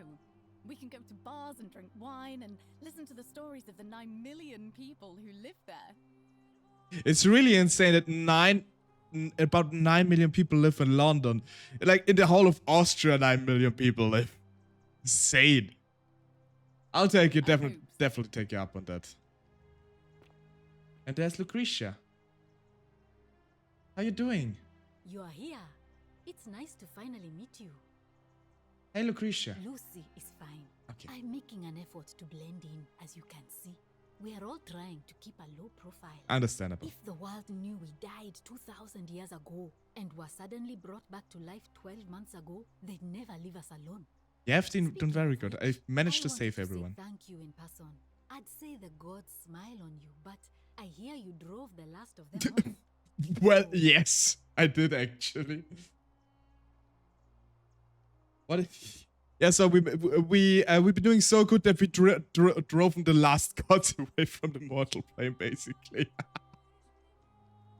What are you doing with yourself these days? I'm studying to get into medical school. Oh. As much as I resented the responsibility of keeping everyone in the city alive, when it ended, I realized I missed it. So I guess I'll just keep saving the world, if begrudgingly, one patient at a time. That's a good thing to do, though. Good to see you again. You too. Don't be a stranger. Was not. So. Hey. Sentient Horatius. Hi there, I'm Horatius. Hi, Horatius. I understand we have you to thank for giving us a second chance at life. And reuniting Centilla with us as well. So, thank you. What are you doing with I'm living up north days? and studying in the military academy in Modena. Ah. I'm going to be an officer one day. The world's changed a lot. But some things stay the same. Would you believe we're still studying military tactics from my time? Alexander the Great, Caesar, Hannibal Barca. I actually knew that. Still, I have to keep challenging myself to let go of old ways of thinking and embrace the new. As Seneca wrote, the ones who pioneered our paths aren't our masters, but our guides. It's very true. Sorry you never got to see your girl again. Ah, you remembered that. Thank you. I grieved for a time, but that's done. In the words of Epictetus, as those who rode behind triumphant generals remind them they are mortal, remind yourself your precious one isn't one of your possessions, but something given for now, not forever. Would have also made a great poet. Well said. Thanks. Ever heard what happened to your buddy Domitius? He's not my... Oh, I see what you did there. Good one. He had more trouble adapting than most. He got himself disqualified from the UFC. Oh. So he started some kind of underground blood sport tournament, like we had in Rome. Suppose it appealed to people's baser instincts. And they say he made some good coin, killing a bunch of men like that. But his luck finally ran out, and his life along with it. You know what they say. Live by the sword, die by the sword. That's a shame. Perhaps. Yeah, it would be nice if we like had a nicer ending, but it was Domitius we're talking about. It was the definition of all bronze, no brain. It's good to see you again, Horatius. Farewell. Xantia. I take it you're the Oracle. Thanks for coming. Good to see you again, Xantia. Actually, I changed my name to Cynthia. I didn't want to be associated with Sentius after what happened. I'm not sure if you heard, but after you drove Pluto off, Proserpina emerged from the Great Temple. Oh. She knew right away what none of us had figured out about that psychopath. He'd been keeping my little sister locked up in the upper cistern all that time. I mean, I knew that. He's been dealt with. You know what? The important thing is, we'll never see him again. By the way, Cynthia is a very nice name. So what are you doing with yourself? Anything I want. I'm a woman of means in a vast new world. I can go wherever and do whatever I please. Of course, I mostly just stay in my villa and have my servant Alexa summon things for me, because it's just awful out there. Barbarians everywhere. This is like the Amazon Alexa. What happened to Sentius, though? He's still there, all alone. The last golden statue in the underworld. Oh! Trapped in a metal shell, slowly losing his mind until the end of time. Oh my god. Just what he deserves, if you ask me. Oh my god. That seems excessive. Meh, I try not to think about him at all. Fair enough. Good to see you again, Cynthia. You too. See you around. Wow. The Hermit Philosopher. Oh, I see you too. Hello, my friend. And here you are. It's wonderful to see you again. Good to see you too. Oh, and by the way, I go by Philip now. A fine Greek name. I never Hello, thought Philip. I'd leave that cave, let alone the city. And now I'm living in the 21st century. What a time to be alive. And it seems I have your catabasis to thank for it. What are you doing with yourself these days? I'm working as a consultant to the Faculty of Classics at Cambridge University, helping fill the odd gap in their knowledge. Not that I need the money, but I do love being around enlightened minds again. No, that's so nice to hear. Do you still think Utopia is out of reach? Aha! You remember that? I have to admit, I've been profoundly impressed by the advances humans have made these past 2 millennia. The sum total of human knowledge available at our fingertips, miraculous modern medicines, and a series of prosperous democracies. Your contemporaries have come further toward utopia than I ever thought possible, though there's still a way to go. There will always be. We'll get there one day. I hope so. It's good to see you again. My sincere thanks once again. Of course, my friend.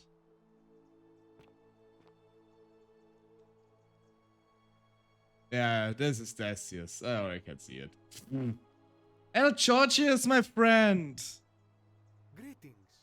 You must be the legendary oracle. It is a I've grown a sincere beard now. privilege to finally make your acquaintance. I am Georgius. Good to see you too, I am Georgius. told we have you to thank for freeing us from Hades, and for that I am most grateful. What are you doing with yourself? I am reacquainting myself with Greece. Oh. It has changed so much over the last 2000 years, I barely recognize it. This is at once heartbreaking and thrilling. Perhaps one day, once I have seen all of this new Greece and sampled her delights, I will settle down in Santorini in a villa overlooking the Azure-Aegean Sea. I hope No. you will join me there and regale me with the story of how you faced off against the fearsome god of the underworld and won. Of course, Georgius. Consider me there. Good to see you again. You too, my friend. A lot of friendships that last definitely for a lifetime. Hello, Fabia. The one we've been waiting for. I'm Fabia. Hi, Fabia. I wanted to say thanks for sending Galerius to save my life. I don't know how you knew, but I would have been crushed by that shrine for sure. You're welcome. I'm just so happy to be here with you and everyone together again, even if it's just for one more night. What are you doing yourself to these days? Well, it's not like I have to work with all the silver Charon gave me, so I just do what makes me happy. Mostly that means baking for my friends and looking at memes while binging TV shows in yoga pants. What a time to be alive. Oh, she lives the life. She lives the life. Sounds like a life well spent. Absolutely agree. It really is. I mean, this is really the essence of life. Doing the stuff you enjoy doing. And perhaps helping some others out with it. Like baking something for them. Speaking of the furniture, even clean hands can damage the fragile surfaces of these rare pieces. Some soiree, innit? Hi, Decius. Oh, hello at last. You must be the oracle I've heard so much about. I'm Dacius. Hi, And Decius. listen, I wanted to express my sincere appreciation for what you did. If it wasn't for you, I'd never been able to sell all those useless old relics I accumulated. Whatever you did in that temple made me a very wealthy man. Thank you. No need to thank you. This was entirely unintended. Such acerbic wit. I love it. What you been doing? I took the money I made from selling my trinkets and started investing in the stock market. That's where the real money Oh is now. god. In fact, I was hoping to ask your advice, you being the oracle and future seer and all that, on which stocks I should invest in next. I can't decide between fossil fuels, tobacco, gambling and arms. What would you recommend? Sorry, I won't help you if I could. Oh, don't be like that. You can tell your old pal Dacius. Nah. I won't take no for an answer. DVD rentals, broadcast television, print media. Oh no. Oh no. What should Decius invest? Oh, of course, yeah. I was just thinking the same thing. I'll go home and buy up as much stock as I can tonight. I'm gonna make a bloody fortune. Oh my. I'll be going now. Of course, don't let me keep you. Thanks again for the tips, my friend. I mean, you wanted it. It's fine. Good evening. Olivia. Greetings. Good to see you well, Olivia. Thank you for your kind words and for liberating us all. In all the time I was in the underworld, I never once imagined that I might end up in a place so much like Elysium. What are you doing with yourself these days? I'm recovering. Octavia was kind enough to let me stay with her for a while, at least until I'm well enough to be independent again. And you, farewell, friend. Oh, that's nice of Octavia to help her. Hey, Octavia. Oh, hello. It's lovely to meet you. I've heard so much about you. Nice to meet you too, Octavia. I'm thankful that you're here. I was sure the person who drove off the last pagan god would have more important things to do than visit the likes of us. But thank you for Nonsense. coming and for saving our lives. What you did was extraordinary, and I'll never forget it. I mean, we don't know if this was the last pagan gods, like the Nordic culture we didn't even touch, or the Celtics. the Japanese, the Chinese, the Malaysian, the Australian, the Maori, the Indian, Hinduism in its entirety, or Buddhism. That's a lot more. What have you been doing with yourself these I'm days? living in Rome again, in a charming little flat by the Tiber. Not far from my old place. Oh, and I'm training to be a crisis counselor. Oh. After you sent Galerius to persuade Ulpius not to take his own life, I was inspired. I just want to spend the rest of my life helping people, like you helped him. No, that's a nice goal. Sounds like a noble cause. Good on you. Thank you. That means a lot. Good to see you And again, you. Octavia. Oh, and I hope this isn't too forward, but some of us are going out for a drink after this, if you'd like to join us. Absolutely. Wonderful. I'll see you soon. See you soon, Octavia. So. Kabash! Hello, my friend. Plundered any more tombs lately, my friend? Not recently, though. Good to see you too, Kabash. I must say, I am ashamed of the way I acted when we first met. If I had known you would go on to confront and triumph over the tyrant masquerading as the Lord of Silence, I would never have blocked your passage. Don't worry about it. It all worked out in the end. You are most gracious. I too would like to offer my thanks for releasing us from that place and for your role in bringing us here. This world is truly wondrous. What have you been doing with yourself? For a time, I returned to Alexandria, but they have no need of another fisherman, and I came to see there is nothing for me there. Instead, I have decided to follow the custom of your youths and backpack the world. It is a great adventure, and I have met many people from many cultures. I spent the first... Oh, Gentleman Berserker, thank you for the follow. Welcome, welcome. 42 sins that would deny me access to the afterlife. Now, I think it is time I had some fun. That sounds like you've earned it. Thank you again for the follow. Welcome, welcome. Indeed. See you again, Kabash. Thank you, Oracle. Let's call me Lux. Oracle is so over the top. Rufius and Virgil. Hello, my friends. It's so nice to finally meet you. I've heard so much about you. Good to see you, Virgil. I wanted to thank you personally for getting us out of there. And for helping Rufus come to terms with himself.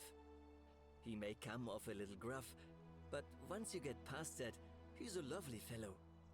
Now, what have you been doing yourself these days? I'm studying to be an architect again, and living with Rufus in our beautiful flat in Rotterdam. Oh. Just down the river from Nijmegen, where I grew up.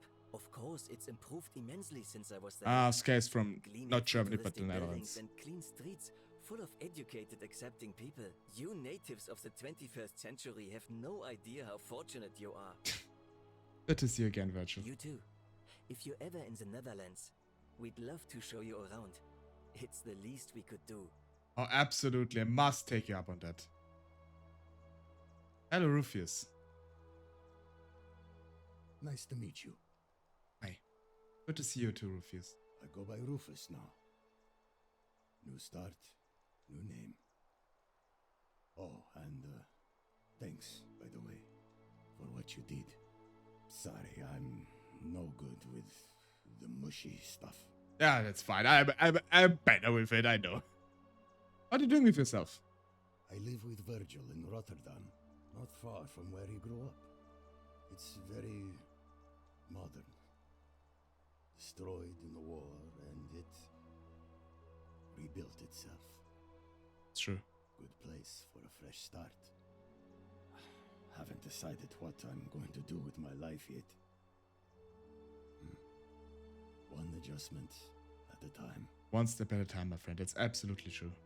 It turns out you were right. The statues really were watching us. Good to know. Anyway, it was good practice for the new world. Security cameras and smartphones everywhere. Got to stay vigilant. I mean, he's not wrong. That's unfortunately true. Well, good to see you again, Rufus. You too. Look us up next time you're in the Netherlands. We're grateful. Both of us. Scintilla and Old Hello Pierce. there. Hi, Scintilla. Oh, I go by Gabriella now. That's- I didn't want to be reminded of that monster every time I heard my own name. That's absolutely After fair. we drove Pluto off, Proserpina came and released me, and that monster got what was coming to him. Sorry, I had no Don't idea. worry, nobody did. I mean, I did actually. What are you doing with yourself these days? I'm living with Ulpius on a little vineyard in Umbria. No. It's even more wonderful than I dreamed it would be. I'm so grateful to you for making sure he's still with us. If you're ever passing through the region, I hope you'll come and visit us. I You would can love try to. some of our very own wine. Oh, that sounds lovely. I might just do that. Good to see you again, Gabriella. Thanks. You too. And hello, Old Pierce. It's nice to finally put a face to the name. I'm Ulpius. Good to see you too, Old I Pierce. understand I have you to thank for sending Galerius to save my life. The way you just showed up out of the blue and stopped me from making a terrible mistake, I'll be forever in your debt. What are you doing with yourself? I'm living with Gabriella in Umbria. We finally bought the little vineyard we always dreamed of. It'll be a little while before we know what we're doing, but every day I look at her and this extraordinary new world with all its beauty, and I think, what if I'd given up hope and missed out on all of this? So we're living each day to the fullest.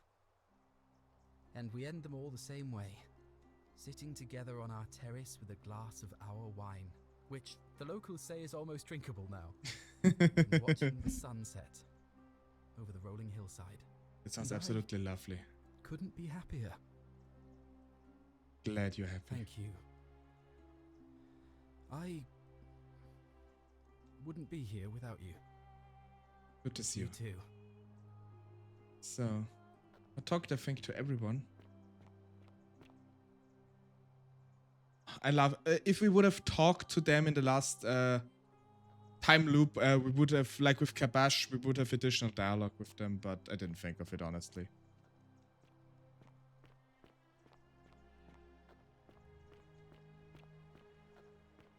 That's it.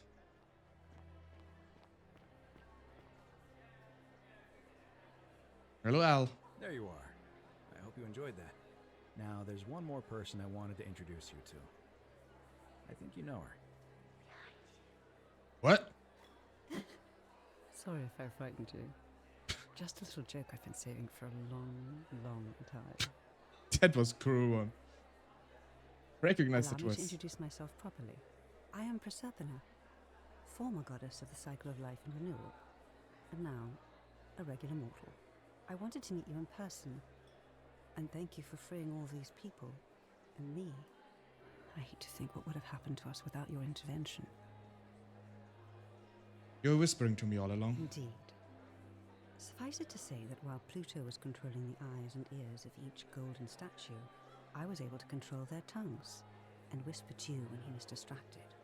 I am sorry my messages were so cryptic. There were only ever brief windows in which I could speak to you without being detected. You did what you could. Thank you.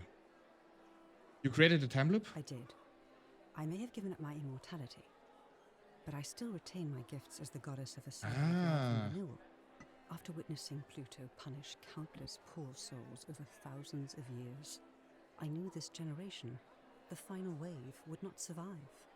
So I tried to give them a way to buy more time. A second chance. Rather, as many second chances as they needed to avoid his wrath. I wonder how many it were. What became of I Pluto? don't know what happened to him. I haven't heard from him, and I rather hope it stays that way. Fair enough. What happened to Karen? Oh, she inherited dominion over the underworld. Last time we spoke, she was working on a new world of some kind. Oh? She wouldn't say what it was, but I'd be surprised if you don't run into her again. I imagine we all will, one day. Maybe set up for a new game eventually? I don't know. It's nice meeting And you. you, although it feels like I've known you forever. Oh, and one last thing. Do you remember all those golden statues scattered throughout the city? I did. Good, because they remember you. Well done, my friend. Of all the heroes who ever journeyed to the underworld and returned, none came close to achieving what you did. Hercules, Orpheus, Theseus, and Aeneas would be proud. That's how the game ends. Every golden statue was rescued. Everyone is alive.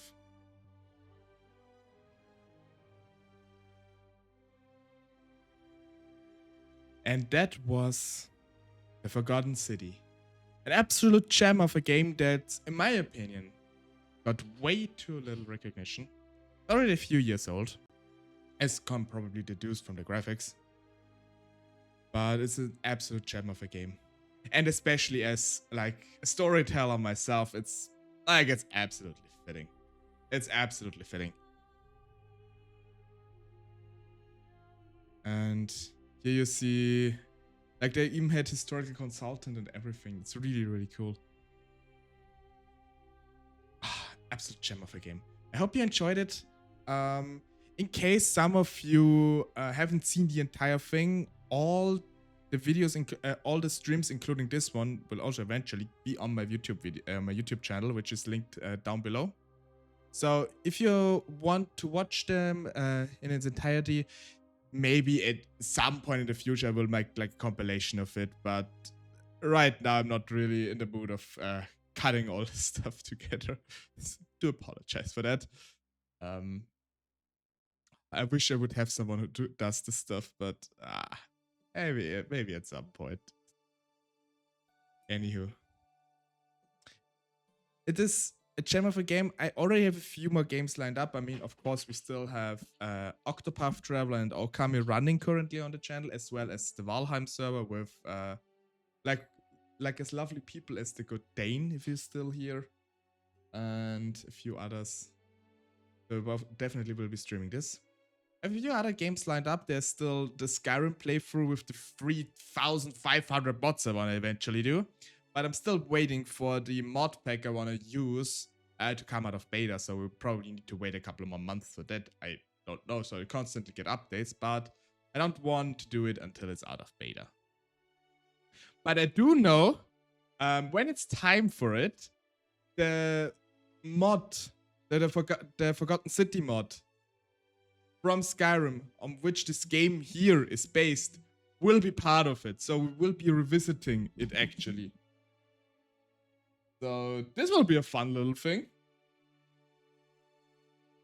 And yeah, there's also like the plans for RimWorld. And Dave the Diver is also already installed, which I will eventually eventually play. A bit more lighthearted game, of course, in this case.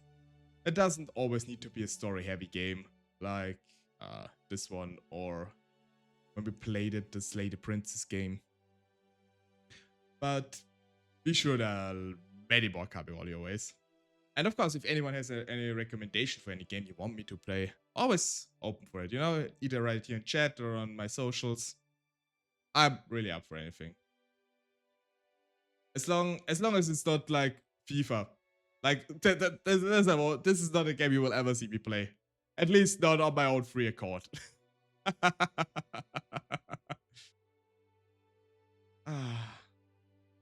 It's nice to finally put an end to the game. Finally, it has ended. Oh, finally, we finished it. It took 5 hours. I wasn't actually sure if we would finish the game today. I'm glad we did. Actually haven't finished that many games really during my career as a streamer, which has only been going on for like 3.5 months. You're a fan of Lethal Company? I never played Lethal Company, but thanks for saying Lethal Company, Zero. I will probably have an out of schedule stream tomorrow with a Repo collab. I've never played Repo either, so it's probably, I think it is 7 p.m. Central European or 8 p.m. Central European time. So it's basically in about 20 hours, you could say. It's about in 20 hours for everyone. I will post as usual on it. I've been invited by Red Cloud Panda, good friend of mine. I've never played Repo either, so same as with Lethal Company. So this will be quite the experience for me, but I do look forward to it, and I'm now getting a bit of hiccups. Sorry about that. Yeah, like a lot of planned is on the horizon. A lot of stuff is planned on the horizon. And I really have to say, now that we are more on a calmer note, it's really nice to be able to stream all this stuff, and some people to enjoy it, and some people who might not even know those games. Because I don't always play the most well-known games, I do know that. Dedication for Matra peers whose steadfast love and support made this game possible. No. RIP is one of those games that is as fun to play as to watch. I remember seeing Nova break her back carrying her friend Turtle. I only seen Repo a little bit, so I not even watched it that much. Final message from the developers. We hope you enjoyed The Forgotten City. We'd love to make even better games in the future. And you can help out by recommending The Forgotten City to friends or write a review. More people play this game, the more people can level up.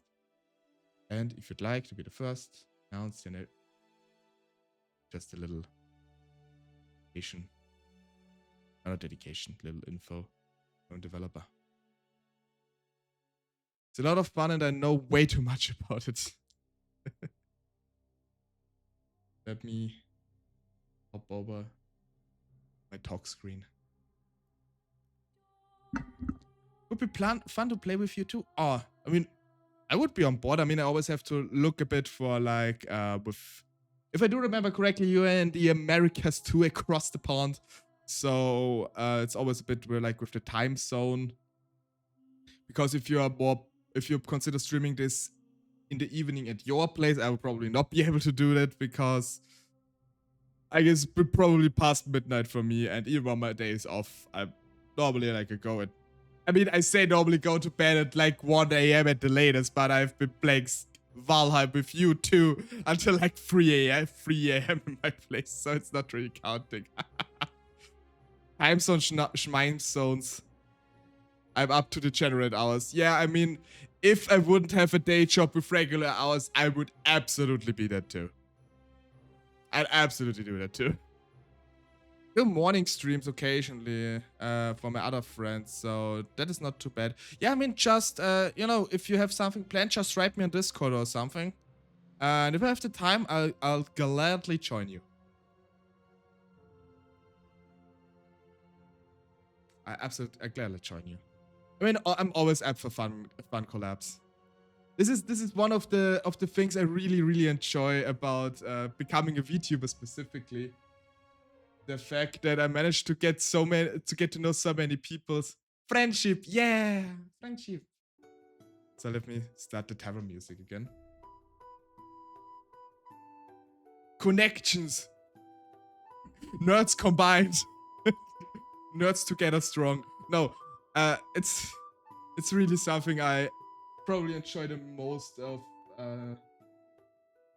becoming a VTuber so far. I said this earlier. I already streamed in the past before I became a VTuber, like years ago. And I never really had like a connection to other people.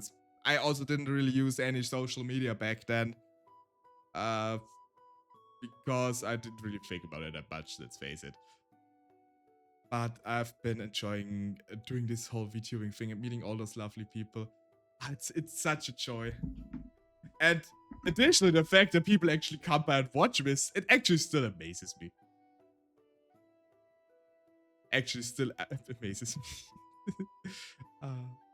But I definitely plan to continue on for quite some time. Actually, recently, I think it was a month ago already, I had an interview with Eric Loy. Some of you may know him, I don't know. He interviews like small VTubers and uploads the interviews on his YouTube channel. And he also said to me that it's quite evident in the way I'm speaking about it that I really, really enjoy it.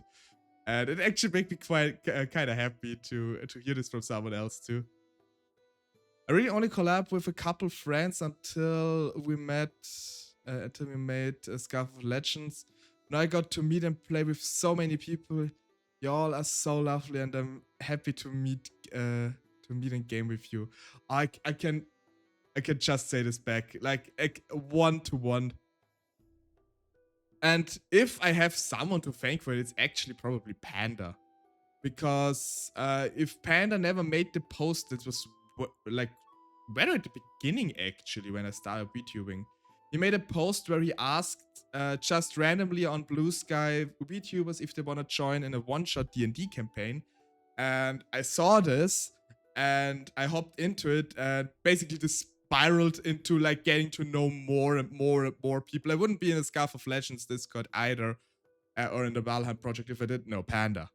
So it's really funny to think about how because you've known because you know a few persons, or because you did a certain thing, you got to meet so many amazing people. And it's actually Dominoes. Yeah, it's basically Dominoes. It's actually funny. It's actually insane. I often think, yeah, okay, now I know so many people, like I can't possibly become any more. And then I like join a Valheim project. Now I know, for example, you, Seru, or Kali, people I never had anything to do with before, but I absolutely enjoy each and every one of your company.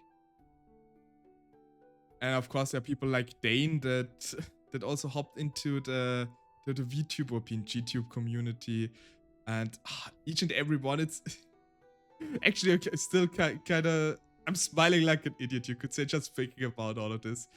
And just to think, for me, this happened all in the span of 4 months. It's insane.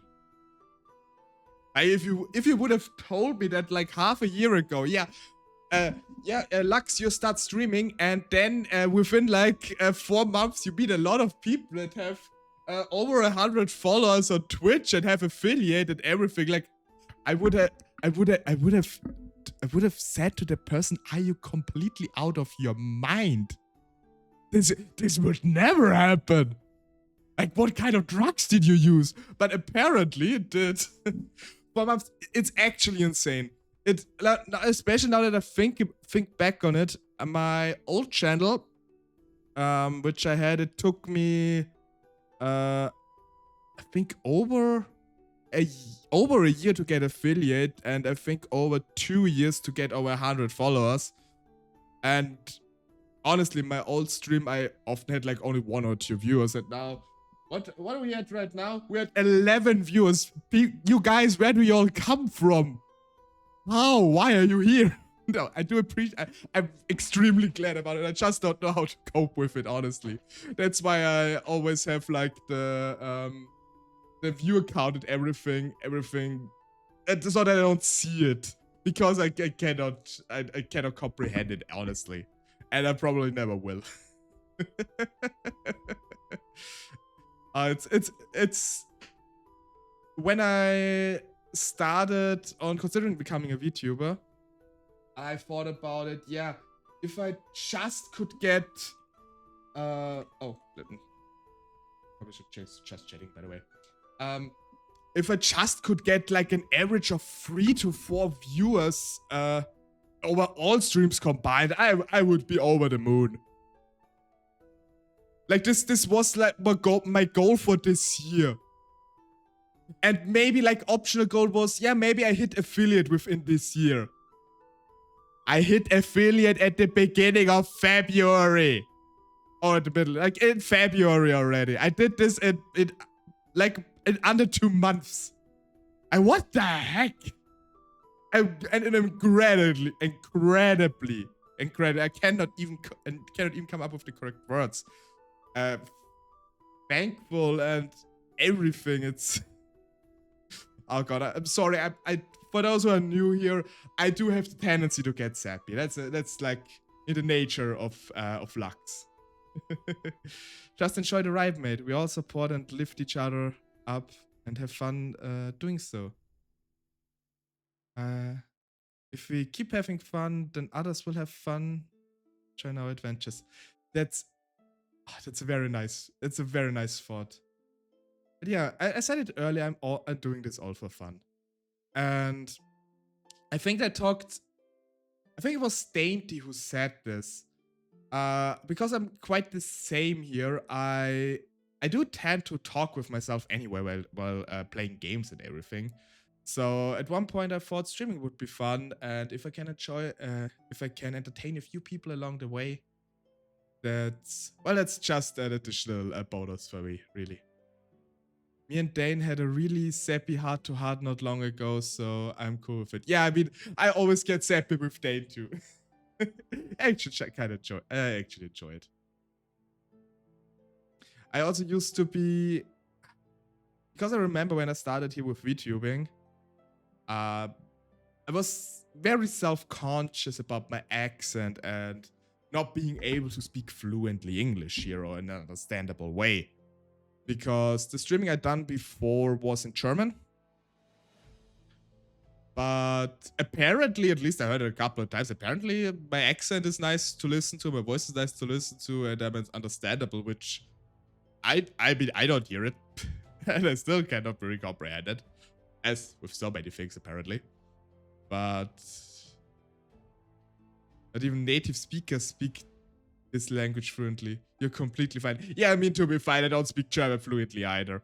Especially considering that I'm an Austrian. If you ask a German, they say that Austrians can't speak German anyway. In a joking way, of course. The English is perfectly fine. I have moderate hearing loss, so strong accents are hard for me. I can understand you with no issue. It's very good to hear. By the way, add some 30 seconds. Don't want to interrupt it too much. Just a little notification here.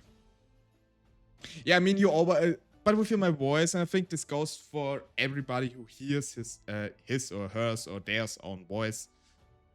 It's back in capitalist jail. Yeah, fortunately, I wish I could turn it off.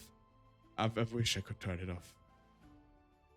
But yeah, what was I saying? The thing with like voice, your own voice. It's hard.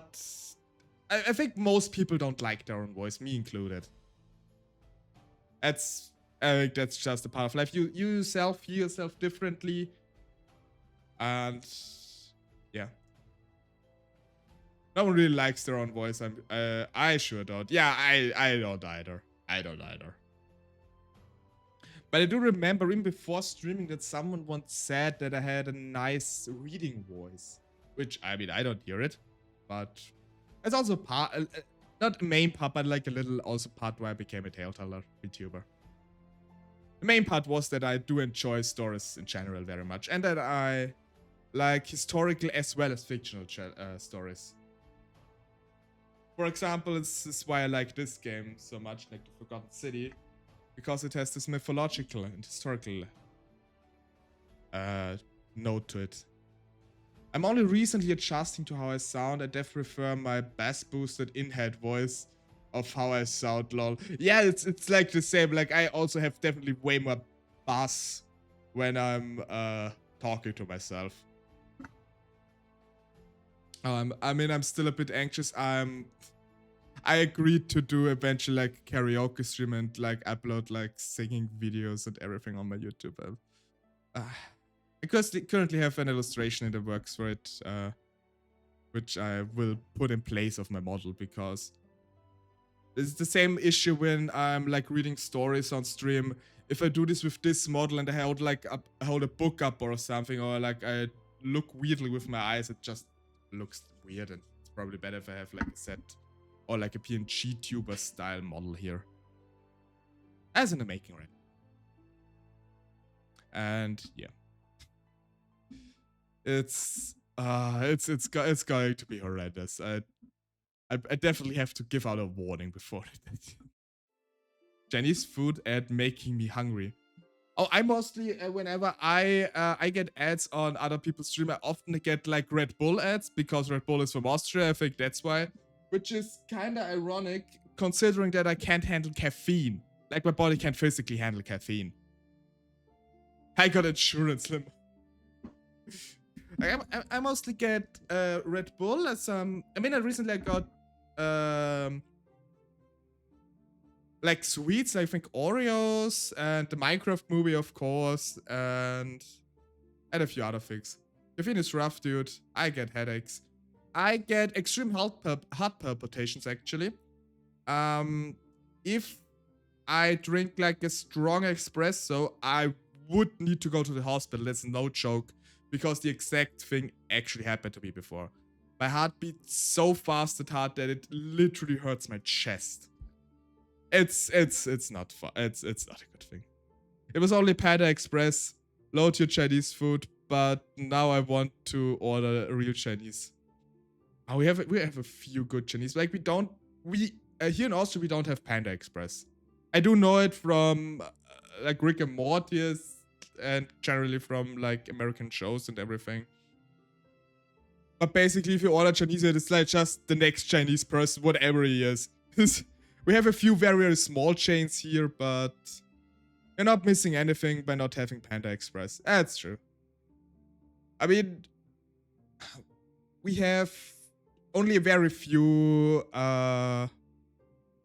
fast food chains, and I do consider Panda Express in that one too.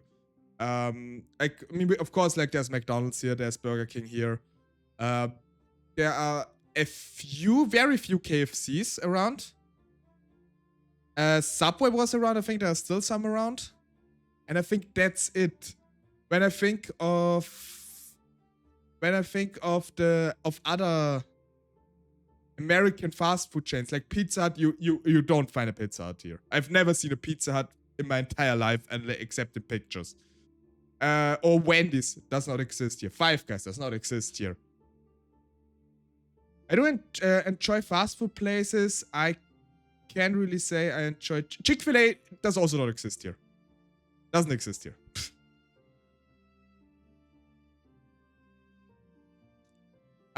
We have some local chains that also have very, very good burgers. Of course, I don't say the name because I then would send my dogs myself. But we do have some very good local restaurants, and we generally have a lot of like one business, or like they're not a chain restaurants. They're just this certain restaurant, you can order from that one too, or you can go there eat. And especially considering that Austria is like in the middle of Europe, you really get a lot of variety. You do not get Mexican food here, really. I have to admit that. So if any of you like tacos, you will probably have a hard time finding it here. There are probably a few in the bigger cities, but you will not really find anything here. That's it. I'm ordering food. Currently I'm kind of avoiding ordering food. I mean, I do enjoy cooking. Actually cooked an hour before stream started because I haven't eaten anything up until this point. And I mean, I often just don't cook for myself because cooking for me alone sometimes is a bit bothersome. But it is cheaper than ordering out every day. And I kind of get sick of it if I constantly order the same stuff. Although pizza is good. The fridge is empty. I got cheese and 2 eggs, lol. You got eggs? From what I heard in America, this is quite a precious commodity right now. Sorry about that. Y'all don't keep a stash of snacks at your desk. Actually, on the left of me, I have in my bookcase. My bookcase is a small compartment with like doors beneath, and it is my snack drawer. Currently, I have a few chips. Like there's like some Pringles. I have some butter wafer biscuits. I have lemon flavored wafers. A bit of salt stuff. A bit of chocolate. And gum. Cheese Its Nerds clusters. And a bag of dried pineapple I need to throw out. Snack drawer gang. Yes! My cookies my mom made. Oh, this is something I want to do this year at least once. To actually bake something. I've like baked stuff once in my life before. I mean, it's not that hard. You just need to follow the recipe, really. I've never eaten Cheez-Its. They don't exist here. I don't know how they taste like. What do you want to make? Either like some simple, like a chocolate cake, or maybe some simple cookies or something. I haven't really decided on it. I mean, I do have an incredible sweet tooth, so it probably doesn't matter what I make. I will enjoy it as long as it's not burnt. I'm going to get back into making my own sourdough bread. I mean, what I did recently, I made my own salt, or like herb salt, because every year, this was like a couple of weeks ago we have around here in Austria, we have a wild herb called bear garlic. So bear is in the animal bear. It has a very, very strong garlic flavor. It's also called wild garlic. It grows around this time of years, and we have this little tradition that we always go into the forest every year and collect some. And I basically grinded a part of it to like a mush in my mortar and pestle. I mixed it with salt and dried it out, and then I have a very delicious green herbal salt with like a garlic flavor to it, and I use it for everything. I'm addicted to this stuff. It's horrible. I do like doing stuff like this. I also plan on foraging for mushrooms this year again. I haven't done this in a few years. I also love doing this, and I know which ones are edible and which ones are not. So don't need to get worried that your tale-teller suddenly dies of a mushroom poisoning here. The key thing is you only pick those where you're absolutely certain which one are edible, and that you always have a guide with you, like a book or something.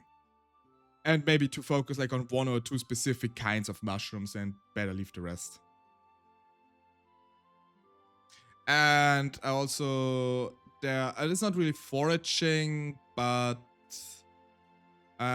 we have like strawberry fields around here where you can basically go there, pick strawberries, and pay them by like the weight of them. Which is something I also want to do this year. Maybe I make my own strawberry jam. This would also be kind of cool. Definitely eat the red one with the white spots. Those are totally safe. I think in English they're called toadstool. In German they're called Fliegenpilz, which translates to fly mushroom, like the insect fly. But yeah, I mean, technically, honestly. So please do not try this, of course, because it's not good. But you can actually eat those mushrooms if you prepare them right. You have to skin them, you peel them, and then boil them for a couple of hours, and then they're safe to eat. But they're not very delicious, so I do not recommend doing this. It's not worth the hassle. Fliegenpilz are the best. No, they're not. I really like mushrooms. I used to hunt down on chanterelle mushrooms. Makes best mushrooms Swiss burger with chicken Alfredo. I don't know. Let me check if there's like a what's the German name for this mushroom? Oh, okay, those are Pfifferlinge. Okay, yeah. Okay, those are Pfifferlinge. Yeah. Or Eierschwammerl, as we call them in Austria, which means egg mushroom. Yeah, okay, yeah, they're very popular here too. I don't really know the English names of all those mushrooms. I gotta be honest. There's so much to keep track of. Especially if you're only used to it in German. Yeah, I can agree with Seru there. Sorry for your loss. They have names? They're all just mushrooms to me. Yeah, of course they all have names. And get this, they have different names in different languages, each and every species. Yeah, I think species is the correct term here. I do really enjoy mushrooms. There actually one grows here. It's called the Hexenröhrling, or the witch mushroom, which when you cut it, it turns blue. So at the basically place where you cut it, for a second it's yellowish, and then it turns into an ink blue. It's really cool, and you can actually eat them. If you cook them, they turn back to yellow again. It's like some form of oxidation. It looks really, it looks like a really insane party trick though. I don't like how chewy and squishy they are. Okay, yeah, I mean, for me, I was never someone who was put off by the texture of something. Unless I can't chew it anymore, of course. But I don't mind chewy stuff. But if it's, I mean, I had a friend once who didn't like fried onions because like the texture felt weird to her. So I do understand where you're coming from. I just personally, I mean, generally I'm not a picky eater at all. I like a handful of things I don't eat, like asparagus, for example. I don't eat asparagus. I don't like it. Or what's the English name for them? Brussels sprouts. You're just built differently. Maybe. Different mushrooms have different tastes. That's true. Chanterelles. I don't know how to pronounce it properly. It just says chanterelles are a bit nutty in flavor. That's true. I do prefer other mushrooms over them, but good too, especially like in a sauce or something. It's also quite popular around here. Those are also the most commonly foraged mushrooms around here because they're very easy to identify. For example, I wouldn't go foraging for champignons because, like, at least around here there are a few that are not necessarily poisonous, but you can get an upset stomach for them if you pick the wrong ones. So I don't do that. But yeah, generally like foraging stuff and getting your own stuff and cooking with it is a very nice experience, and I do enjoy it. I just have the issue since, as I mentioned earlier, I don't have a car and I don't have a driver's license either because my eyes are crappy. Too crappy. I'm kind of relying on other people to drive me into the places where actually mushrooms grow, because not that many buses and trains lead into the mushroom grounds of Austria. And even if they did, they would probably pick clean within like a day. So I'm kind of reliant on like friends that are also up for it to go into the mountains. What about bike? I mean, it would probably take me 3 to 4 hours from where I live to actually get to a place with a bike where I can actually collect mushrooms. Then I would need to collect for a few hours and then ride back. God. I don't think I have enough energy in me to do this. It is an interesting thought though. Although I would need to get a bike because mine was stolen last year. Which still annoys the crap out of me. But now I'm living in a new apartment and I have an actual place where I can lock it away. Aurunaur. What? I don't really know what you mean by that. Sorry. Arunaru. Just trying to make... Talking about the Naru people? You know the video of the guy who makes fun of a show about mermaids? No, I don't know that. I just ordered dragon roll with some miso soup. Oh, that sounds delicious. I still have some turkey with like a cream sauce and bread dumplings. Probably need to explain what bread dumplings are because it's like an Austrian thing. He mocks an Australian accent when they go, oh no. And it heavily emphasizes the our now. Oh, our now. Ah, that's what it means. Okay, got it. Actually, speaking of Australia, as some of you might not be aware, Australia and Austria are often confused on it. Sometimes a joking matter, sometimes actually. Because they're spelled so similarly. And that it's actually a thing that if you're in Austria and you're in like in little gift shops for tourists, you will actually find like shirts and bags and mugs and whatever where stuff written on like, this is Austria, not Australia, be careful, there are no kangaroos here and stuff like this. But yeah, similar names. I'm sure many Americans don't know the difference. Yeah, but I think many countries don't know it. That's so funny though. Yeah, it actually is. And apparently it's, if you are sending a mail to someone from Austria or Australia, to Austria, you should write also to underneath the address Europe with it. So because it apparently happened already that some packages destined for Austria arrived in Australia. So you should write Europe underneath it if you're sending this like for international customs. It's what I heard. I never experienced it myself, but just what I heard. We laugh when people don't read. Yeah. I mean, Austria and Australia, it's basically the same thing, you know? The one has kangaroos, the other has cows, and mountains and alpines. Reading is hard, it is sometimes. That is true. It is sometimes. I talked about this already, but I do work in IT in my day job.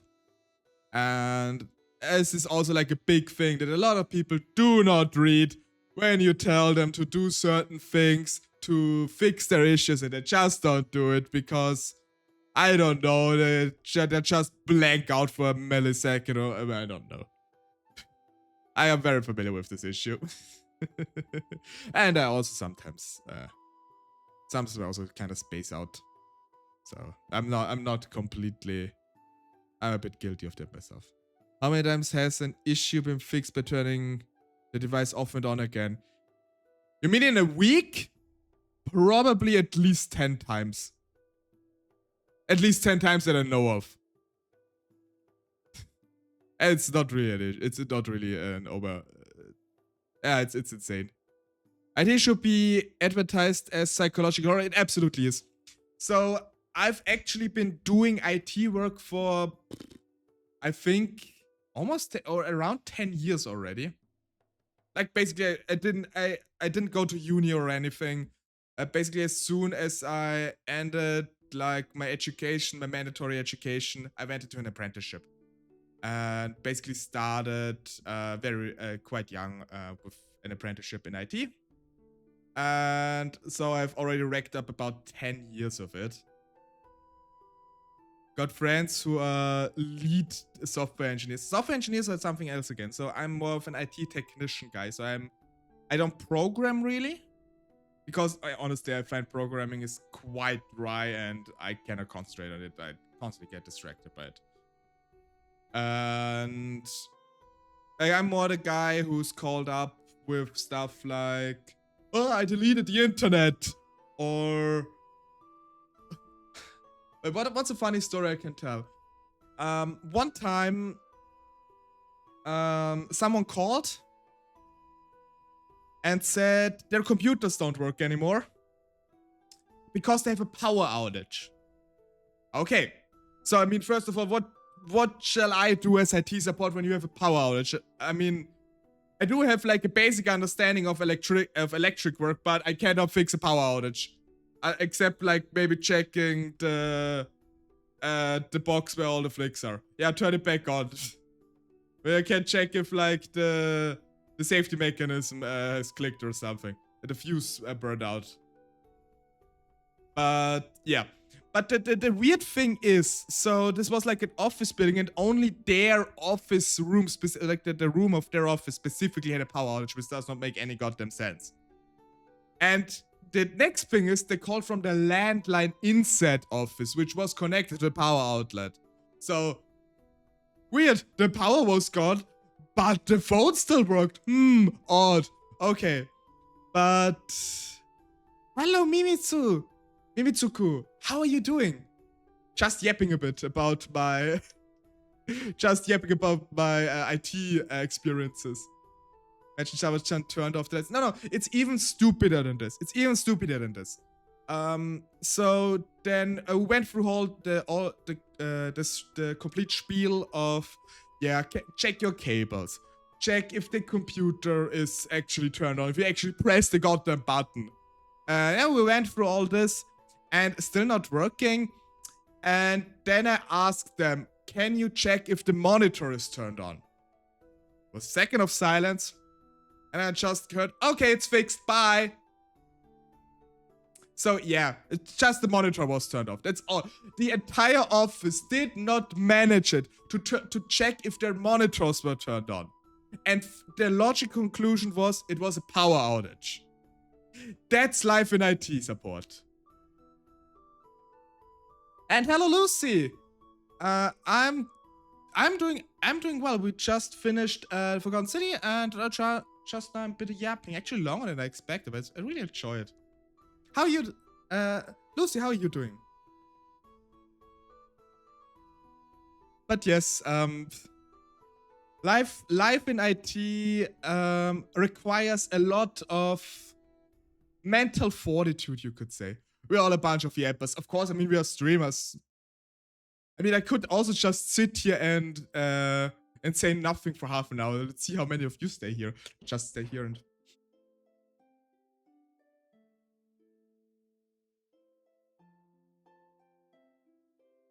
Okay, no, I cannot do this. Twitch is for yapping. Absolutely, it is for yapping. We got a quarter of a bottle of Jägermeister down and I'm playing Reaper. Oh god, Jägermeister. Pfft.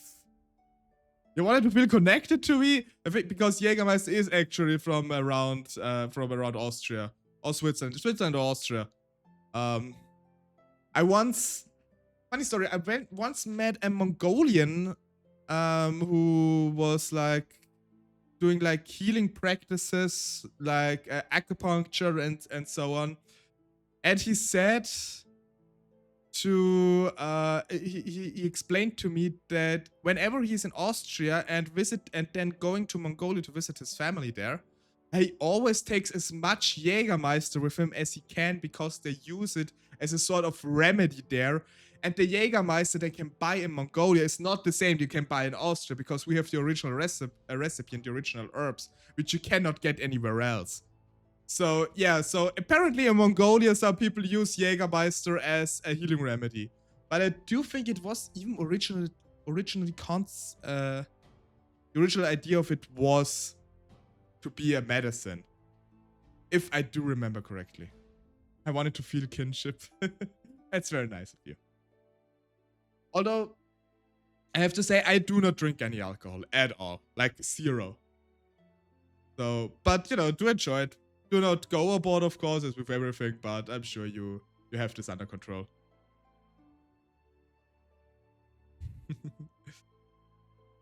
It's also quite kind of funny that, I mean, there is definitely alcohol for medicinal purposes too. Go wild west style. Get an anesthetic, shot of whiskey, and bite down on a stick. I mean, this was basically the way people were doing it before modern anesthetics. My professor from Switzerland said that one of his childhood remedies for being sick is a bit of ginger ale and 40 proof alcohol. Yeah, this is also something I heard. Like there's some weird remedies going around everywhere. What are the ones I know? Like I also heard this. My grandpa. I think it was my grandpa said if you are getting if you're feeling sick, you need to drink a shot glass of warm alcohol, like beer or some heavier stuff or schnapps. Which okay, if you think it works. Or my mother always said that if you have diarrhea, you need to drink Coke, like to drink Coca-Cola. But not any Coke. It needs to be flat Coca-Cola. It did not help at all, by the way. So it's not nothing. I don't know where this one originates from. There is also the one of if you're sick to put raw onion in your sock while you're wearing it, which I have no idea. Maybe the onion sucks out the toxins from the skin. I don't know how this works. And I don't know why specifically the foot. The only Coke I drink is cherry Coke. Root beer is the best soda. I don't know any of them. They do not exist here. Like, we have orange soda, we have lemon soda, like the classic Fanta and Sprite. I mean, Fanta is a German beverage, actually. It comes from Germany. I have no idea how root beer tastes like. And Daytona, thank you for the follow. Welcome, welcome. Hope you enjoy my yapping here. And I hope you enjoy your time here, of course. What we do have, though, is an herbal lemonade.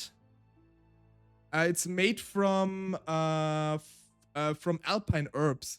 And it sounds very weird to say like it's an herbal lemonade. It does not taste bitter. It's actually very delicious. I think it's my favorite, to be honest. But you only get it around here.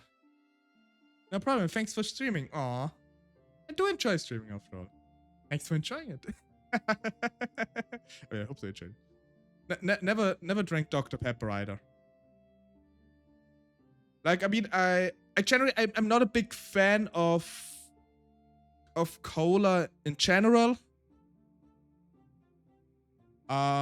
Like I tasted Coca-Cola, I tasted Pepsi, I had like a few other brands more local. But it's it never hit me. Never hit for me. I mean, I drink it if I have nothing else to drink, but I would never buy it. What we do have here is something called Spezi, which is basically half and half cola and orange soda. Extremely delicious, so you can make it yourself. If you ever like feel like trying something new, just mix half and half cola and orange soda. I do like this occasionally. Is ketchup spicy? Dr. Pepper being spicy. I mean, yeah. Is pepper spicy? I mean, why is it called Dr. Pepper? Is the actual pepper inside? I've never tasted it. But, yeah, but do give it a try if you ever have the opportunity to. It's very delicious. As well as, mix apple juice with sparkling water. Also very common, it's called an Apfelschorle or an Appelschorle. Very good. Very, very good. Highly recommend. Why is it called Dr. Pepper? Does Pepper have a doctorate? I don't think so. I never asked him. 6 hours, damn long stream. Like, yeah, I don't know. Like, last stream was already 7.5 hours long, and now I'm approaching 6 hours. I do enjoy it a lot recently. Again, I mean, I do always enjoy it, but recently my energy for it increased. Which I do enjoy. It's always nice to talk with others. Find out how much it would cost an online order Dr. Pepper and some other American sodas. That will spot you. I mean, I think you can get, or I can get Dr. Pepper around here. We actually have a few American themed stores here. I can also, like, I'm pretty sure I can buy Dr. Pepper there. I can also buy Mountain Dew there. I'm always a bit careful with, especially with a lot of cola, they also have a considerable amount of caffeine inside them. I'm also always a bit careful with actually drinking them, since, as I explained earlier, that I don't handle caffeine that well. Good stream content. Root beer has no caffeine. What's... Root beer is caffeine free, okay. I mean, let me check. Root beer. Oh, actually, the first result is a root beer buying in Austria. I think that's actually American premium root beer. I can actually order it on Amazon. Okay, but I'm not paying 40 euros for a 12-pack of cans. Oh no, that's that. I don't buy that. Maybe I can get this in like a local store somewhere. Why can't I buy a case of root beer from eBay? What the fudge? My favorite root beer is called Not Your Father's Root Beer, but a main brand Bark or Mug. I mean, the one thing I see here is A&W root beer.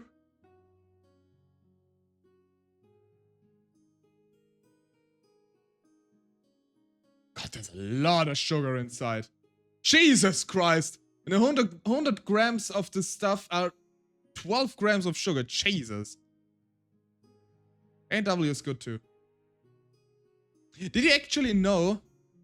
Yeah, don't look at sugar. Don't scare yourself. I mean, I have a sweet tooth. Did you actually know? Fun fact, especially for my American friends. Did you know that Fanta tastes completely and looks completely different here in Europe? Let me, but I can show you because it's actually insane. It's actually insane. Fanta Europe versus America. Can.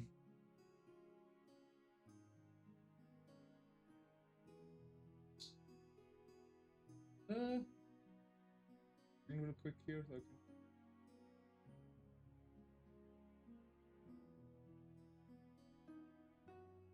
can... And let me scoot over a little bit here. So yeah. Basically, like, this is the American one, this is the European one. It's insane. When I visit the EU, I plan on trying things to see the difference. The best Fanta, I can tell you from experience, the best Fanta is in Italy. Because the Italian Fanta has the highest amount of actual orange juice inside of it. So if you wanted to try a specific Fanta, try the one in Italy. When I visited Italy last year, and I do like drinking Fanta, it's really, really good. And also, if you're in Italy and you find something called lemon soda, just plain lemon soda, try that one too. It's also extremely delicious. I tried to find this stuff, the lemon soda stuff, somewhere here in Austria, and I couldn't find it so far. It does look similar to bitter lemon, but it tastes completely different. Fanta here in the States is incredibly acidic, like it bothers me if I drink more than one bottle a day. I heard similar things of this. I mean, I mostly only drink sodas when I'm like out with friends or something. Since I don't drink alcohol, this is basically my quote-unquote alcohol. I mostly tend to drink water or like fruit syrups, which is like also 90% just water. No, more than 90%. That the Americans have not poisoned themselves with food we consumed here. It's actually something that is quite shocking for me too. Because this is like stuff I sometimes look up just out of curiosity or stumble across. The amount of preservatives inside of American food is insane to me. Like, a lot of the stuff is banned in Europe because it's considered too toxic to be consumed in that quantities. And apparently most of the ingredients list, if you look at the back of so I have here a wafer, a crispy wafer filled with lemon cream. This stuff, the ingredients are sugar, wheat flour, vegetable fats, coconut and palm, glucose, lemon juice powder, 1.6%, and emulsifier, soya lectin, and natural lemon flavor, raising agent, salt, and sodium hydrogenase. That's it. I mean, I know all those. I know what all those things are. There's not like some stuff I've never heard about. But in the meantime, if you get something from America, it seems like the ingredients list is like 12 miles long, and they're specifically using miles since it's America. But you don't even understand half of it. Even if you speak 5 different languages, you don't understand it. America. And also, I've tried out of curiosity, like I tried a few different sweets from different countries. I tried some from Japan. I tried some from America too. I still have to say, like, flavor-wise, the American stuff is just like an unpleasant level of sweet. The things I tried, like if I get like chocolates or something from America. The only American sweet I do occasionally eat the Oreos, but I'm pretty sure the Oreos I get here also have a bit of an other recipe than the ones you get in America. I don't know for sure though. 1 in 31 children in the US have autism now, etc. Yeah, it's probably also something to do with lead in the gasoline. I'm not sure. I don't know how much like this is stuff is connected to autism. I would need to look it up, but I could see that all those weird additives that's been added could contribute to this. We use more fructose corn syrup than real sugar. We don't use any fructose. Like, I have never seen, I cannot remember that I ever seen an anything here that has fructose corn syrup in it. This is like an entirely American thing. Like, the things here have sugar. Just normal plain, like, sugar. Or honey, depending. Also, something I buy and say, okay, only a couple cookies a day. The next thing I know, the whole line is gone. Yeah, I mean, this happens with most sweets. Thousands of Oreos are peak. It's disgusting and horribly addictive. Yeah, I mean, there's like a lot of... they're just sweet. And sugar in itself is quite addictive, let's face it.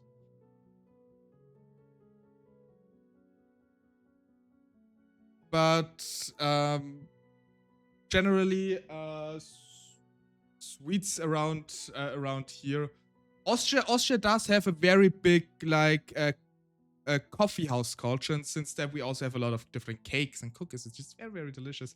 If you're ever in Austria, I do recommend checking out bakeries.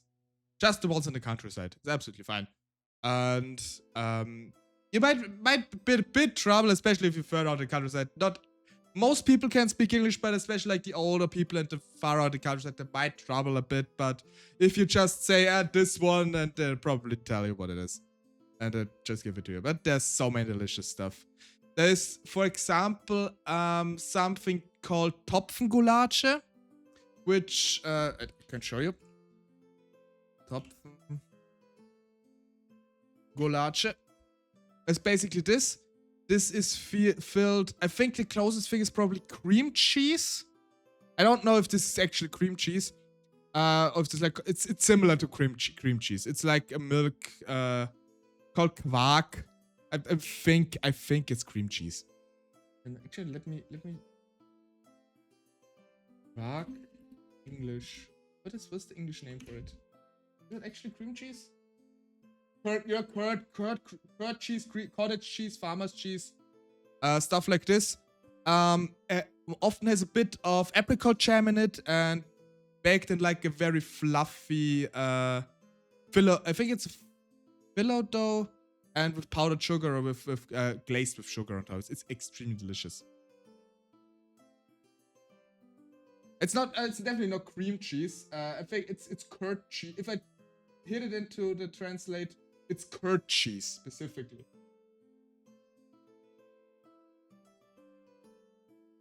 Curd cheese is apparently the correct translation.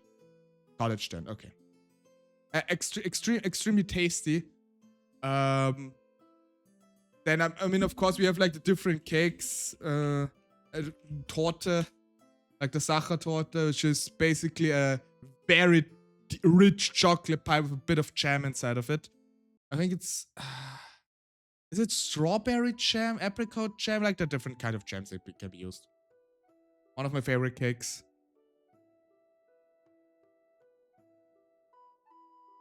But yeah, I absolutely do love the Austrian cuisine. It's so delicious. It's so diverse actually, since Austria used to be... the Austrian Empire was a multicultural empire encompassing parts of Italy, Hungary, Slovakia, even parts of today's Ukraine and Poland. And you have a very rich food culture in here. And it's amazing. I mean, the most classic one that's also known internationally is, of course, the schnitzel. And we Austrians do have a very specific way of making schnitzel. And the Germans always do it wrong. That's like... If you ask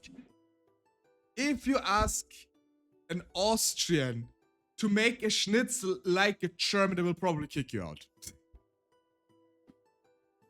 Yeah, the Germans cannot make good schnitzel. That's a hill I'm dying on. This is something I get passionate about. And by the way, in case you're wondering, we do eat our schnitzel with, for one, lemon, as you can see here, and with cranberry jam. It's similar to cranberry jam. It's a bit more acidic. It's not as sweet. Goes very well with everything that's like, it's like also with like fish sticks and everything. Very, very delicious. Love cranberries. Yeah, so if you're ever in Austria and get like a bit of jam with your schnitzel, that's how you eat it. You cut a piece of the schnitzel off, put a bit of it on the schnitzel and eat it with it. Delicious. Absolutely. Absolutely. One, if not my favorite dishes. Why must you make me hungry? Okay, I stop. I'm sorry.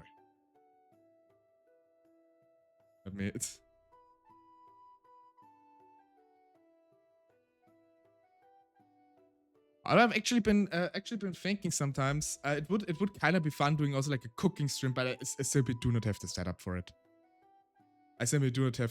Maybe no, I don't want to promise anything.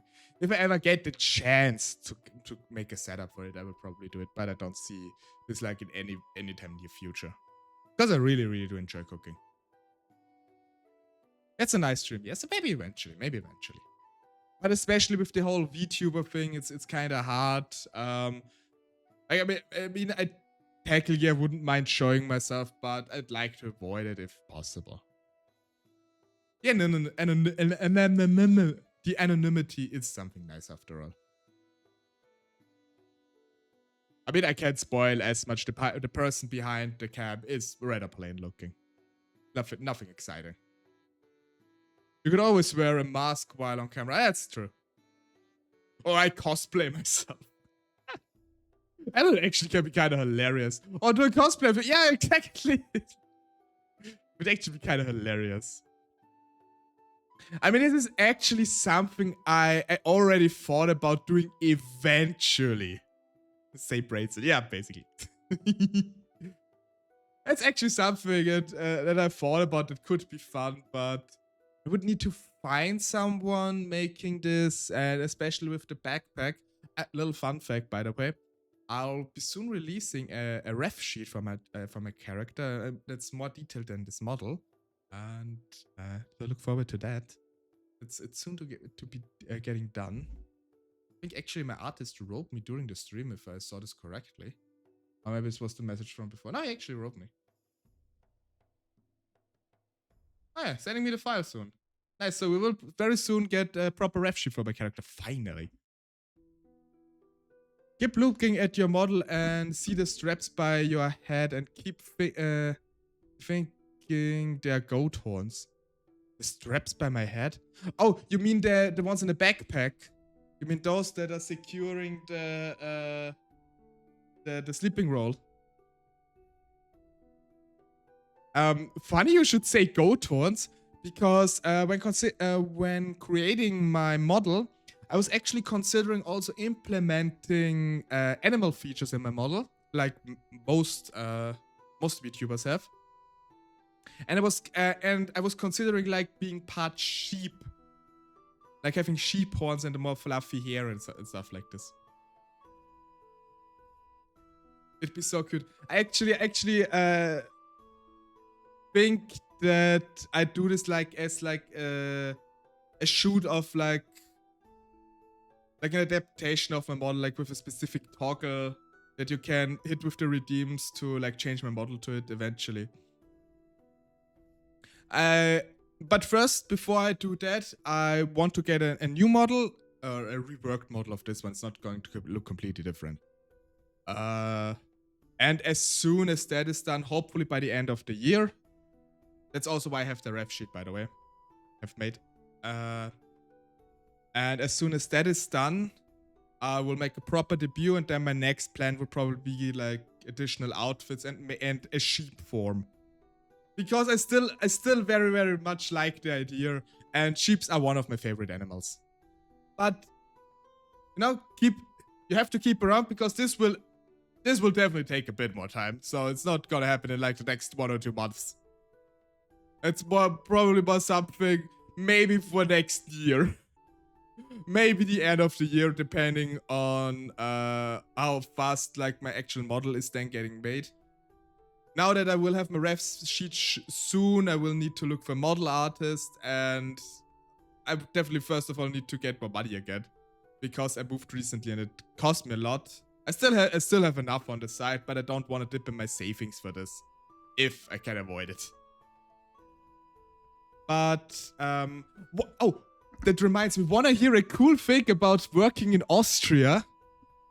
Wanna hear a cool thing about working in Austria? In Austria, you get 14 salaries a year, because in the beginning of summer and before Christmas, you get actually 2 salaries. You get paid twice as much, and this is by law here. So if you're say earning 2,000 euros a month, you're getting 4,000 in beginning of June, beginning of July. It always depends a bit, and at the beginning of December. Always, this is mandatory by law. You get 14 salaries here, and some additionally give you a bonus on the end of the year or something.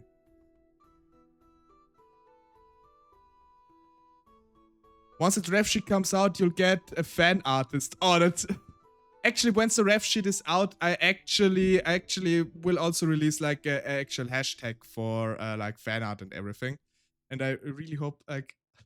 Just the thought of getting fan art actually makes me smile.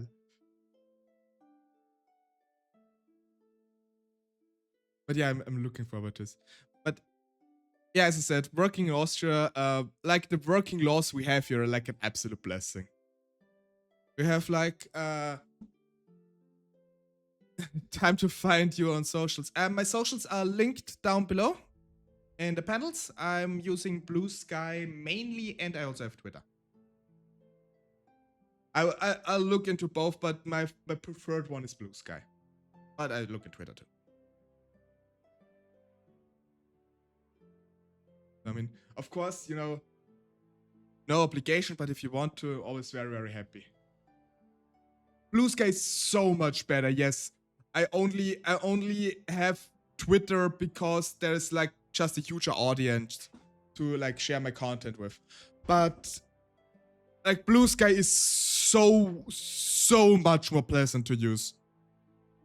And for anyone who hasn't used Blue Sky and doesn't know what it is, it's basically Blue Sky was made from former Twitter employees. I think it's actually even based in Europe, if I remember correctly. The problem with Blue Sky is that they don't have post notifications on engagement isn't as high. Yeah, so like Twitter is still the biggest one. But I think especially for the VTuber sphere, Blue Sky is like the place to be. In my opinion. At least the place I want everyone to be. No, I got to know a lot of people through Blue Sky. And it's actually the first social media platform that I actually enjoy using. Blue Sky is clean and you can actually breathe on it. Yeah, exactly. And the worst thing about Twitter, for me, is the fact that you have the what's new feed always there and I cannot disable it. And there's always this horrible stuff that's going on in the world because everybody is complaining on Twitter. And I'm just here thinking, I want wholesome stuff. It's way better on Blue Sky. It's way better on Blue Sky. And I do actually have to check. Let me check. Blue Sky. I think it's actually European. Blue Sky headquarters. Oh no, the headquarters in Seattle. But why did I hear it was European? Okay, then this was fake news. I'm sorry, it's fake news. Apparently, it is in Seattle. Wait, somewhere I heard it was European. I don't know where they get this information from.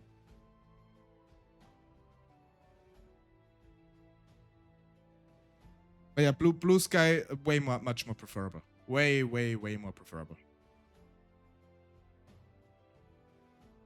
I also like the logo. Like the social butterfly, basically.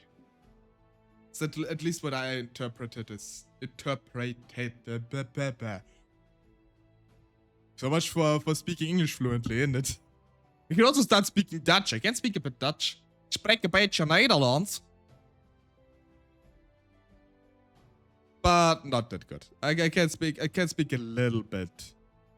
I can speak a little bit of Dutch. English is hard, bro. And English major and I still struggle. I mean, every language is hard. But I mean, try learning German.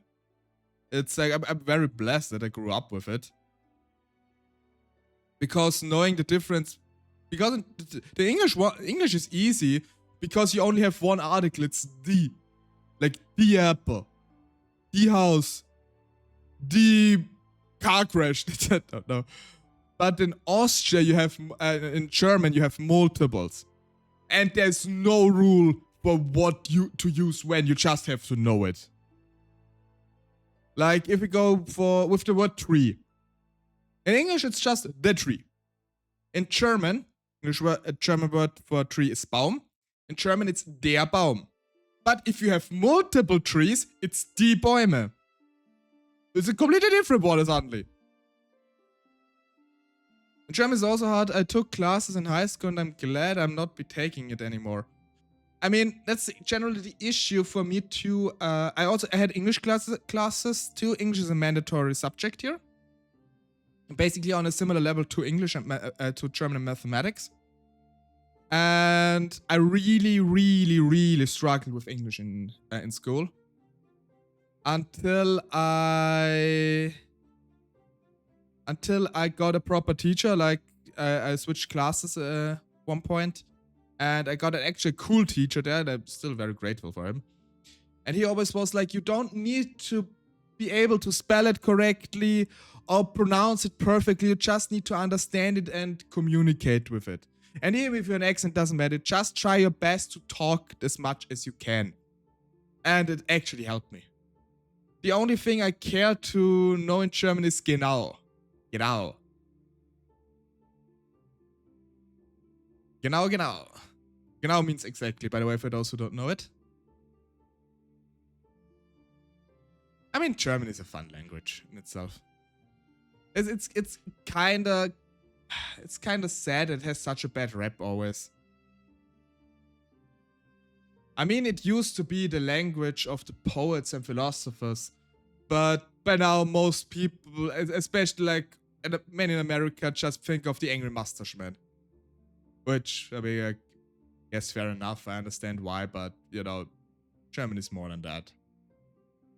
Last thing for me with language is my hearing it. I can't pick up the words. Yes, I can write it, read it, speak it, but for the life of me, I can't hear it. Okay, funny, because most people say they can write it, read it, and hear it, but have problems speaking it. But I mean, probably it depends a bit on the language as well.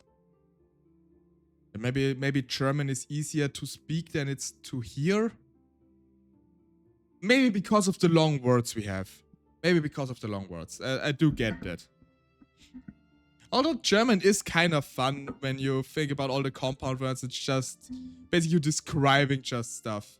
Like Handschuh. It's a handshoe. It means a glove. Or Flugzeug means fly thing, which is a plane. Really funny. Not Glühbirne, Glühbirne. Glühbirne is a glowing pear, which means lighting bulb. And a Kühlschrank is a cooling cupboard, which is a fridge.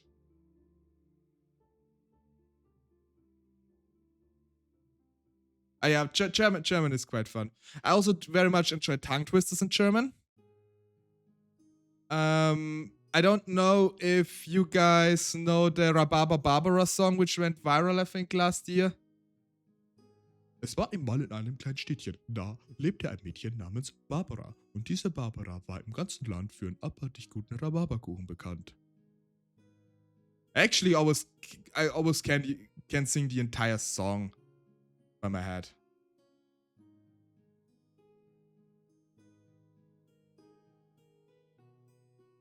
Okay, that's it. Let me see. Es war einmal in einem kleinen Städtchen. Da lebte ein Mädchen namens Barbara. Und diese Barbara war im ganzen Land für einen abartig guten Rhabarberkuchen bekannt. Ja, man konnte sagen, dass Barbaras Rhabarberkuchen ohne Wenn und Aber geradezu eine magische Erfahrung war. Abracadabra. Ja, dieser Kuchen war geradezu bombastisch und die Nachfrage danach erstarkte drastisch. Darum öffnete Barbara noch im selben Jahr eine Bar und nannte sie Barbaras Rhabarberbar. One of my best English tongue twisters is Betty Botter's Butter. Betty Botter's Butter. There's also She Sells Seashells on the Seashore. This one I know. And I can tell you an Austrian tongue twister. This one is quite a doozy. Okay, I hope I can get it. 20 zquetschte Zwetschgen und 20 zquetschte Zwetschgen sind 40 zquetschte Zwetschgen. Blah. Basically, translation to it is 20 crushed plums and 20 crushed plums equal 40 crushed plums. That was an Austrian tongue twister. And if we go by tongue twisters, I can say the fastest. It's probably am 10.10. um 10.10 Uhr, 10 Samen Ziegen, 10 Zentner Zucker zum Zoo. And yes, this was an entire tongue twister now. Am 10.10. um 10.10 Uhr, 10 Samen Ziegen, 10 Zentner Zucker zum Zoo. Which translates to at the 10th of October, at 10 past 10, 10 tamed goats tucked 10 100 weights of sugar to the zoo.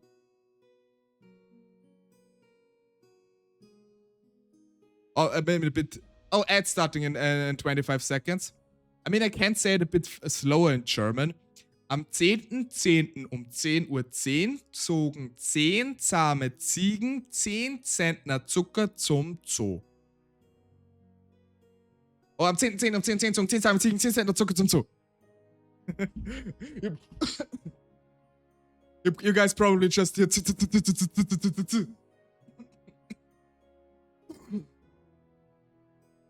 Change. Look up Betty Botter twist and practice for a minute. Okay, wait, let me. Betty Botter bought some butter. I think this is probably it.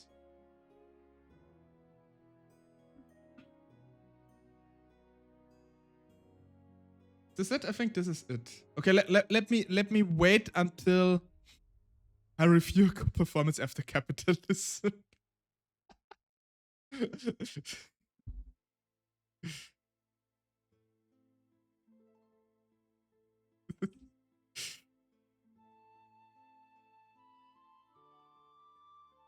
I reform.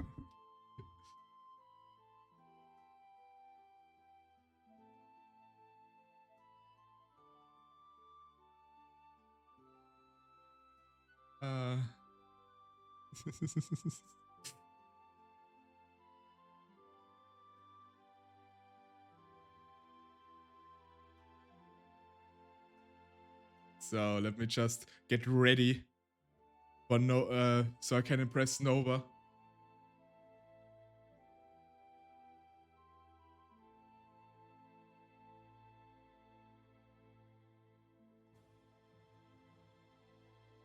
What?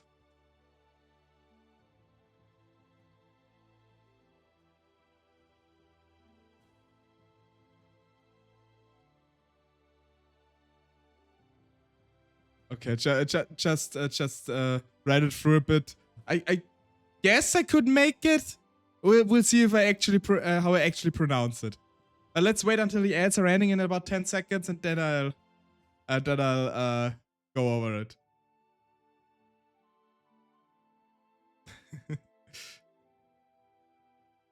So, welcome back everyone from Ad Hell. I hope you enjoyed your ads. Oh god, I'm a person who I absolutely despise ads, I gotta be honest. But I don't know. Alright. Okay, let me give it a whirl. I think I found the correct lyrics. It's when it's first published in the Jingle Book. In 1899. It's according to Wikipedia. So let me try it.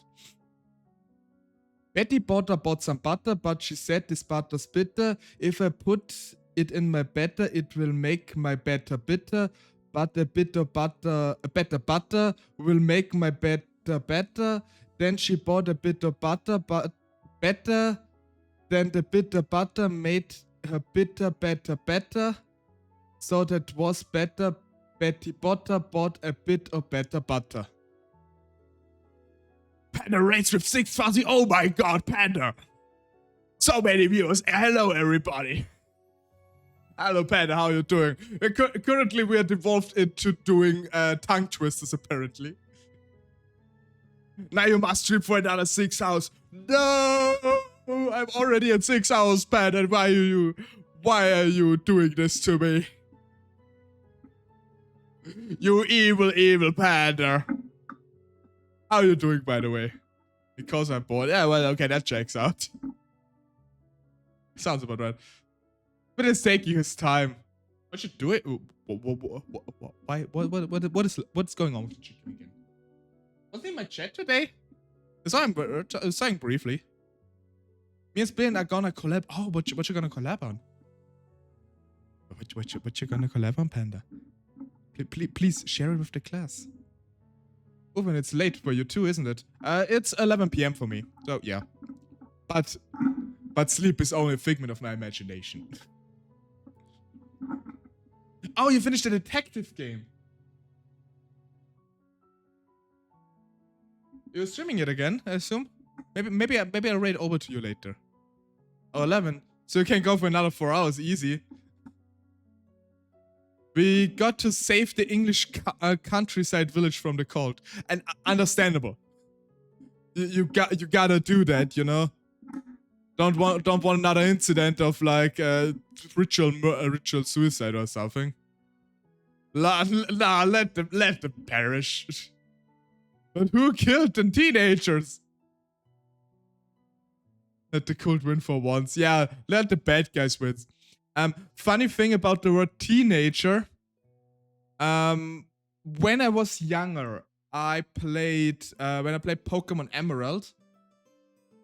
I think it was Pokemon Emerald. Like, and there's like there are like those teenage trainers at the very beginning. It's like teenager Brandon wants to fight at something. Me not being able to speak English properly at this point, read this wrong and always read Teenager, which basically T is T and Nager is like a mouse or something. Like a mouse or a rat. It's like, what's the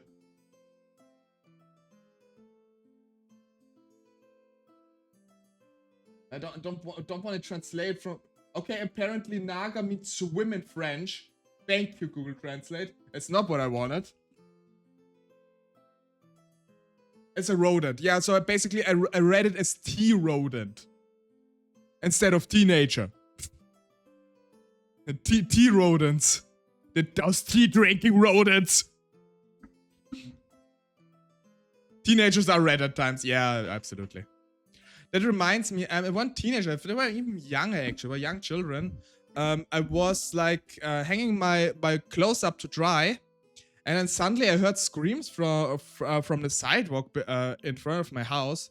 And at first I was thinking, yeah, okay, the kids across the street in the park are playing again, and I like just very enthusiastic once again. Definitely T-rodents, yeah. So I was thinking, yeah, okay, just the kids playing football, or I don't know what they're doing. You know, kids doing kid things. But then it didn't stop and it got louder and I was like, what the heck is going on? Then I looked outside the window and the park was almost empty, and I looked down to the sidewalk and I saw like 5 or 6 kids punching another kid that was on the ground. And I immediately, like, I grabbed my keys and I immediately stormed down to them. As soon as they saw me coming, they immediately ran away, including the kid that got punched on the floor. just took the opportunity and just booked it out of there. Just yelled after them if they're like got insane. What's wrong with them? And what the? Like what the heck was going on with those kids? I was extremely furious. Lux talking like a 60-year-old. Yeah, that's damn kid. No, but seriously, this was just messed up. This was just messed up. I finished my sushi and it seems the yep session is still going. Yeah, absolutely. I hope you enjoyed your sushi and... Oh god, I kind of want sushi too. Maybe I don't know if I can order really stuff tomorrow because it's Easter Sunday. Many things have closed, I think. I need to check. That sounds awful. You should have whacked them with your... I'm not that old yet. No, but I mean, even if I would have a cane with me, I would have not whacked it because I'd probably get in trouble with it. But yeah, I have absolute zero tolerance to bullying because I was bullied as a kid too. And I would have wished someone would come to help me.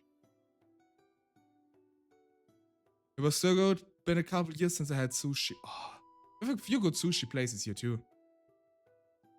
Like, I don't remember, I think it was in November? December, I'm not sure. Like, I have a group of people where we go out eating to a restaurant every month. Mostly at the end of the month. This month, sadly, we couldn't make it, but next month we will again. And one time we went to a Japanese place. It was extremely delicious. We had like a 5-course meal there. And everything was like handcrafted by the chef and served by him. And it was extremely delicious.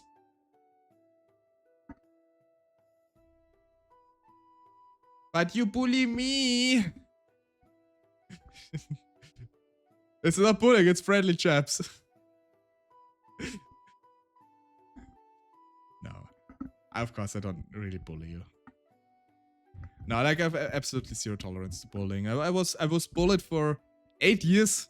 Basically my entire school time, basically, so it's not something I do.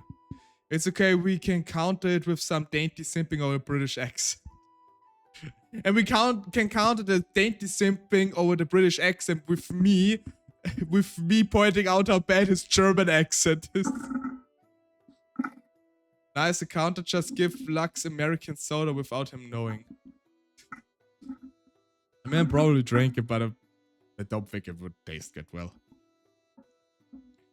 I don't think it would taste that well, honestly. Speaking of which, I'll be gone for like a second because my throat is extremely dry and I have nothing to drink anymore. Just give me a quick little second and I'll be right back with you.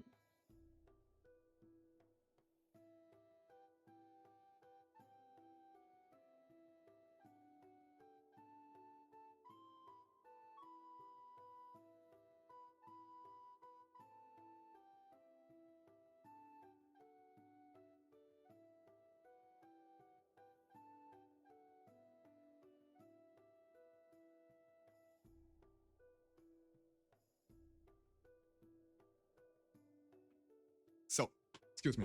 I didn't anticipate for such a long stream, so I didn't prepare enough beverage. I joined a collab moments ago, and the first 6 minutes was all the Americans fawning over my voice. Wimpy means nice, isn't it? In it, Guff. Water butter. Water. What can I say? We're an uncultured species. Actually, I'm going to lurk as I'm about to hop into VR. Ooh. Like VR chat?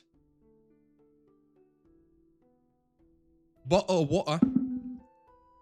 Actually, I do have a VR setup too, but it's quite old, honestly. And I mean, I would love to stream like Beat Saber, but I don't have really good way to put in it my model. And I don't have a 3D model. Ain't no Jeff Luxy. Such a bully. I especially enjoy the Scottish accent, the Irish one. Yeah, a bunch of friends in VR chat, so I'm going to hang out with some of them and maybe practice some more bachata with my German friend. Bachata?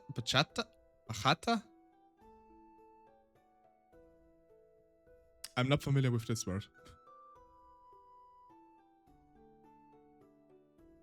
But yeah, you do that. Kind of funny. I always do enjoy learning about other languages too. I do know a few words from different languages actually. I know a little bit of French. I once had actually in one of my jobs. I've been through a few companies. One of my bosses was actually French at one, which was quite funny. It was a nice guy. Was this cliche like old French guy? It was very kind, but his accent was so extremely thick. It's insane. It was a nice fella.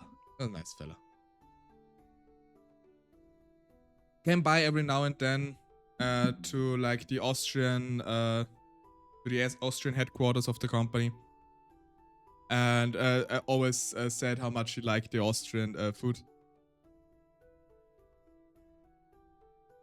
It's it is a internet like a Dominican dance.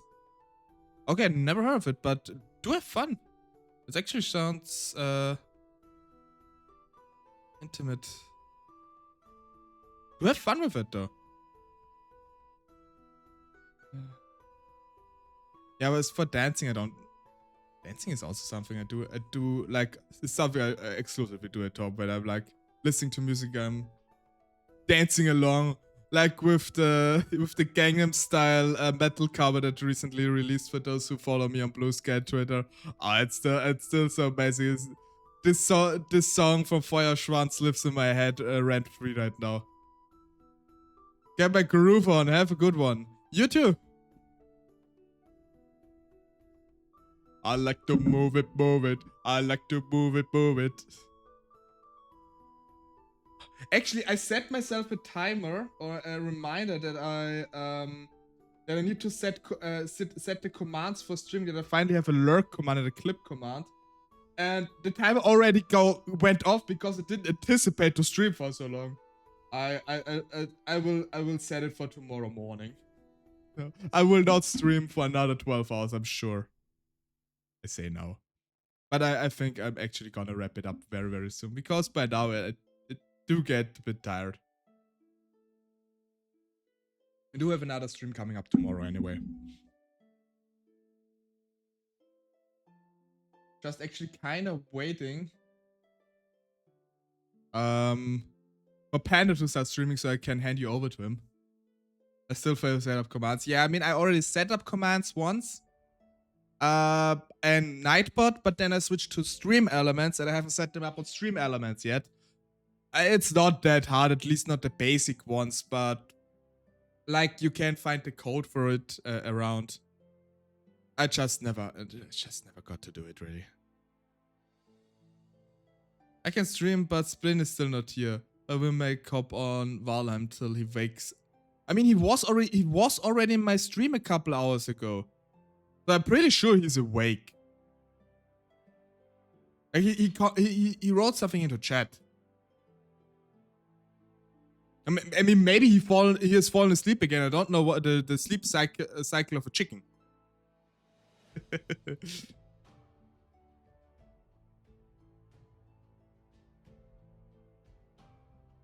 I was gaming with him 2 hours ago, so yeah. Okay, yeah, then I mean I don't know. It's now start streaming time for the American fellows.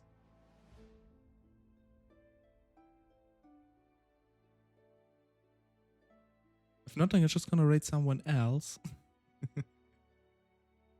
But I do really have to say I do quite enjoy also this yapping part of the stream very, very much. This was one of the things I was kind of afraid of at the beginning or when I started streaming. Actually like talking, and what if I can't think of anything anymore to talk about? Then I realized I can't just talk about the fact that I can't think of anything to talk about. Not just kidding. But I tend to be a bit of an overthinker in general, so I guess that's why. That's I think just a normal thing for me. But if I do say so myself, I think I'm doing a decent job. In German, we say Eigenlob stinkt, so praising yourself is stinky. Actually, what it means. But I think it's I'm doing okay. And yes, it's by the way an actual saying in German. Eigenlob stinkt. Praising yourself is stinky. Or stinks. It's also something I do, like those different sayings you have in different languages. I love too. I live, he lives. Finally. The O and the I are just next to each other, so I understand it. Speaking of, did you guys know that the German keyboard has the Y key and the Z key switched? So when you look on your be it English or American English keyboards, you have the Y next to the T and the Z next to the X. But around that, it's around here, it's actually switched. I don't know why exactly. Why? Get why? Okay, sorry. And for some games, it's a bit confusing because the default controls are set up with YXC, but the Y is then the Z and with ZXC, and the Z is then something completely different. I have to remount it because you all are weird. Yeah, we need to be special. I mean, we also have letters with dots on top of them, and we have a funny looking other letter. It's called the SZ.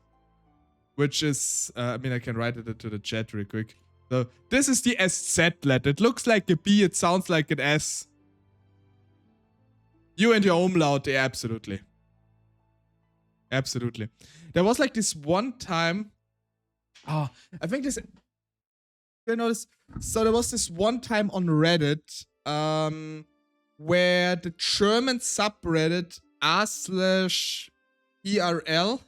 or in real life, basically the German version of the r/IRL decided to invade, quote unquote, invade the Dutch subreddit, which is the equivalent of r/IRL, me/_IRL. And then they formed a truce with each other and decided to together invade the English subreddit. Which, I just love the story. Not the Reddit wars. I never participated in those, but it's just like the stories, as with everything. Those are also tales to tell. They're sillier ones, but still tales to tell. Mostly around, there's like this, a great German YouTuber called Jules. He does only, he does his videos in German. I don't know if there's like an English translation for it. Very great channel. And he basically talks about stuff like this. It's really, really fun. I haven't watched him in quite some time, but I don't think he released any videos. I need to check later on. But this is really something. I should make an alliance and invade the French Reddit. Apparently, the Polish Reddit was a bit scared at this point of time because of history. Isn't that? But invading the French Reddit, I don't know if you for you guys who are on Reddit. Reddit is a scary place. Mostly I use Reddit to look up tech stuff for work because, like, with the forum things, you can find out a lot of stuff. But I also really, really like the r/play stuff that was happening. It was really cool to witness and participate in. Maybe if this happens again in the future, maybe we can try to participate as the Tale-Teller group here. I don't know. It would be kind of fun. I don't know. I just noticed that like a lot of YouTubers and streamers got involved in this and basically battled it out with each other. It was just kind of fun to watch. Meanwhile, me just trying to support the Austrian and German flags because we had apparently an alliance together, and the Swiss. The Swiss. Reddit is a weird place though. Like you have some nice corners here and there, but there's also like a lot of weird places. As with the entire internet. I just have to know how to navigate it. But I'm a bit immune to the most weird stuff. Like I have a very high tolerance for weirdness. Maybe I'm a bit desensitized. I don't know. I personally prefer wholesome things. It's more up my alley.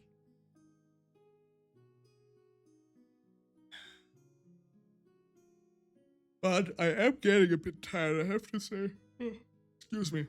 It's been a long stream after all, way longer than I anticipated. You getting EP? I'm getting quite EP. I mean, I have to say today was the first I actually got to sleep in again.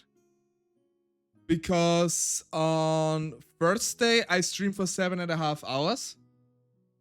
So basically almost as long as I do now, but I started 2 hours later than I did now. So it was, I think, like past 2 a.m. But I had to get up at 8 a.m. So that was that, so I couldn't sleep in that day. Then I was, yesterday I was on travels the entire day. I was visiting family in another state, which is not as big of a journey in Austria as it is in America, because I think in America there are states that are bigger than the entirety of Austria. But still was like a 2.5 hour drive in both directions. And after that I had a pen and paper with friends, and then it already was like 11 p.m. again. And yeah, basically I think I slept 8 hours, which is quite long for me, honestly. Texas, huge. Everything's... Although Texas is, I think, not the biggest state. Isn't Alaska is bigger in terms of size, and California is bigger in terms of population, if I do remember correctly. Please correct me if I'm wrong. How would you feel if I told you I drive 3.5 hours to go from home to my college? I would think you're absolutely insane. I don't know how you can handle this. This is actually a thing here. If like one time I had to work for a company where I had to go 1.5 hours in one direction and 1.5 hours back. And this is like a huge commute already. Like most people wouldn't even do this. And I absolutely despise it. Like right now my commute is 20 to 30 minutes. That's what I consider a reasonable drive, Limo.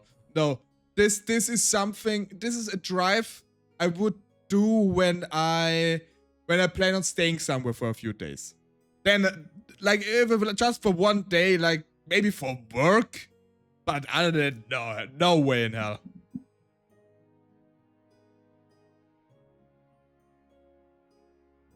That actually reminds me. Wait, let me show this, because I think it's a very cool thing. I just need to find it. I think this... Is it? Come on, where's the proper picture for it?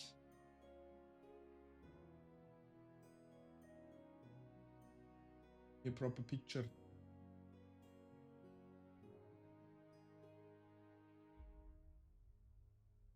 Is this in size somehow?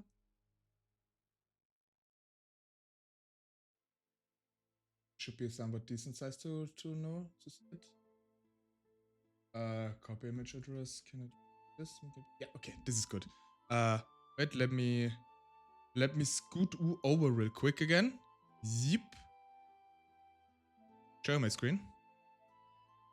This.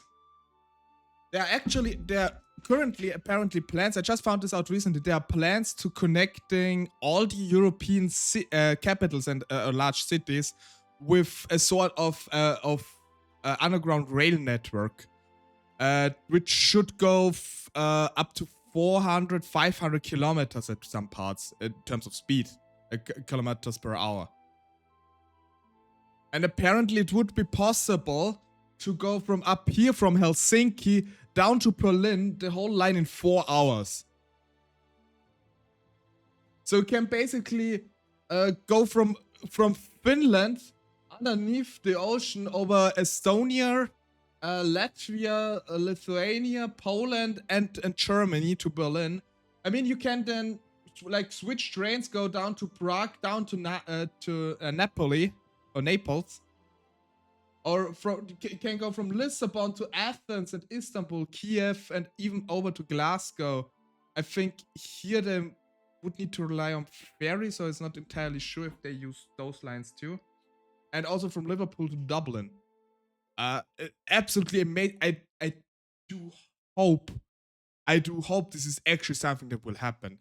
It would be so amazing. I could just hop into a train in Vienna and just be like in Istanbul in Turkey in like a couple of hours, and to be there like for just a couple. I wouldn't need to like go by plane or anything.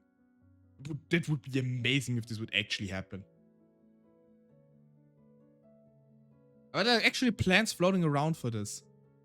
And, I mean, weirdly, a very, very large European country is not included in this. I wonder why. Okay, no, I'm not getting political here. Just think it's a bit funny. Yeah, I think it goes through all the major capitals. I could probably visit Dane quite easy. I would just need to go with the yellow line up to Berlin and then go into the brown line to go to Copenhagen. I think that then Dane also need to go to Copenhagen. I'll just go up to Oslo, to Norway. It would be so cool. It would be so cool. This would be the absolute dream. Maybe at one point. Maybe.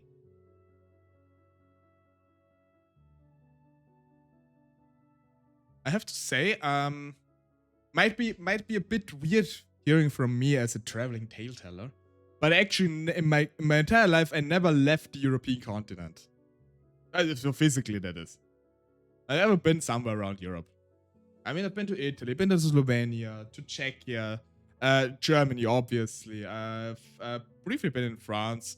I've been in Turkey, and so on and so forth. I get it though, I've never left the US.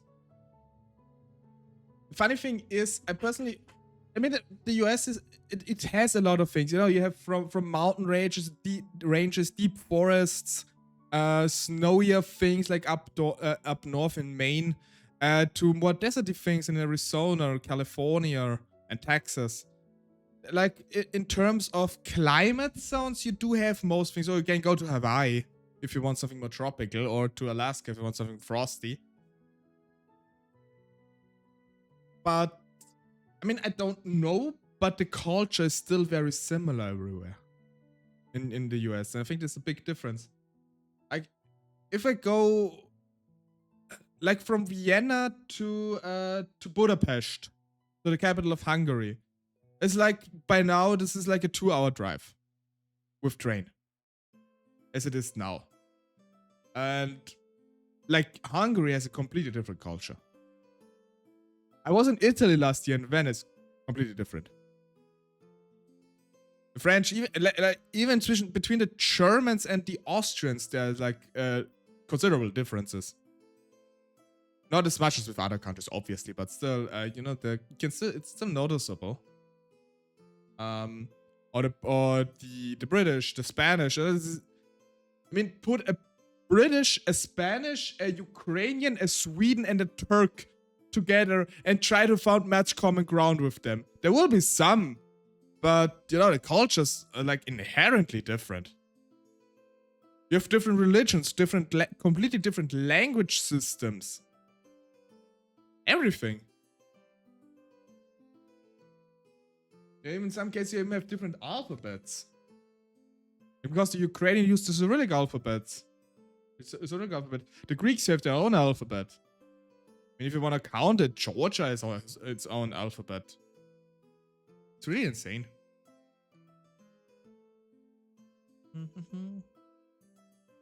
It's insane in a beautiful way, I have to say, though.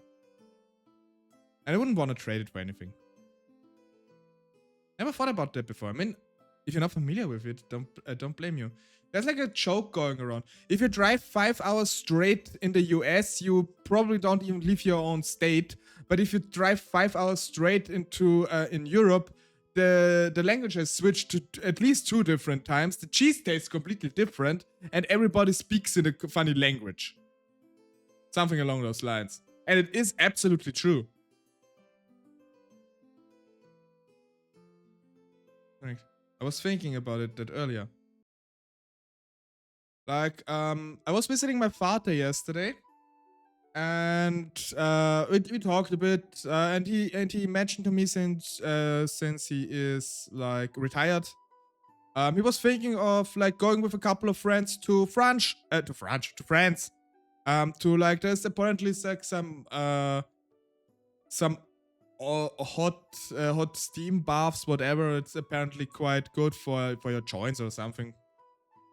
And it thought, yeah, I mean, that like you talk with your friends, they probably drive there in May, just visiting France, you know, as you do. There's no border control after all. You get different dialects going through the US, but for the most part, everything is the same. I do think so. Like, I know that you cannot necessarily compare a Texan with a California because there are some differences. But I assume those differences are about as big as between like an Austrian and a German. There are differences. There are a few things are handled differently. The people act a bit differently, but you still understand that they're not that far apart.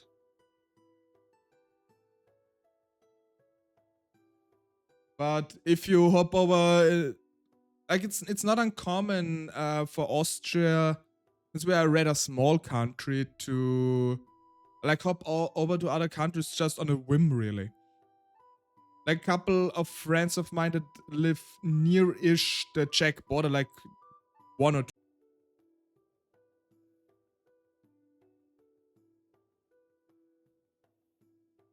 I think we are back. Hello? Are we back? I think we're back. I think we are back. We're back. Okay. Yeah, don't know what happened. I had to restart my OBS just now. That was weird. Timer got reset. Yeah, timer got reset. Unfortunately, it broke. Yeah, sorry about that.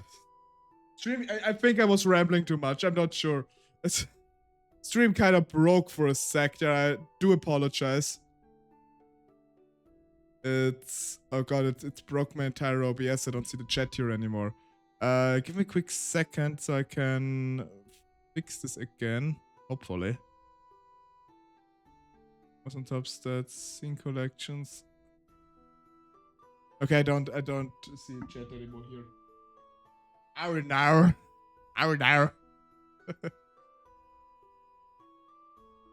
But this is probably a sign of stopping now, I think. Panda is online by now, so I will probably send you over to him. He's playing a nice investigation detective game there, which is actually quite cursed, let's face it. It's incredibly cursed. Perchance, it is time to reset the program, Lamar. I do not hope so. I mean, I have to check to check to fix it. But I'll do that. I do that after the stream now. So rest. I'll rest. Sorry, I thought I see. Sorry, reset. Tech needs a break too. Yeah, that's absolutely true. My poor computer. I mean, luckily, like the temperature in my room has gone down. We were already like at 88 degrees Fahrenheit, and now we're down to 79. So, or from 29 degrees Celsius to 26 degrees Fahrenheit. 20 to 26 degrees Celsius. This was a really fun stream. I'm glad we rated in. I'm also very glad you rated in. So wrap this all up. Thank you all so much who came by, who rated, who followed, and who stayed in long and chatted with me. I hope I could entertain you a little bit. And we will have another stream tomorrow, which is normally out of schedule because my normal schedule is Tuesday, Thursday, Saturday. And we'll be playing probably we'll be playing Repo. I've never played it before, so I do apologize for any nonsense I'll be up to during the stream. But you know, you win some, you lose some. That's just how it is in life. Anywho, I will send you over to Panda. Be nice to him. Don't bully him too much, otherwise he's sad again. I'll try and stop by between Easter and going back to school. I might be busy. Absolutely no obligation. I'll be happy if you can make it. But if you have too much to do, it's absolutely fine. Always glad to see anyone who can make it, but I do not blame anybody who can. You know, we all have our lives to do, and as much as nice as it would be for me to be streaming more and all the time, most probably, it's just not possible. Same as it is not possible for you all to watch all the time. Do you have a raid? I do not have a raid message really. I just always post my my raid emote. This is also something on my to-do list still.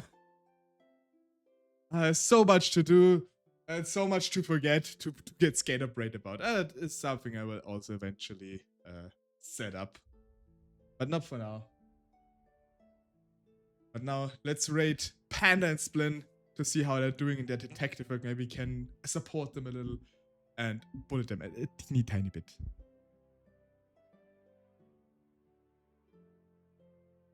Oh, that's very cute. Yeah, okay, yeah, let's just use that one. That is very cute, Nova. Oh, that's very cute. Thank you for making one. Yeah, then let's use that one. Very, very sweet of you. Okay, then thank you all so much for coming by. I hope to see you next time. And until then, have a nice rest of your day and have a nice Easter, everybody. Although we see each other tomorrow. Not tomorrow is Easter, but still. But also I don't see tomorrow. Happy Easter. I'm a writer at heart. Feel free to keep using it. Ah, very sweet of you. I will. Get some good rest, drink water, eat food. That's a very good advice. So, now, let's raid Red Coat Panda. And until next stream, bye-bye everyone.